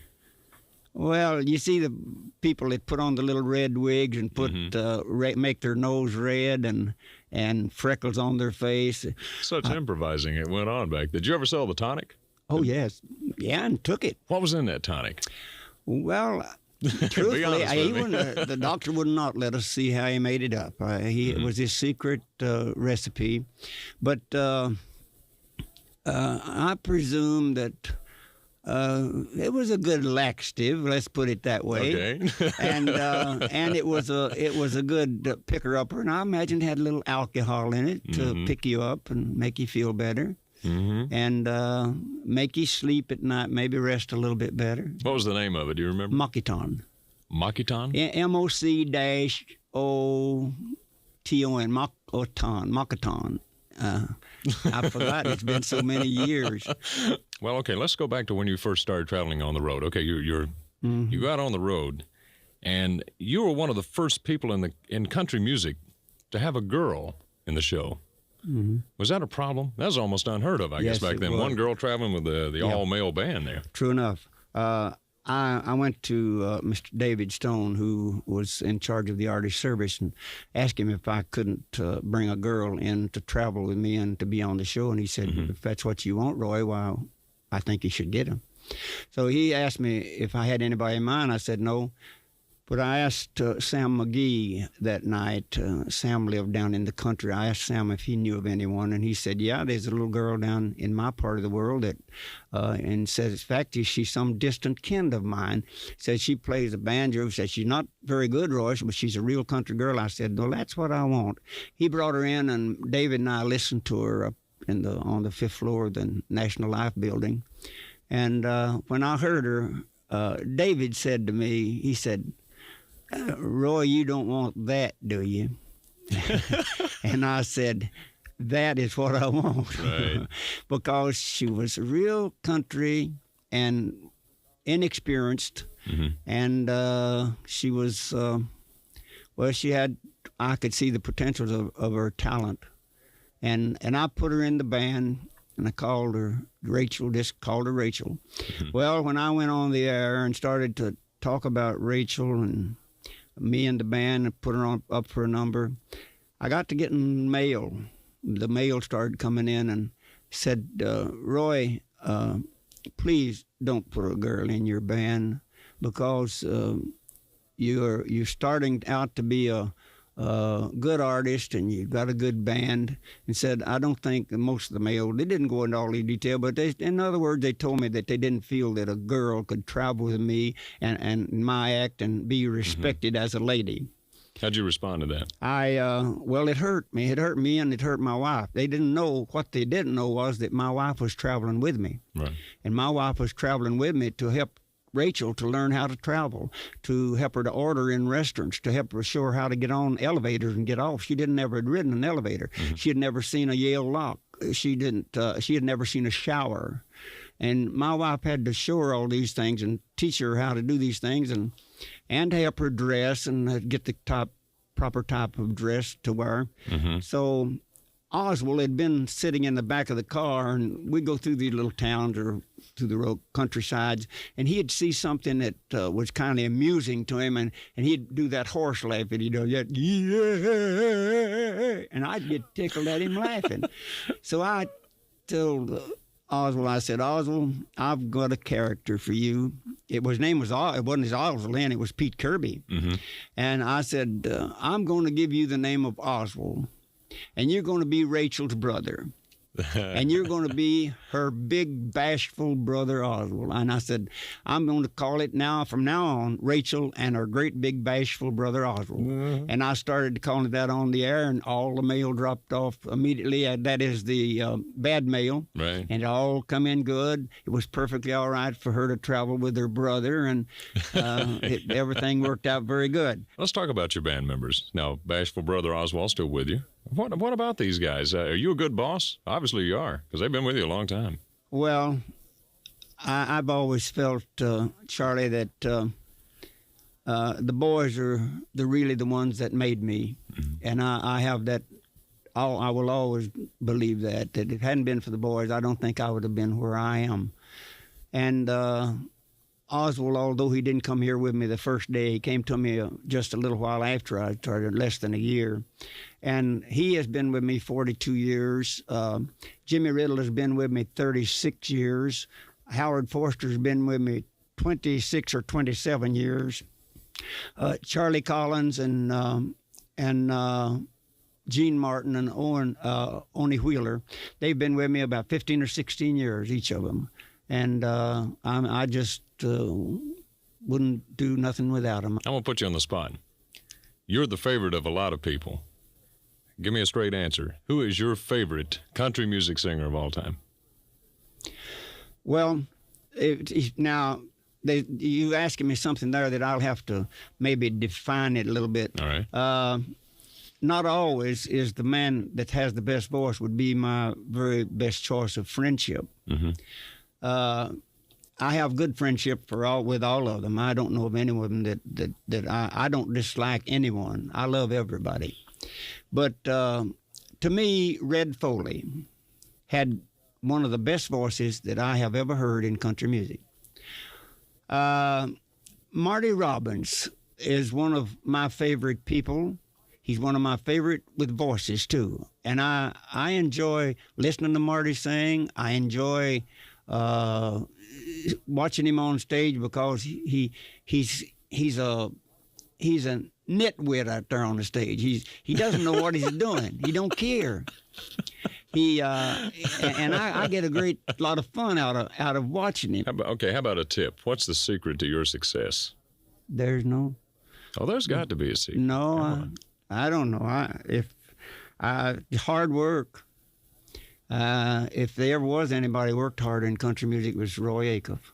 And I've gone for many, many miles, many, many hours, and never take my shoes off.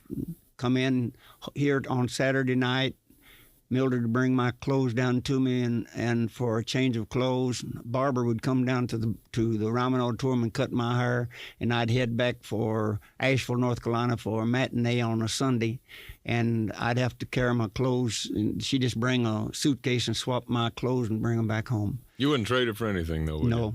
No, if I had it to do over, I'd do it again. We're celebrating 100 years of WSM Radio all day long, live from the Simply Superior Studio inside the Springer Mountain Farms Acuff House on WSM, Nashville, Tennessee.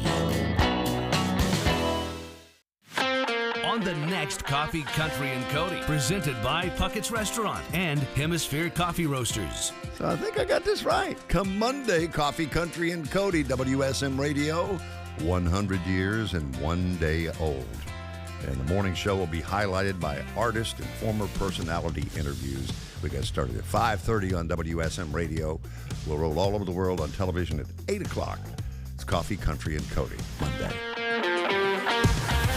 Coffee, Country, and Cody.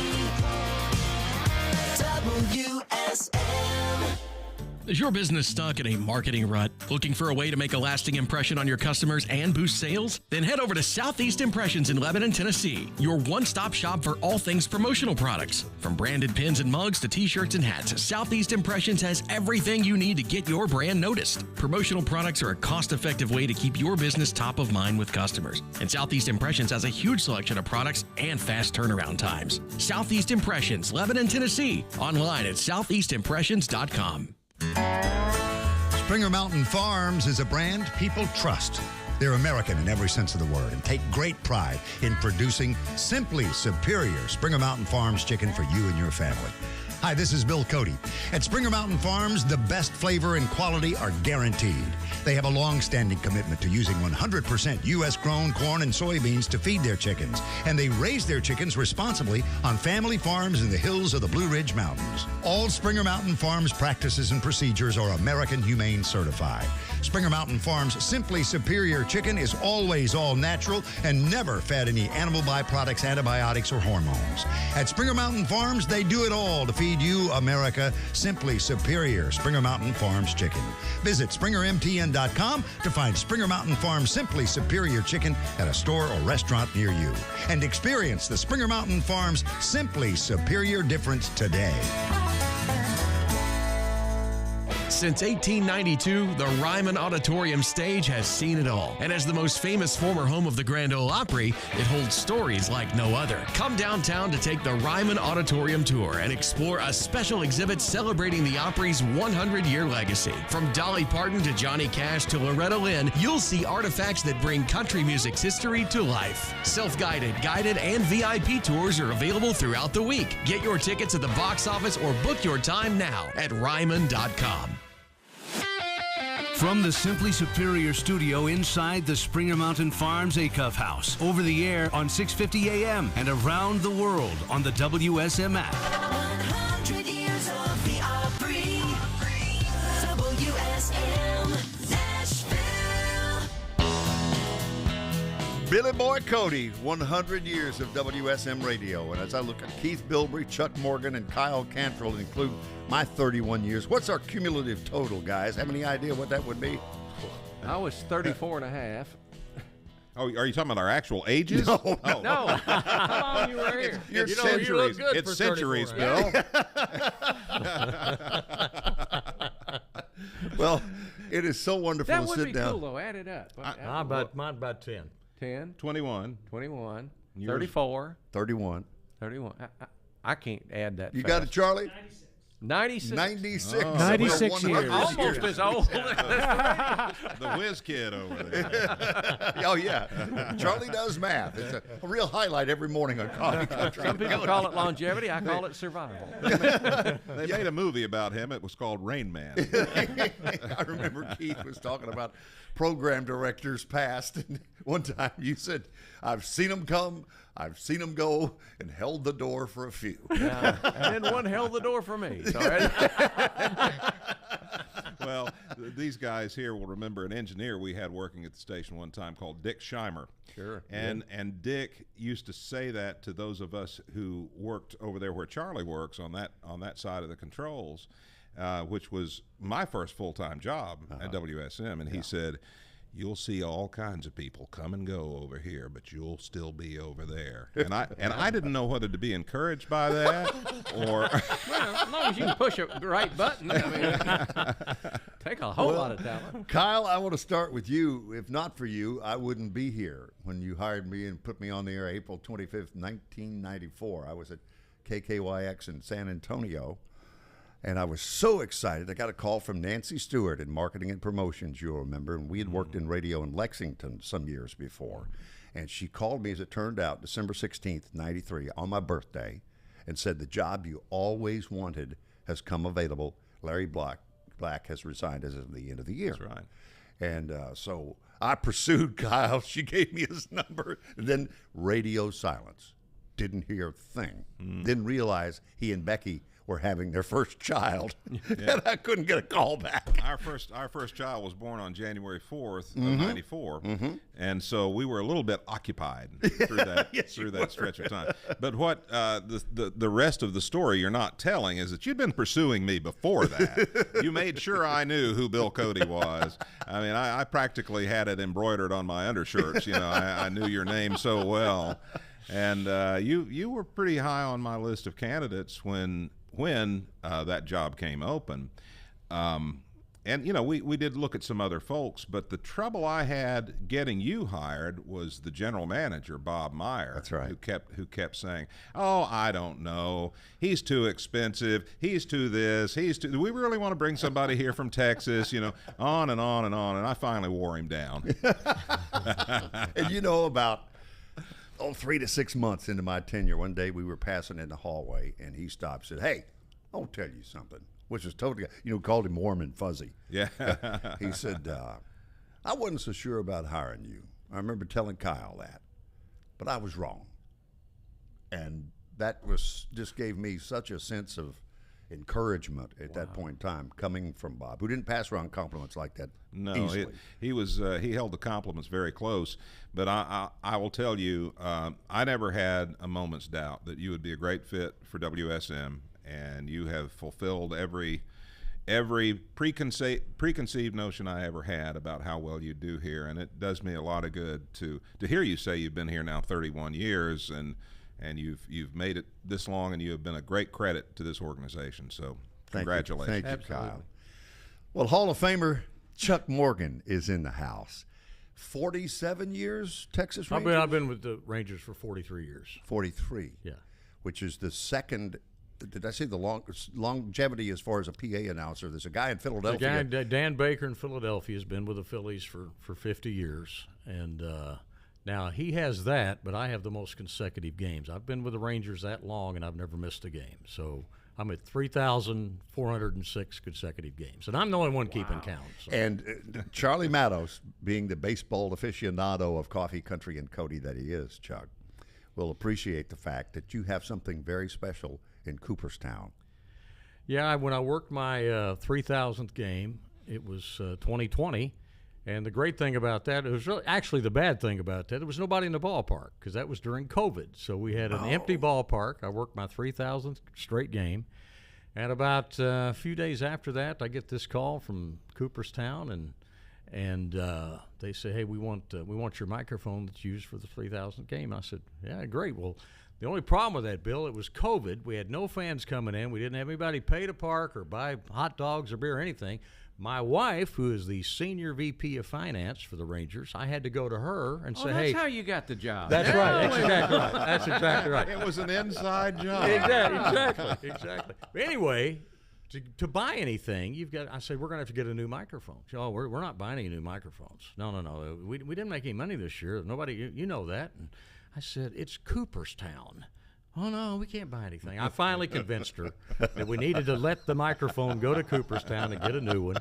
And it's on display it's in the Sacred Ground section on the third floor of the Hall of Fame in Cooperstown, New York. It's very humbling to walk in there, especially with your grandkids, and see that on display. Did you take the mic out of your paycheck, the cost of the new Well, microphone? I need to check back on that. You She probably can did. review your pay stubs. Right. Yeah. Well, I need to check on that. And you were at WSM. Take us back, because I know in the 80s. My first job, I was in the mid-'70s, and my first job, Ralph was coming back on the air. So my first job was answering the phone for Ralph. That's right. Ralph was my boss.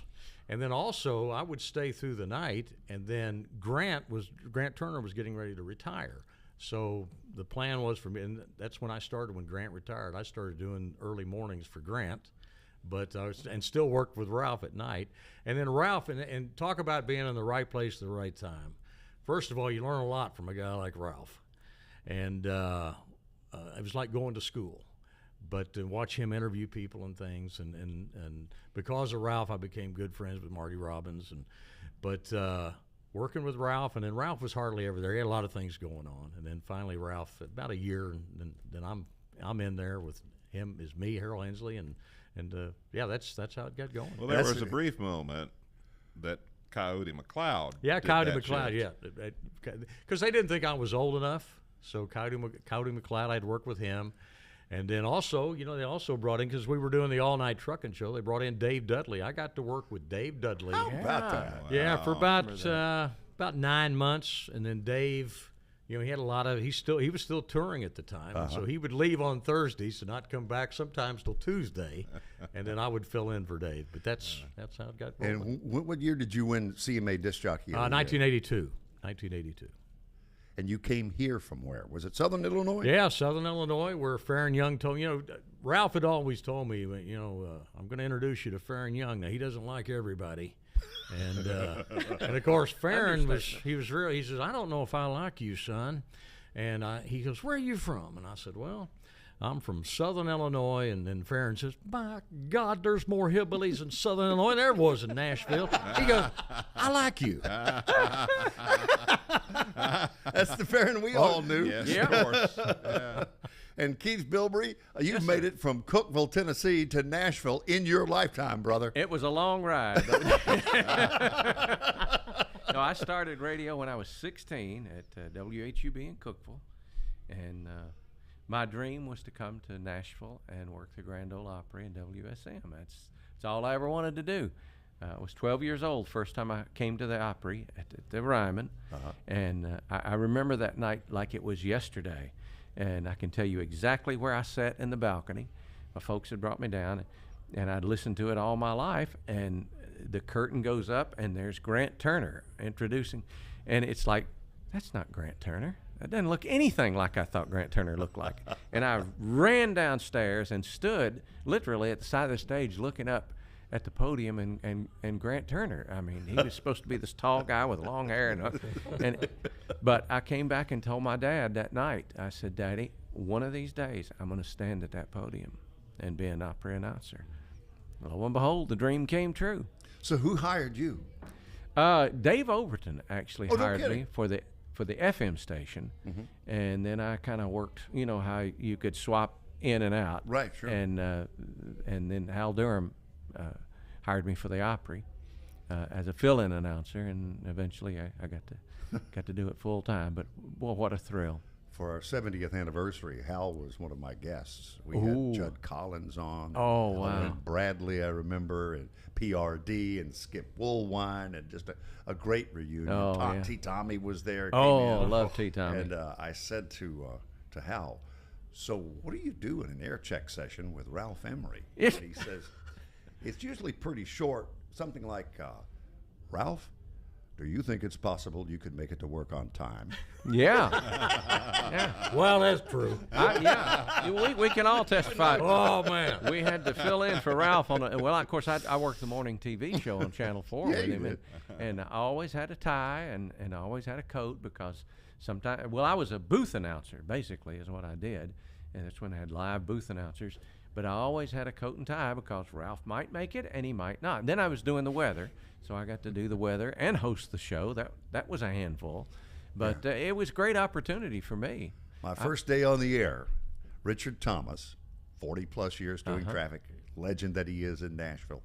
Richard Thomas says, the guy that follows you, and of course it was you, obviously, Keith, and I said, yeah, Bilbrey? And he said, he's on the morning show getting a pedicure right now. Yeah?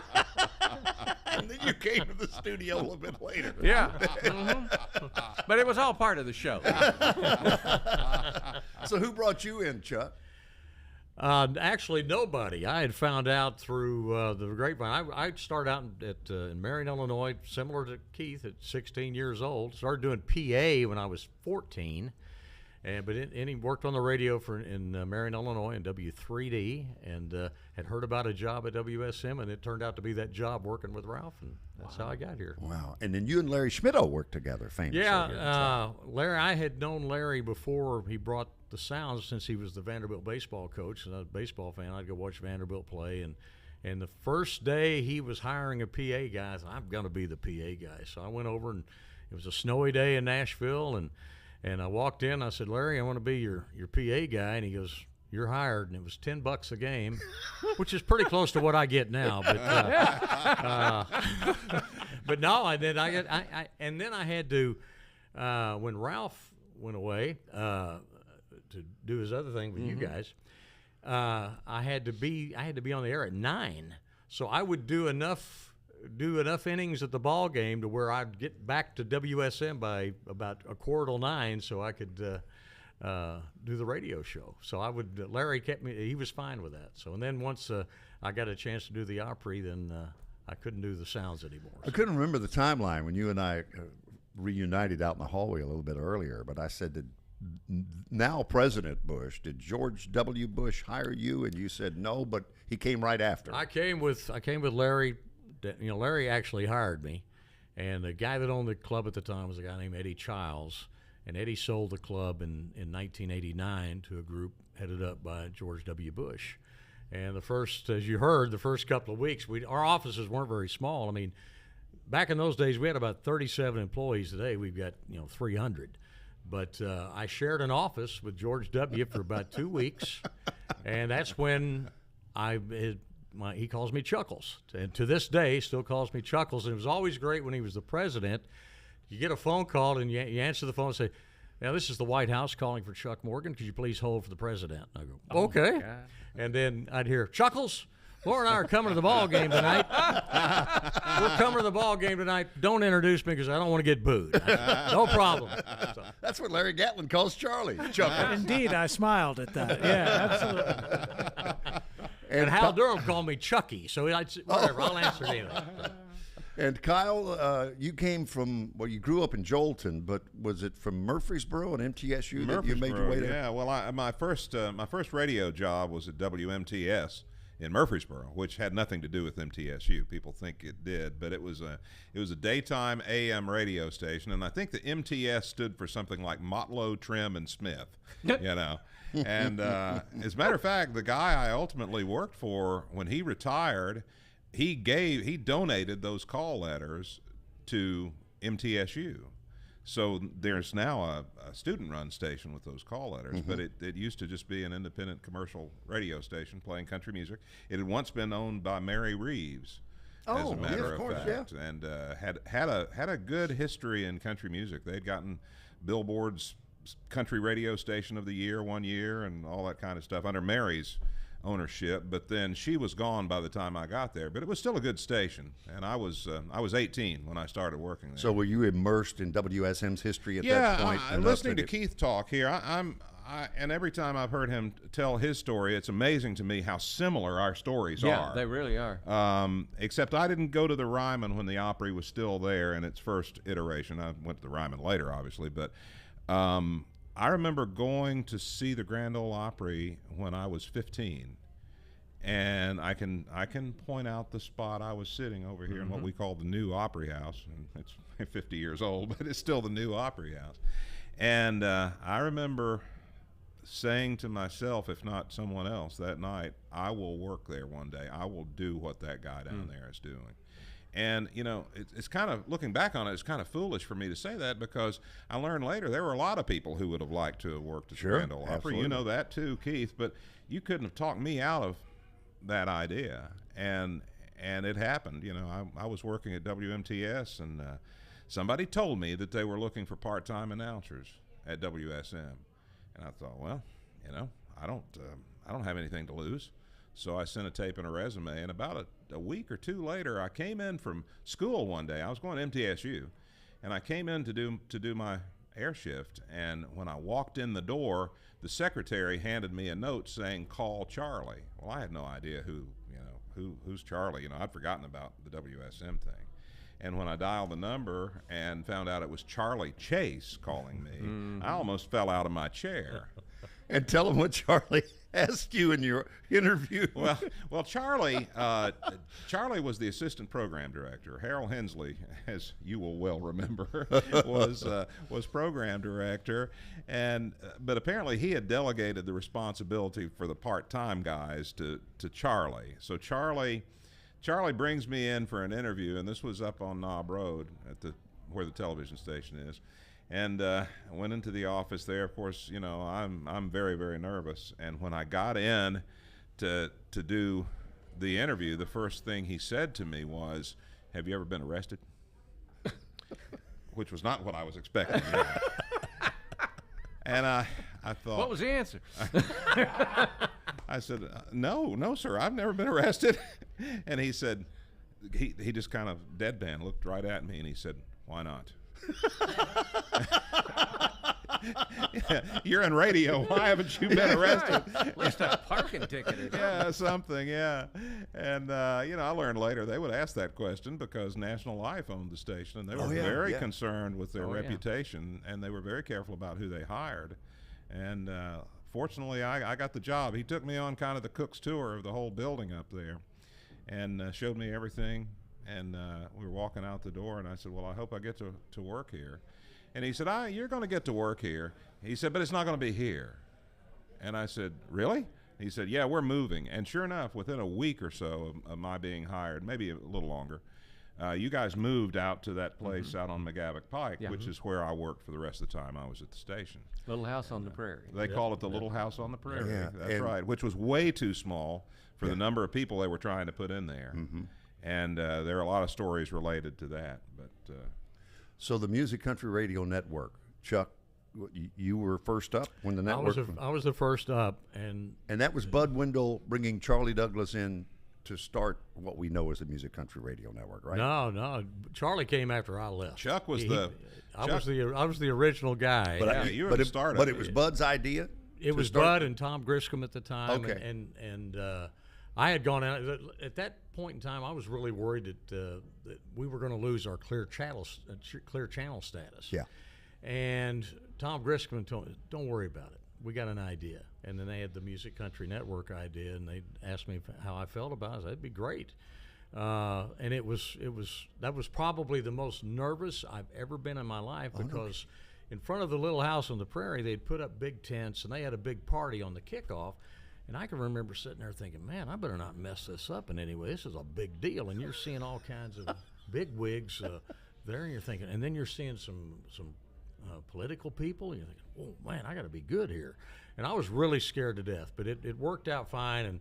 And we had Roy with us the first night, Roy Acuff and Bill Monroe, and Barbara Mandrell came by, and it really went off real well. But that was a big thrill to be a part of that. What ended up happening that Keith and I don't know if Kyle remember this, but back at the old studio on Nob Hill, we kind of left the door open at night, and whoever wanted to come in could come in, whether they had donuts or whatever. But like Charlie Dick was a regular, Patsy Cline's what a character. Patsy Cline's husband. He was kind of a regular. He'd come up about twice a week and just sit with me, and we'd talk music, and then he'd help me interview somebody that came in. But that went away, and we had to. And then we got, Benny Ray was a great producer of mine. Jim Driver was a producer / engineer, and they were so good at what they did. And we had some great shows, but that was a lot of fun.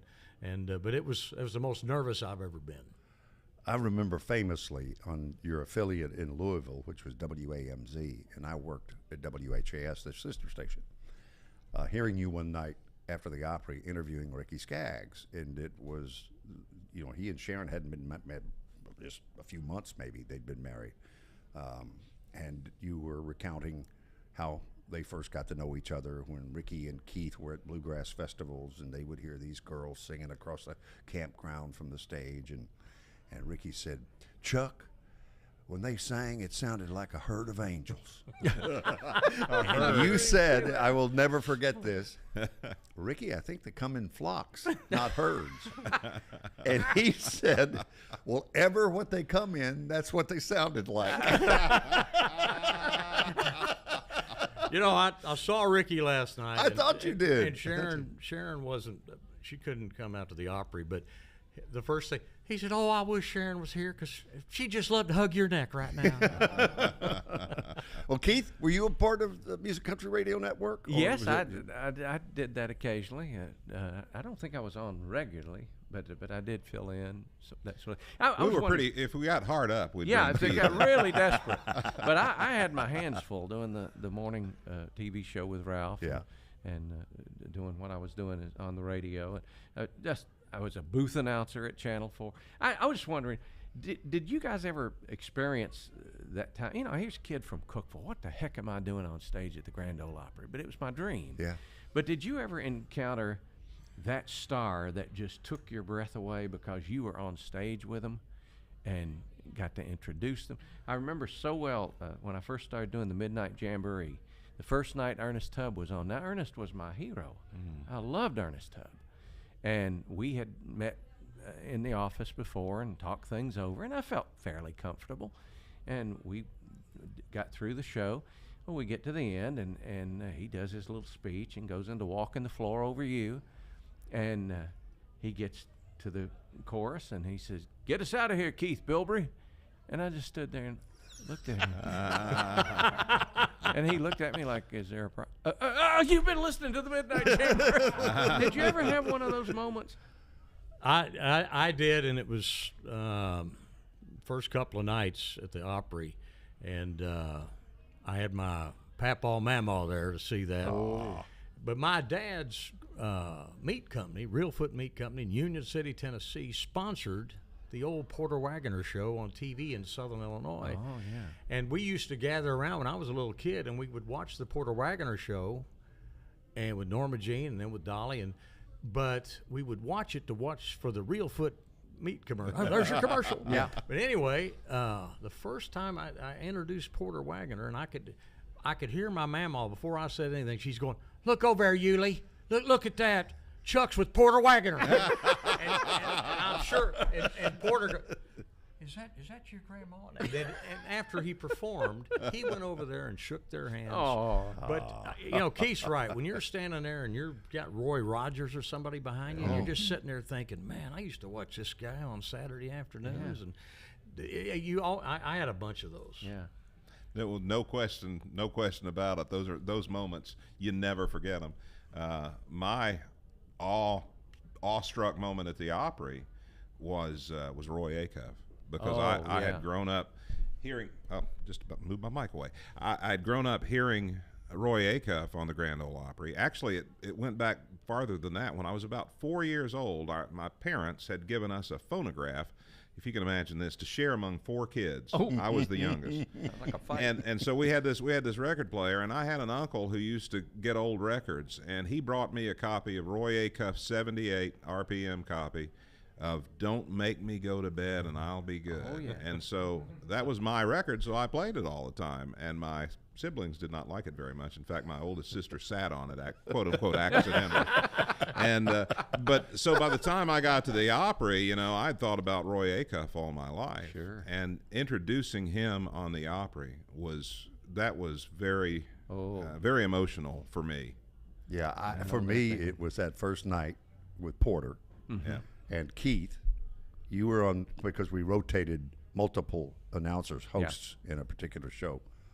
And Keith and Porter, during my first live read, disrobed me behind the podium at the Grand Ole Opry that wouldn't House. come up. And then, but I didn't. I knew. I thought, man, you cannot break. You were if cool. If you crack, you'll never get beyond this. That happened to me at the Ernest Tubb shop. Oh, did it? Yeah. Oh, the troubadours would just wear you out while you're trying to read a commercial. First night I was on the Ernest Tubb shop, they rolled up my pants legs while I was doing that dadgum Jimmy Rogers commercial, and started pulling the hairs out of my leg.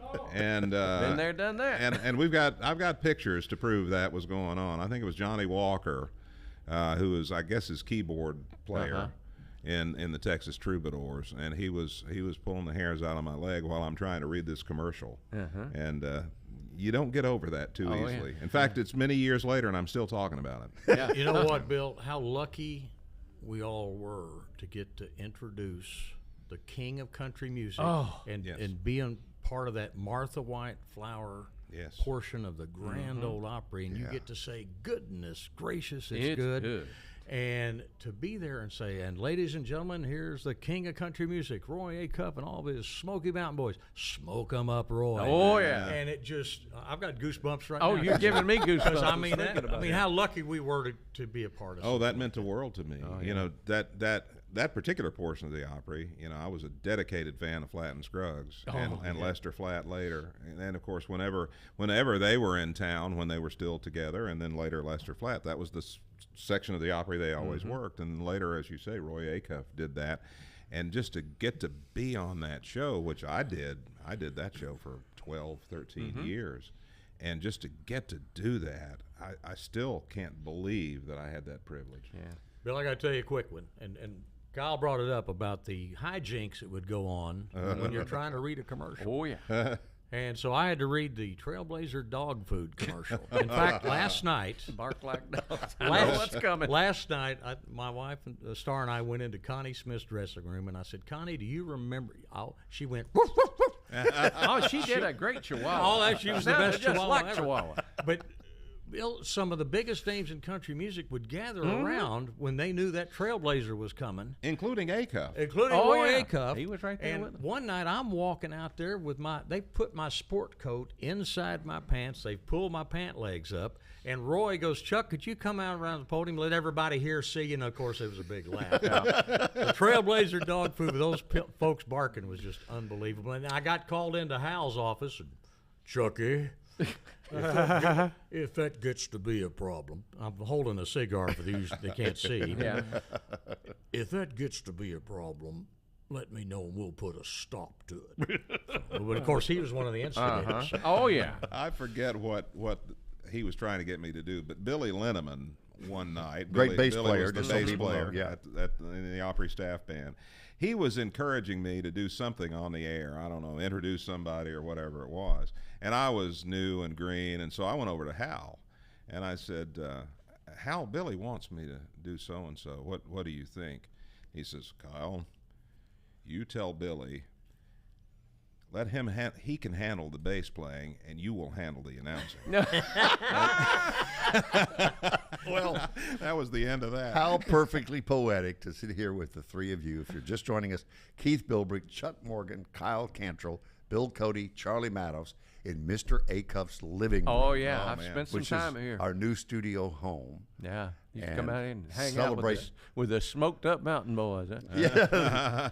100 years of WSM Radio. Did any of you ever have the experience of getting to invite an artist to become a member of the Opry? I didn't. That happened to me one time. I was emceeing a show. Reba McEntire was opening for the Statler Brothers in my hometown of Cookeville at Tennessee Tech. And Hal Durham said, would you invite her to become a member of the Opry? I said, well, sure. And I went in on her bus, and I didn't know how she would react, you know. I heard her earlier talking, and I remember that so well. I said, Reba, now remember, she's the opening act for the Statler Brothers. Oh, yeah. That's when I first met her. Yeah. She was out. Yeah. And I said, Hal Durham wants to know if you'd like to become a member of the Grand Ole Opry. I'll never forget the look on her face. Her jaw dropped. She jumped up off the couch, and I mean jumped at least 3 feet in the air. Yes, honey, yes. Greatest thrill of my life to get to do that. That's awesome. Mine not like that, but Ricky Skaggs, you know, again. Oh, you were again, I'm walking in the back door of the Opry getting ready to go to work, and there's Hal. Truckee, come into my office, and I'd go back and, Truckee, is there anybody we need to get out here on the Grand Ole Opry? And I said, Ricky Skaggs. Oh. And I think Hal called Ricky at that point. And so yeah, but that story there is outstanding. Oh, just get to. How about you, Kyle? Never had that privilege. No, I was fortunate to be around many times when an Opry member would play their first show.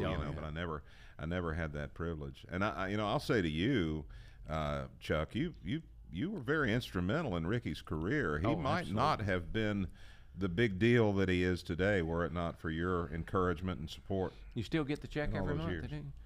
Well, he's been a little late with it, but Ricky, if you're listening, that was Keith and Kyle. This was old school radio back in the '70s when you'd get a record in the mail and you'd listen to it, and man, that's pretty good. And I just played it, didn't have to run it by anybody. I went ahead and played it, and it wasn't about 10 minutes. Hello, Chuck.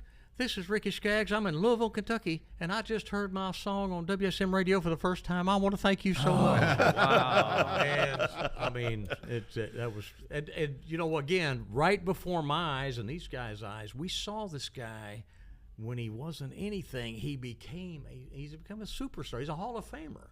And to see that happen, that's what I was telling the audience. I'm so proud of this guy for what he's accomplished. Oh, absolutely. 100 years of WSM Radio, and recently, celebrating that 100 years, I had the opportunity to spend an afternoon with Bud Wendell, who was in charge when I came, when Kyle hired me and brought me here.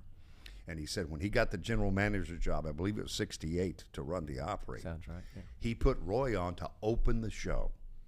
And he said, when that was over, Acuff came over and said, I don't open shows anymore. I close shows.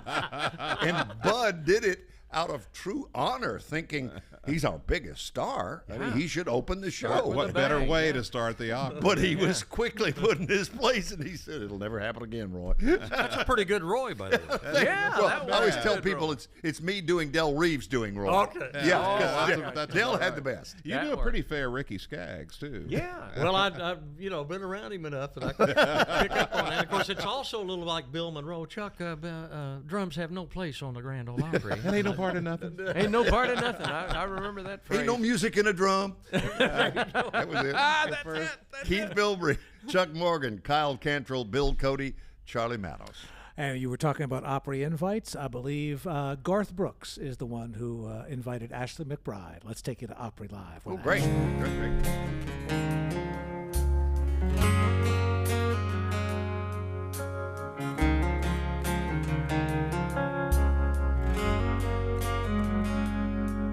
To the backpacked First love believer, the heart cracked, double down dreamer, the homesick, the grass that's greener, and a slice of mama's peach pie.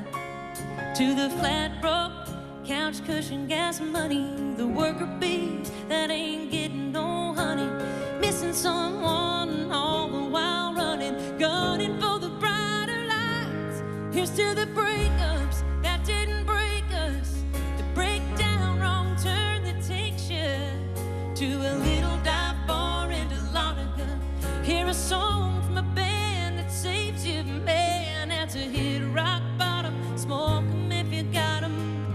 Nothing's going right. Making the best of the worst day kind of night.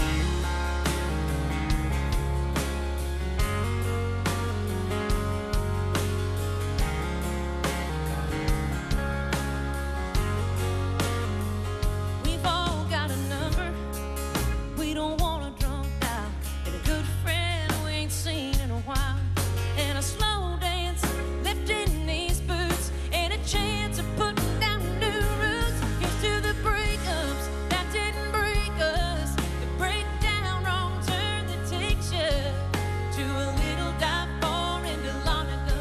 Hear a song from a band that saves you, man. As a hit rock bottom, smoke 'em if you got 'em. Nothing's going right, making the best of the worst day kind of night.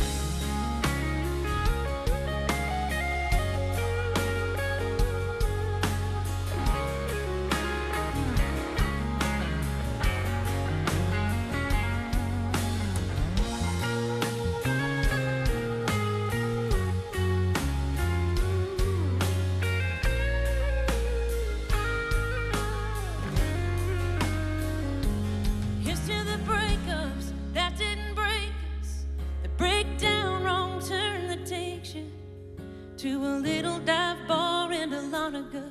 Meet a girl outside Atlanta. Hell, it's just hit rock bottom. Smoke 'em if you got 'em, and nothing's going right. You're just singing along with a drink raised, and a pretty little blonde thing's looking your way, making the best of the worst day kind of night. Yeah, it's making the best of the worst day kind of night. Whoa, here's to the breakup. It's that kind of night.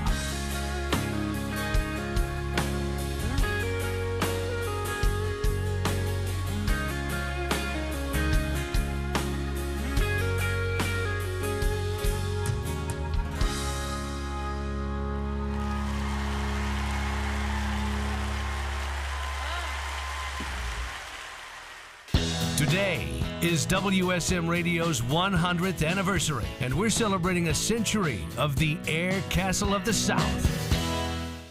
Did you know WSM Radio is part of the same family as ACL Live? Located in the heart of Austin, Texas, ACL Live is home to great concerts and is the filming location of the long-running series Austin City Limits. Learn more at acllive.com. WSM Radio and ACL Live, both part of Opry Entertainment Group. Hey y'all, my name's Riley Green. Country music is the sound of our nation, and there's one historic stage where every country music artist lives to perform. It's the place where stories are shared, crowds are moved, and legends are made. Since 1925, the Grand Ole Opry has been the cornerstone of country music in America. On behalf of all of us at Boot Barn and WSM Radio, congratulations to the Grand Ole Opry on a century of great music. Boot Barn, keep west. Is your business stuck in a marketing rut? Looking for a way to make a lasting impression on your customers and boost sales? Then head over to Southeast Impressions in Lebanon, Tennessee, your one-stop shop for all things promotional products. From branded pins and mugs to t-shirts and hats, Southeast Impressions has everything you need to get your brand noticed. Promotional products are a cost-effective way to keep your business top of mind with customers. And Southeast Impressions has a huge selection of products and fast turnaround times. Southeast Impressions, Lebanon, Tennessee. Online at southeastimpressions.com. How's life treating you right now? Huh? I got an idea. Let's get off the beaten path and take the scenic route, courtesy of Tennessee Trails and Byways.com. 16, didn't all got great names, different names. Ring of Fire, the Jack Trail, the Screaming Eagle. 16 self-guided driving tours, and yours can begin at tntrailsandbyways.com. What I love about the website, Bill, is if you're a Nashvilleian, maybe you're looking for a day trip, maybe get out of the heat, something really cool inside, like a museum, beautiful old church maybe, or maybe you're watching us on Circle Television or listening on WSMRadio.com and coming for a couple of weeks. Well, either way, you can plan your vacation at tntrailsandbyways.com. Drive Tennessee's stunning landscapes, discover waterfalls, walk in the footsteps of music legends, visit historic sites, local restaurants, a day trip or a weekend getaway. Hit the open road today. Take the scenic route at tntrailsandbyways.com. If you like big band music, you can't miss It Had to Be You, a swingin' band in a post-Sinatra world with the fabulous Equinox Orchestra, set for October 19th at Harkin Hall. This dynamic big band reimagines the classic sounds of Frank Sinatra, Sammy Davis Jr., Ray Charles, and Tony Bennett. Their high-energy showmanship blends with top-notch musicianship. Put on your dancing shoes and get your tickets today at harkinhall.com. Just 11 minutes from downtown Nashville. WSM Weather. From the Springer Mountain Farms Weather Center, here's your first alert forecast. Another warm day to end the weekend. I'm WSMV4 First Alert Meteorologist Melanie Layden. High temperatures in the mid to upper 80s this afternoon. We'll see plenty of sunshine today and low temperatures down to the low 60s. As we head into tomorrow and Tuesday, expect widespread rain showers across the mid-state, so have the umbrella handy. Once the rain clears out Wednesday, our temperatures fall into the 70s. WSM.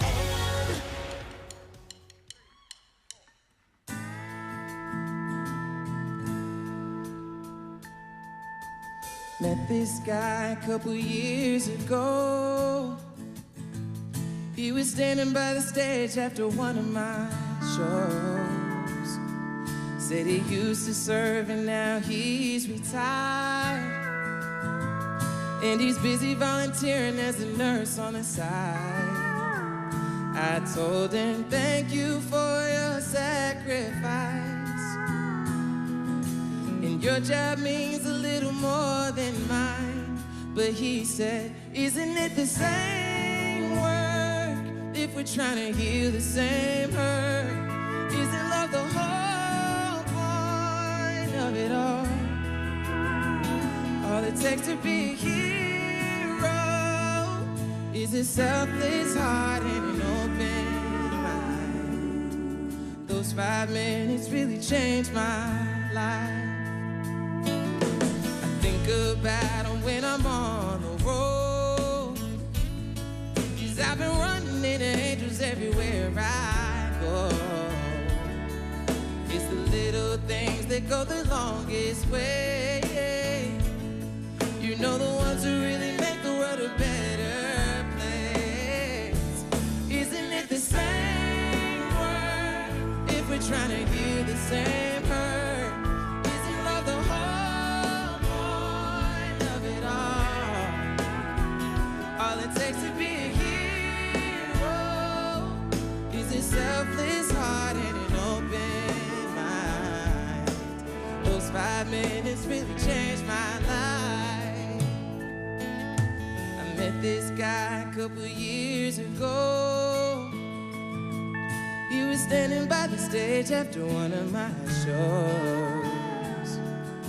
It's funny now, I never got his name, but I won't forget the moment that I heard him say, isn't it the same work if we're trying to heal the same hurt? Isn't love the whole point of it all? All it takes to be a hero is a selfless heart and an open mind. Those 5 minutes really changed my life. Those 5 minutes really changed my life.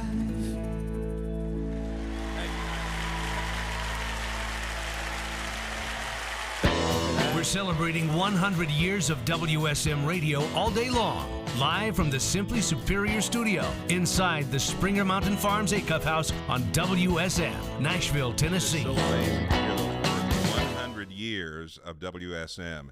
But it is good to be here for this celebration today. My name is Kyle Cantrell. I used to sit in a chair like this a long time ago, but I'm a little rusty at being on WSM. and now the tables are turned. I'm sitting across from Bill Cody, who just got through interviewing me. Did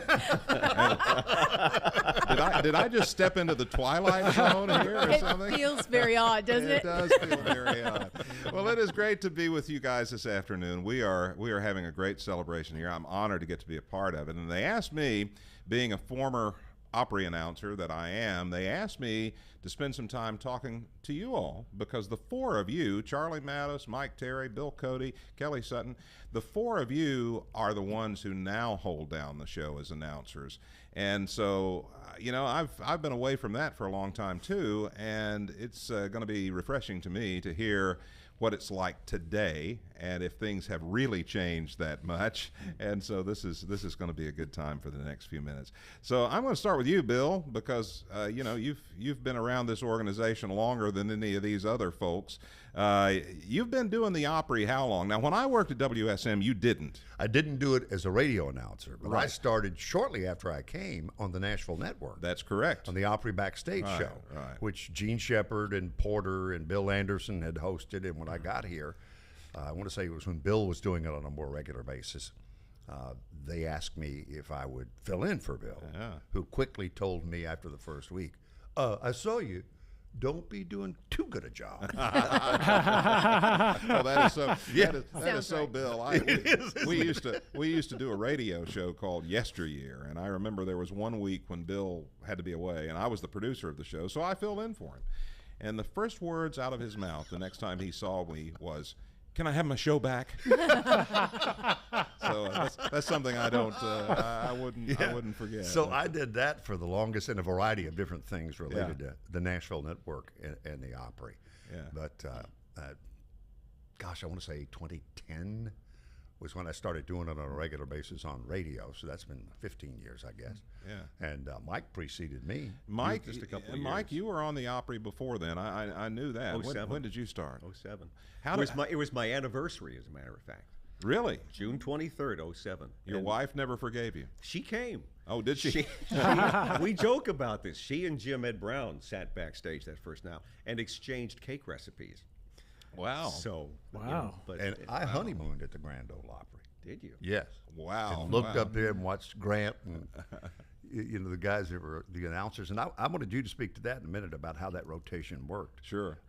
Well, Mike, how did you get the call to be an Opry announcer? I know you were already on the staff. Yeah. Harold retired. Right. Harold Hensley. And Keith and Eddie were like the only two guys at that point in rotation. And Eddie had replaced Charlie Douglas when he retired. That's Okay. correct. Yeah. But Correct. it was 2 or 3 months where it was just the two of them. And I can remember Keith at one point, saying something along the lines of, "You got to get us some help now." Because they were just running ragged. And we were sitting at a staff meeting or something one day, and somebody said, "You want to do it? You're next in line." I said, "I guess, okay." And so that's kind of... And the rest is history. Yeah, there was no ceremony or anything. Yeah. And I guess, Charlie, you were next, right? April 21st, 2016. I'm like an artist. You're not going to forget that I can day, remember the right? debut. Well, it was the perfect confluence of events because Larry Gatlin was gone hosting Opry Country Classics and Eddie Stubbs was on vacation. So Bill hosted Opry Country Classics that night and I was at the podium and the spotlight artist was Charlie Daniels. And then the first show I ever got to do myself, the spotlight artist was Charlie Pride. So apparently I only worked with Charlies in the early part of my hosting duties. And gradually you graduated to other names. Other names, yeah. So, but both shows were at the Ryman, which was really cool. You never forget, though. You never forget your first night on the Opry. My first night was October 5th of 1985, which happened to be the 60th anniversary of the founding of WSM, and not a single person mentioned that night. It just wasn't even discussed. So, Kelly, how about you? February 18th, 2022, and I was scared to death. My hands were shaking. I'd been a couple of times and just watched Charlie do it, and I remember Charlie hosted the first half, and he said, "Hey, why don't you just step up and host the second half?" And I said, "Seriously, we're doing this. We're doing this." So I got to do a half of a show, but my first real show was February 18th, 2022. My parents came from Indiana. All of my friends were in the audience. Just the top of the mountain for me and for my dad, who has listened to this his entire life. He said, "Well, honey, I don't think you can get any better than the Grand Ole Opry." It is still one of the most confounding stages to be on for the first time. Yes. And you particularly, as a woman, we hadn't had many women announcers on the Grand Ole Opry prior to you. Nope. How has that been? Well, I finally got a dressing room. Y'all don't need a dressing room because you don't put your hair up or you don't do lipstick or anything. And so I finally said, "Hey, y'all, I need a little place.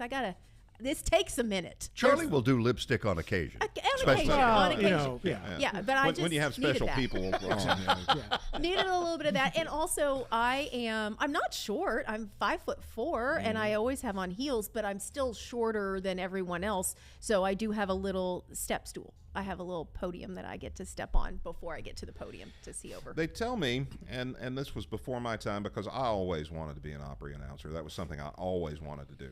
But they tell me that back in the day, and we're talking, the 1940s and 50s, being on the Opry was not exactly a plum assignment. It was really, who are we going to get to work this week, and try to overcome their objections when they told you they didn't want to go down there.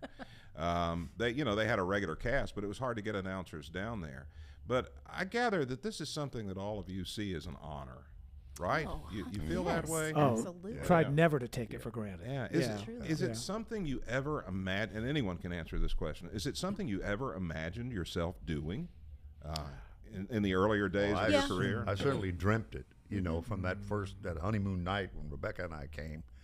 And already being in radio as a 12-year-old in my hometown and working my way up. And well, you grew up more in the culture of the Grand Ole Opry, absolutely. too. Immersed in it. Right, sure. And so seeing Grant up there and just everything that was the Opry that night, I can still see Jim Ed and Bill Monroe and Billy Grammer and Wilma Lee and all those, of course, Roy and Minnie, my goodness.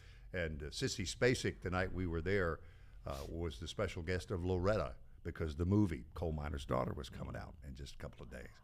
So that was our introduction to the Grand Ole Opry for Rebecca and I. What a time to come. Yeah, who are still at it, by the way, after 45 years. I want to make sure I got that in there. Yes, make sure you mention that. But yeah, that's I thought that's where I want to be. And mornings on WSM Radio and doing the Grand Ole Opry. That's when you came in for a job interview, and if you missed the earlier segment, I was in management here at the time, and I hired Bill Cody. And when you came in for a job interview, you said almost those exact words to me, that was always your dream, to get to be a part of the station that brought the Grand Ole Opry, and to get to do that and to be on the morning show, and you said, and to have a television show like Ralph Emery's show. Exactly. You betcha. And my dad would be 103 this year, and it was from his stories from my childhood, as we would be out on a Friday or Saturday night, and he'd dial in the Grand Ole Opry on WSM, and he'd start down memory lane about Roy Acuff and Minnie Pearl and Rod Brassfield and Uncle Dave, and he'd say, "Son, now that's the oldest one there is." Now WSM is among the oldest, but to him it was the oldest. It was probably, I've often thought, the first radio he ever heard was WSM. Well, it was the first really successful radio station in this area. There were stations before WSM, but WSM was the first one that has lasted and has had the staying power. Kelly, from a completely different perspective, because you didn't grow up in that culture Bill's talking about, what was your perception of the Grand Ole Opry before you became a part of it? Well, I remember my dad talking about it, and my dad loves classic country, and he plays classic country. To this day, every Thursday night, you can go to Lexington, Indiana, and he has a guitar pull. He is 86 years old. He has his drummer, and his main guitar guy comes. Sometimes he has a bass player, but they all get together, and they play every Thursday night. So I grew up... I'm glad you got that plug in. Yes, it's open. It is... you want to bring a covered dish to pass, but other than that, it's a good time.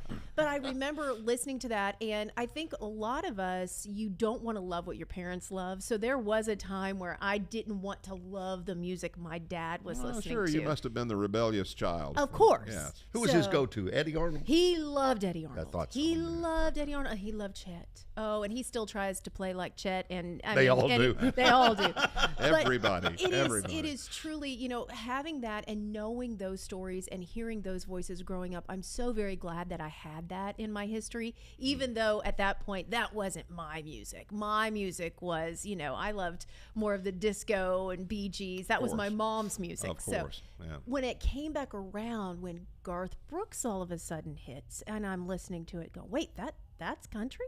That's not the country I remember. But it brought me back to it, and knowing that I knew Loretta's songs, I knew Patsy's songs, I knew the importance of what it was, and I knew the history of the Opry. But the first time I ever came, I came to town to start a new TV show with Ralph Emery. He was starting his TV show back in 2001. And he brought me to the Grand Ole Opry for the first time, and I stood on the side of the stage, and I saw Ricky Skaggs. And when I left, I saw Ricky Skaggs get in a minivan, and I called my dad, and I said, Dad, Ricky Skaggs drives a minivan. He's just like us. So to that moment, I thought, this is absolutely where I belong. And, earlier you said, did you ever think about doing this? I was a reporter, a television reporter at Fox 17, and I came out and I did a story here, and I remember asking Pete at the time, who was our general manager, I said, do you have any women who are announcers or anyone who is a female host? And he said, no, we actually don't. And that planted a seed. That was about 2005. So I've been working on this for a while, but we got here. You have to know that when she interviewed with Ralph, she was talking to Ralph in the lobby, but didn't realize it was Ralph. I did not realize it was Ralph. That's the most beautiful thing. I remember wonderful. Ralph with the full beard and the puppet. Sure. That was the Ralph I knew. Ralph, Shotgun Red. The Ralph I was Red talking to. He was a different Ralph. And when I said, I didn't catch your name, he said, I'm Ralph Emery. And I thought, well, I've screwed this up. I'm never going to get this job. You talked through it there, because stepping into that role, any role at the Grand Ole Opry, but the role of announcer particularly, stepping into that role, you feel like you're a part of history. Absolutely. That you're taking your place in this great stream of history. And Charlie, I remember you on the radio on other stations here in town. You had to have been thinking about the Grand Ole Opry, though, and what it must be like. Oh, and, I grew up just outside of Providence, and my parents were the biggest country music fans. If there was nothing good on TV, they would pull out from their VHS collection that they've taped old Nashville Now shows, old CMA Awards, old Opry Lives. So when they came to visit Nashville for the very first time, and I took them to the Opryland theme park, we went to the Grand Ole Opry. I have a photo of my mom and dad outside the Acuff house at Mr. Acuff's mailbox, my mom clutching her purse in one hand and our Opry tickets in the next. And the fact that this is our studio home and I'm, a stone's throw from the Opry House is just incredible. I wish they had lived to see me there. I was going to ask you if they ever saw you on the. No, we went many times together as fans, but they never got to see me at the podium. You got to tell them who was there the first night you took them. Oh, it was a pretty good night. Mr. Monroe was there, Roy Acuff was there, Del Reeves was there, Ray Pillow was there. I got to be a huge Ray Pillow fan just because of that very first performance. A very rare Tom T. Hall appearance back in the early 1990s, and this guy who had one or two hits who ended up having a pretty good career. In fact, Kelly was with him on Friday night. Garth Brooks was there as well. So it was a pretty memorable first night. I would say that was a good night. Ray Pillow was the first artist I ever introduced on the Grand Ole. Oh, no kidding. Interestingly enough, Miss Ray Pillow. Mike, you've experienced country music for a long time. You certainly knew the artists on the Opry and so forth. How did you feel that first night? And who was on? Who was the first artist you introduced? Gosh. I don't remember. I think Gene Shepard was on that show. But it's funny, I'm a lot like Kelly. When I grew up, I didn't grow up listening to country music. I didn't start listening to country music till I got into radio. And my first job happened to be at a little country radio station. And I was a fish out of water. I started to discover Merle Haggard and loved Merle Haggard. Sure. How could you not love Merle How did I Haggard? not know this guy? When I came over to Nashville to to interview, I got a tour of the Opry House. And I knew of the Opry, but I didn't have the history. You know, I didn't have parents or family. So it was like, okay, nice big theater, funny looking stage. There's a circle over there. You know, okay, fine. But as it has grown, as I have grown here and in country music, that's where the history for me has really started to take hold. Getting a chance to talk to meet the artist, talk to the artist, learn the history, and more and more I find myself going, what the heck am I doing here? You know, it's just, it really is. I've been very, very lucky. It's been a lot of right place, right time for me. We had some of that in the last section of interviews when Chuck Morgan and Keith Bilbrey and I were sitting here. Some of this notion of what am I doing here? Yeah. Where you feel like you're on sacred ground and you don't know how you got there. You have that sensation? Absolutely. Yep. I often think about Porter Wagoner and getting to tell him just before he passed how much he meant to me. I made sure to tell him along the way, but in that particular moment, because that day I'd found out I was going into the Country Radio Hall of Fame.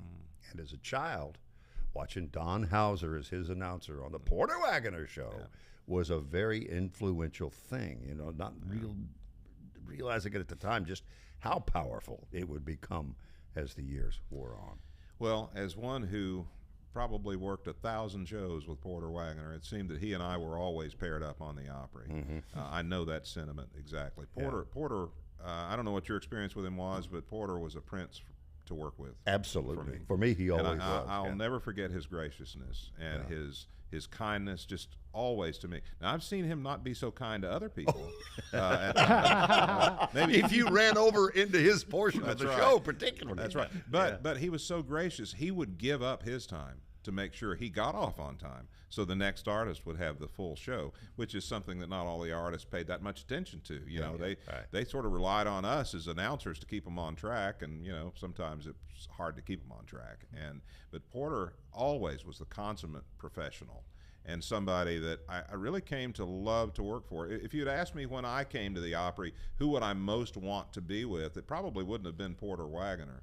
But I'm so glad that it was. You know, when Marty Stewart produced his last album, Wagon Master, he was getting his musicians together, and he tells this wonderful story about calling Billy Bob Thornton. He wanted him to play the drums on it.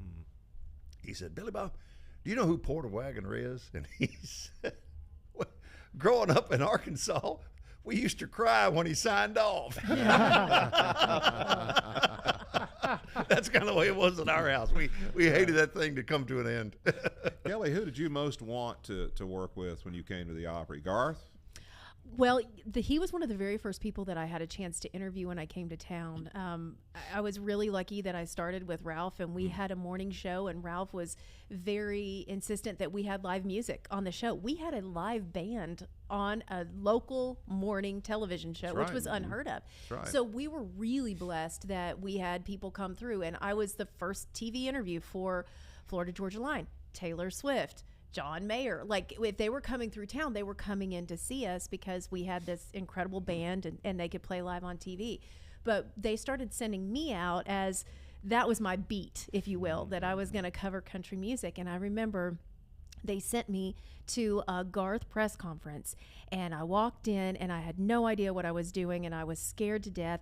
And I remember Hazel was sitting there. She was the Hazel Smith? Hazel Smith was sitting in the very front row, and she was number one. And everybody knew first question goes to Miss Hazel. And so I learned very quickly just from watching all of it, but I stood up and asked a question of Garth, and he said my name back to me, which just... Not all artists will do that. Immediately I said, oh my gosh, he just said my name. And the first person that ever called me by name without me saying it first was Charlie Daniels. But those are the things that you think of and you're like, gosh, we are so blessed that we have been able to meet these people and know them as people, not just the big superstars and the artists that everybody loves, but we get to see them as people, and 9 times out of 10 they're exactly like you think they're going to be, and even better. Charlie Daniels was mine too. The Really? first one to call me. I'm like, oh my God, Charlie Daniels knows mine. Now, Well, granted, and it's the same name, but still, it's pretty amazing though. And Kyle asked me, he said, who do you want to have on your first day when I started April 25th, 1994? And I said, Charlie Daniels. And he happened to be available. So he was my first ever guest. And you remember we had coffee service at the hotel studio, Kyle? Yeah, I do. And that morning, the coffee was chocolate raspberry truffle. And he took one sip and that does not sound like something Charlie Daniels would seek out. He said, Cody, ever since you left Texas, you started drinking hippie coffee. Charlie Daniels was bigger than life. Oh, mercy. He was a fiddle playing Santa Claus. Yeah, he really was. I mean, he really was. Yeah. You know, some of my favorite memories are not so much even at the podium. It's side stage when something interesting happens. I remember one night, the War and Treaty were doing this wonderful gospel tune, and Michael had called his mom out there, Michael Trotter, and all of a sudden I hear this glorious harmony from over my left shoulder, and it's Emmylou Harris and Rodney Crowell just off stage singing the harmony to what they're singing on stage. And I'm like, this is the world's best surround sound. How many times, and I think everybody's had that. How many times have you been there and the next artist is standing there just noodling? Always Vince. They've, you know, Always they- Vince. and it's amazing. Especially if it's Keith Urban or Vince Gill. And as you say, singing along with another artist, you know, which is a great compliment because they know their music, you know, and know well enough to sing along. Kyle, I'm curious. I wanted to get back to this for just a second and put you in the spotlight. There are weeks now with the 100th birthday celebration of WSM and the Opry. Dark maybe one night a week. Right. It was Friday and Saturday. when Friday I- and when I Saturday, came. And 2 show nights on occasion. Of course, the Right. park was open, so there were matinees and things like that. But as far as broadcast Opries, how did you guys do that rotation? Because everybody, like 3 or 4 guys, did one show. Well, without getting too far out in the weeds with that and too inside baseball here, the way it worked was whenever the park was open, we'd do 2 shows on Friday night. And Friday night was a relatively new thing. The Friday Night Opry had only started, you know, in relative terms, it was a young part of the Grand Ole Opry, the whole perception of the show. It had only started in the 50s, really, and it had been a studio show for the first 12, 13 years of its existence. And then about 1964, they moved it into the Opry House. So Friday night never seemed quite as important. You know, isn't that strange? The fans who were sitting in the seats, I don't think thought any differently of it, but the Friday Night Opry was not the Grand Ole Opry. And, you know, people would dress down a little bit, but on Saturday night, everybody was really dressed up. There was a lot more sparkle on Saturday night, and we always did 2 shows on Saturday night. So when I came to the Opry, Grant opened the show, and he would work the first half hour, and then Harold would work from 7 to 8. Then Grant would be back from 8 to, I think, 8:30. Then Harold would be back at 8:30. And then when we would come back for the second show, it started at 9:30. It was Harold, Grant for 30 minutes, and then Tony Lyons for the rest of the night.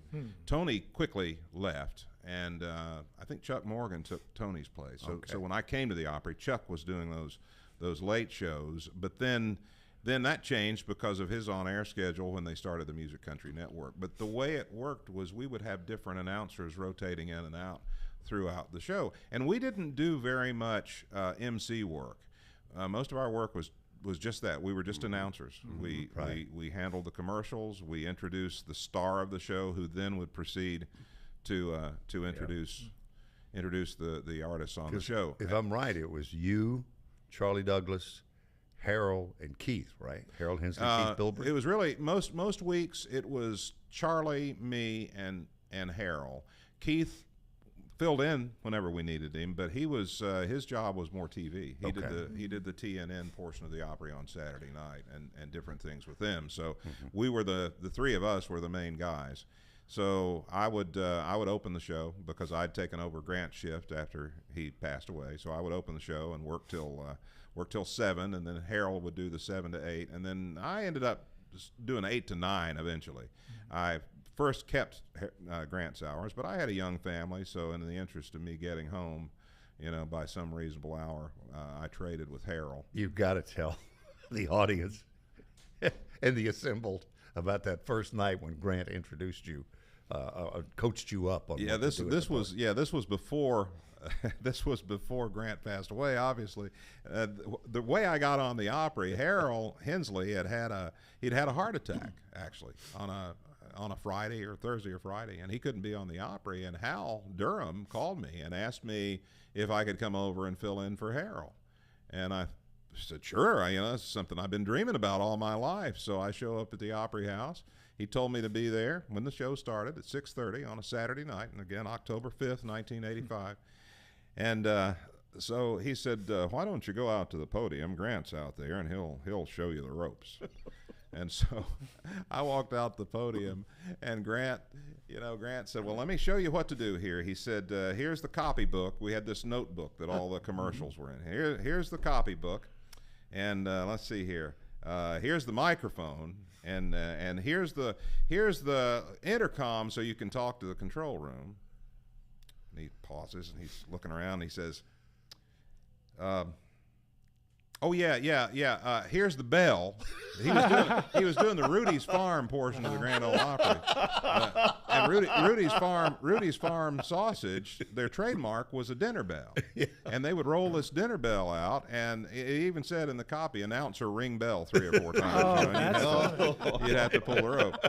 And but he ran out of things to tell me. And of course, I'd been listening to the Opry. I knew what to do anyway. So I stood there by him, and I stood there all night long and just watched him, and then I watched Harold, and then I watched Charlie, and I kept standing there. And finally, Hal came up about 10 o'clock, and he said, Kyle, why don't you take it here? And so finally, I've been there since 6:30, 10 o'clock. Finally, I get my chance to introduce Ray Pillow on a 15-minute segment sponsored by Sunbeam Bread. And then when that was over, Hal came up and said, well, you did a good job. We'll call you if we need you again. And that was the 15 minutes, and that was the end of it. Wow. Heck, you barely needed me tonight. Never mind. And they didn't call me until the next year, until the spring when the Opry matinees, which you mentioned, started, and then I started doing those regularly, and I was there very often from then on. But it was quite a night. And I'll tell you one more story. I don't mean to keep telling stories, but the dinner bell that was there that we had to ring on the Rudy's Farm portion of the Opry. We had a musician in the band, Ralph Davis, and we had a little bench that the payroll clerk sat on right by the podium, and it happened to be right underneath that bell. And he was sitting there having a conversation with the payroll clerk while I was doing a commercial, and when it came time to ring the bell, I pulled that cord good and hard, and when that bell sounded, those two jumped about 10 feet. The entire audience laughed because they didn't see it coming. I'll never forget that.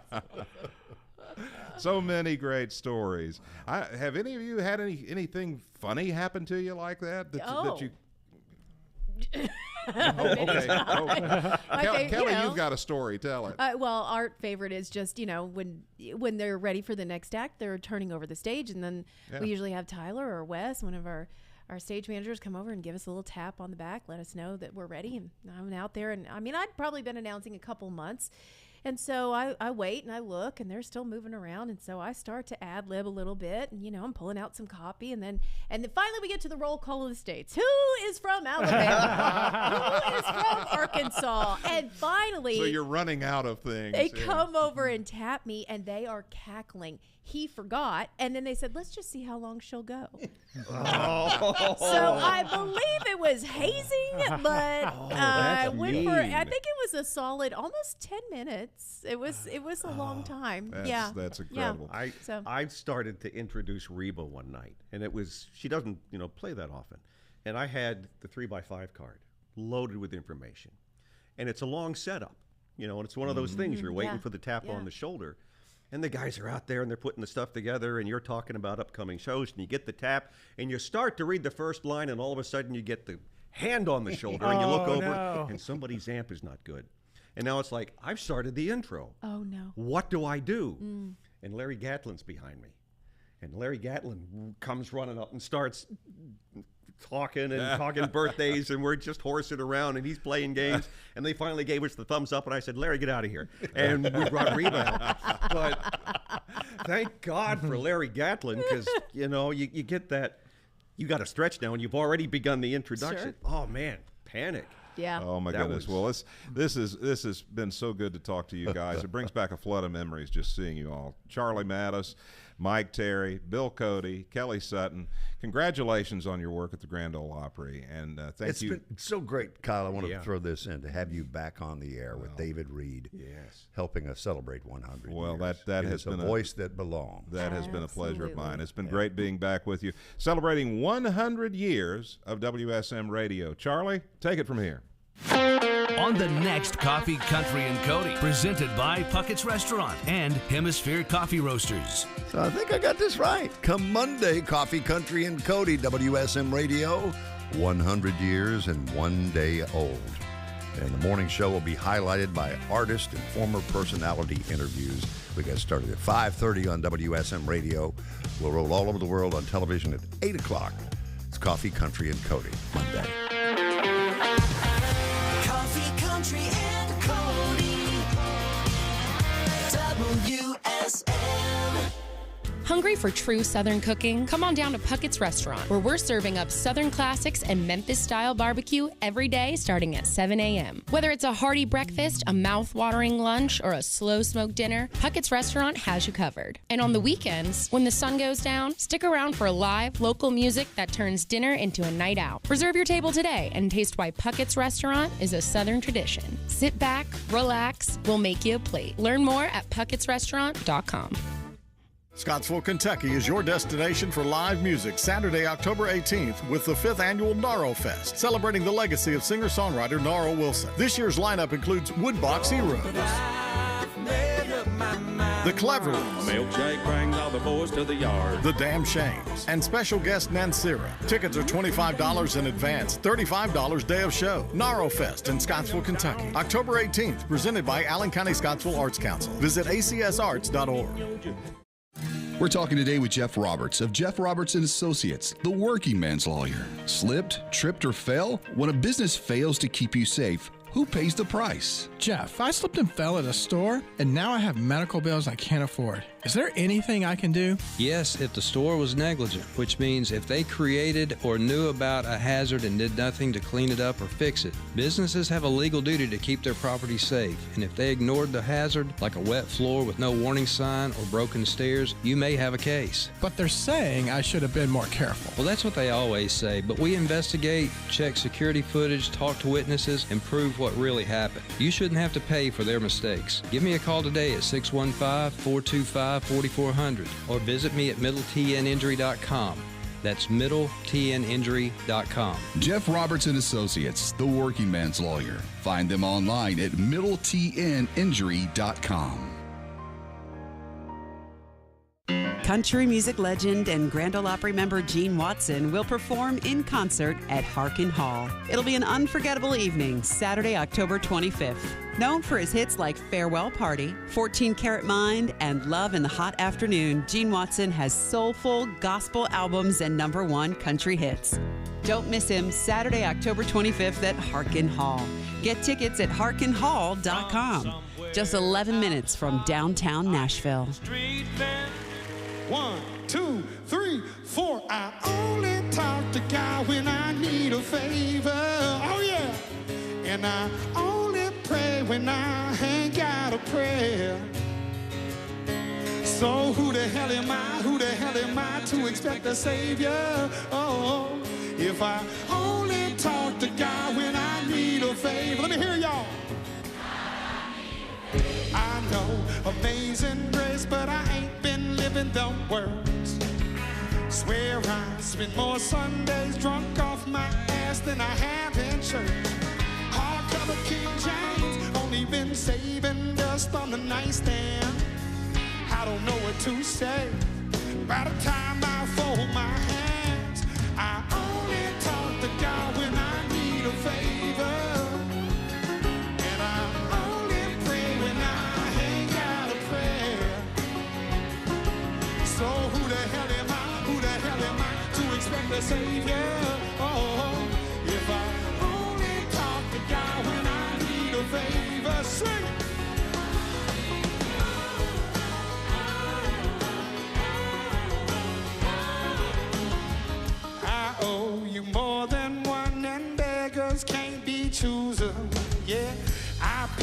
for all I've done. Just please don't let me lose her. I only talk to God when I need a favor, and I only pray when I ain't got a prayer.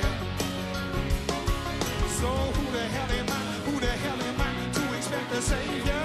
Oh, if I only talk to God when I need a favor, screaming.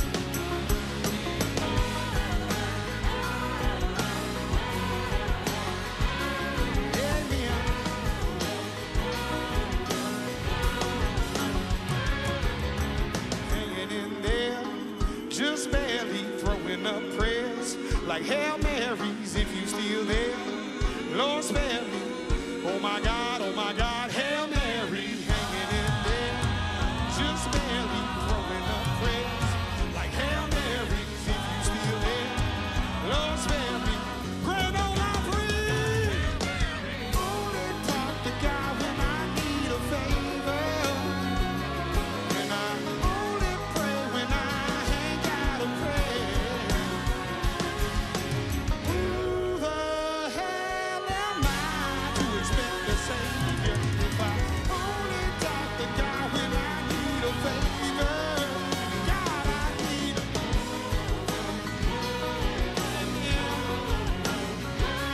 let me out. Let me out. Amen. Today is WSM Radio's 100th anniversary, and we're celebrating a century of the Air Castle of the South. WSM is proud to announce the launch of a brand new 24-hour-a-day streaming station, Legends of Country Radio.